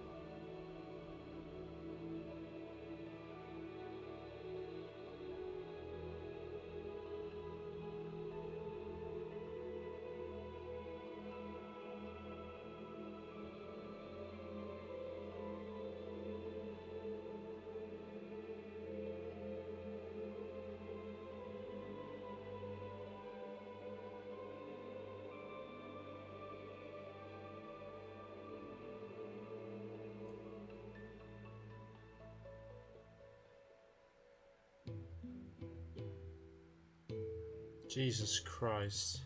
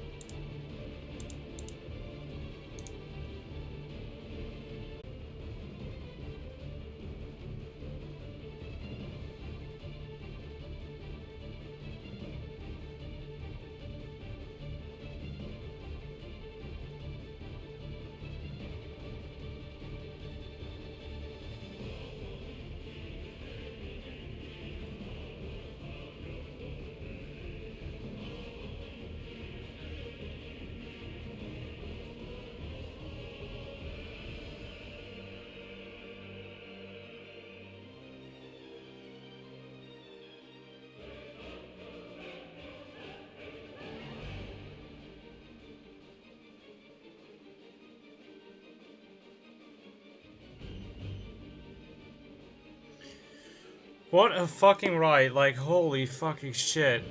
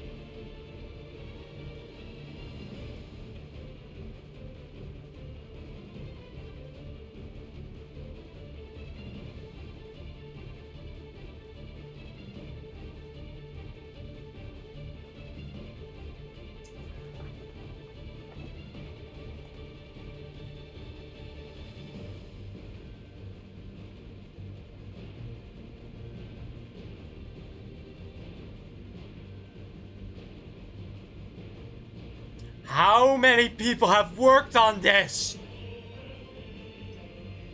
It's still going, by the way.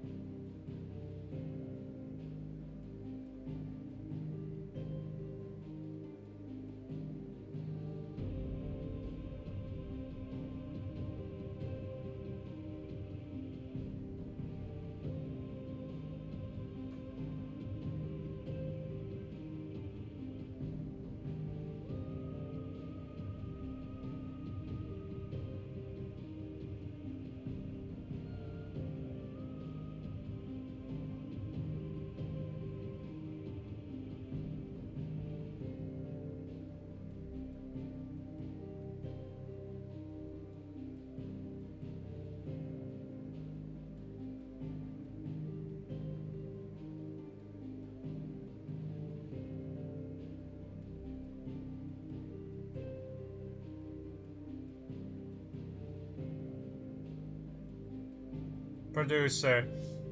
Nakoria Yoshida. Bang.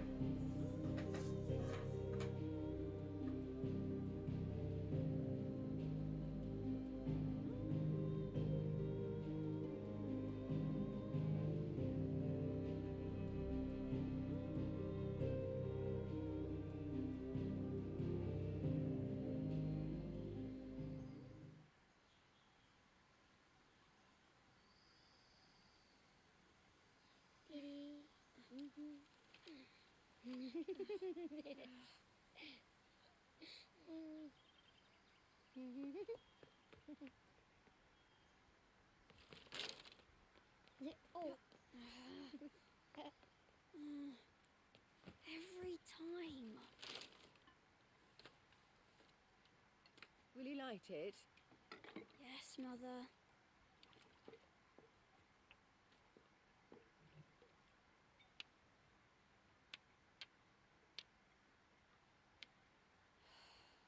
Come on. If only I had the flames of an icon. Icon? Have you been reading that silly story again? Magic belongs in fairy tales, and fairy tales don't boil kettles. You see? Well done. Now, be a good lad, and play with your brother until supper. Come on, hurry! Hurry! Right. Papa.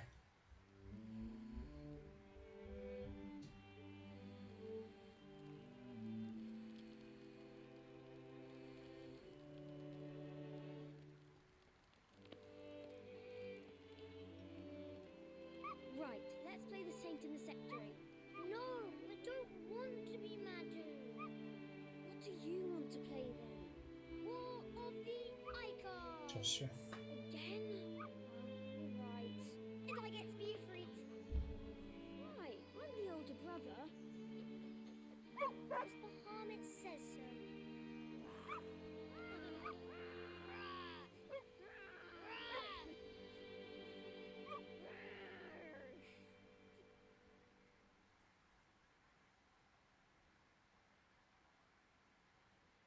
But where one journey ends, another begins.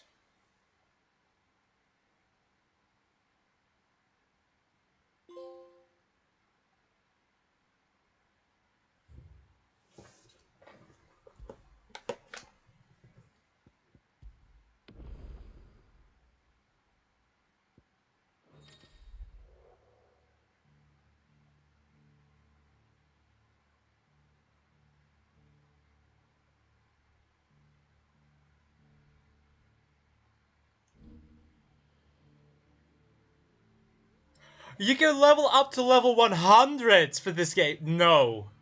No cap. Mode exclusive content. I won't be streaming this, but I'll be playing that offline. I want to actually see. What is this? What does this do? Do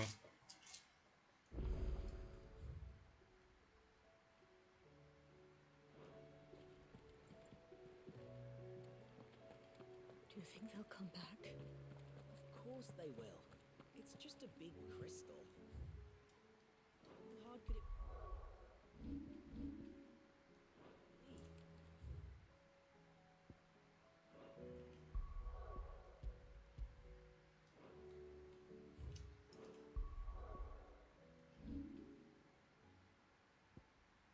Oh, I see. It's okay.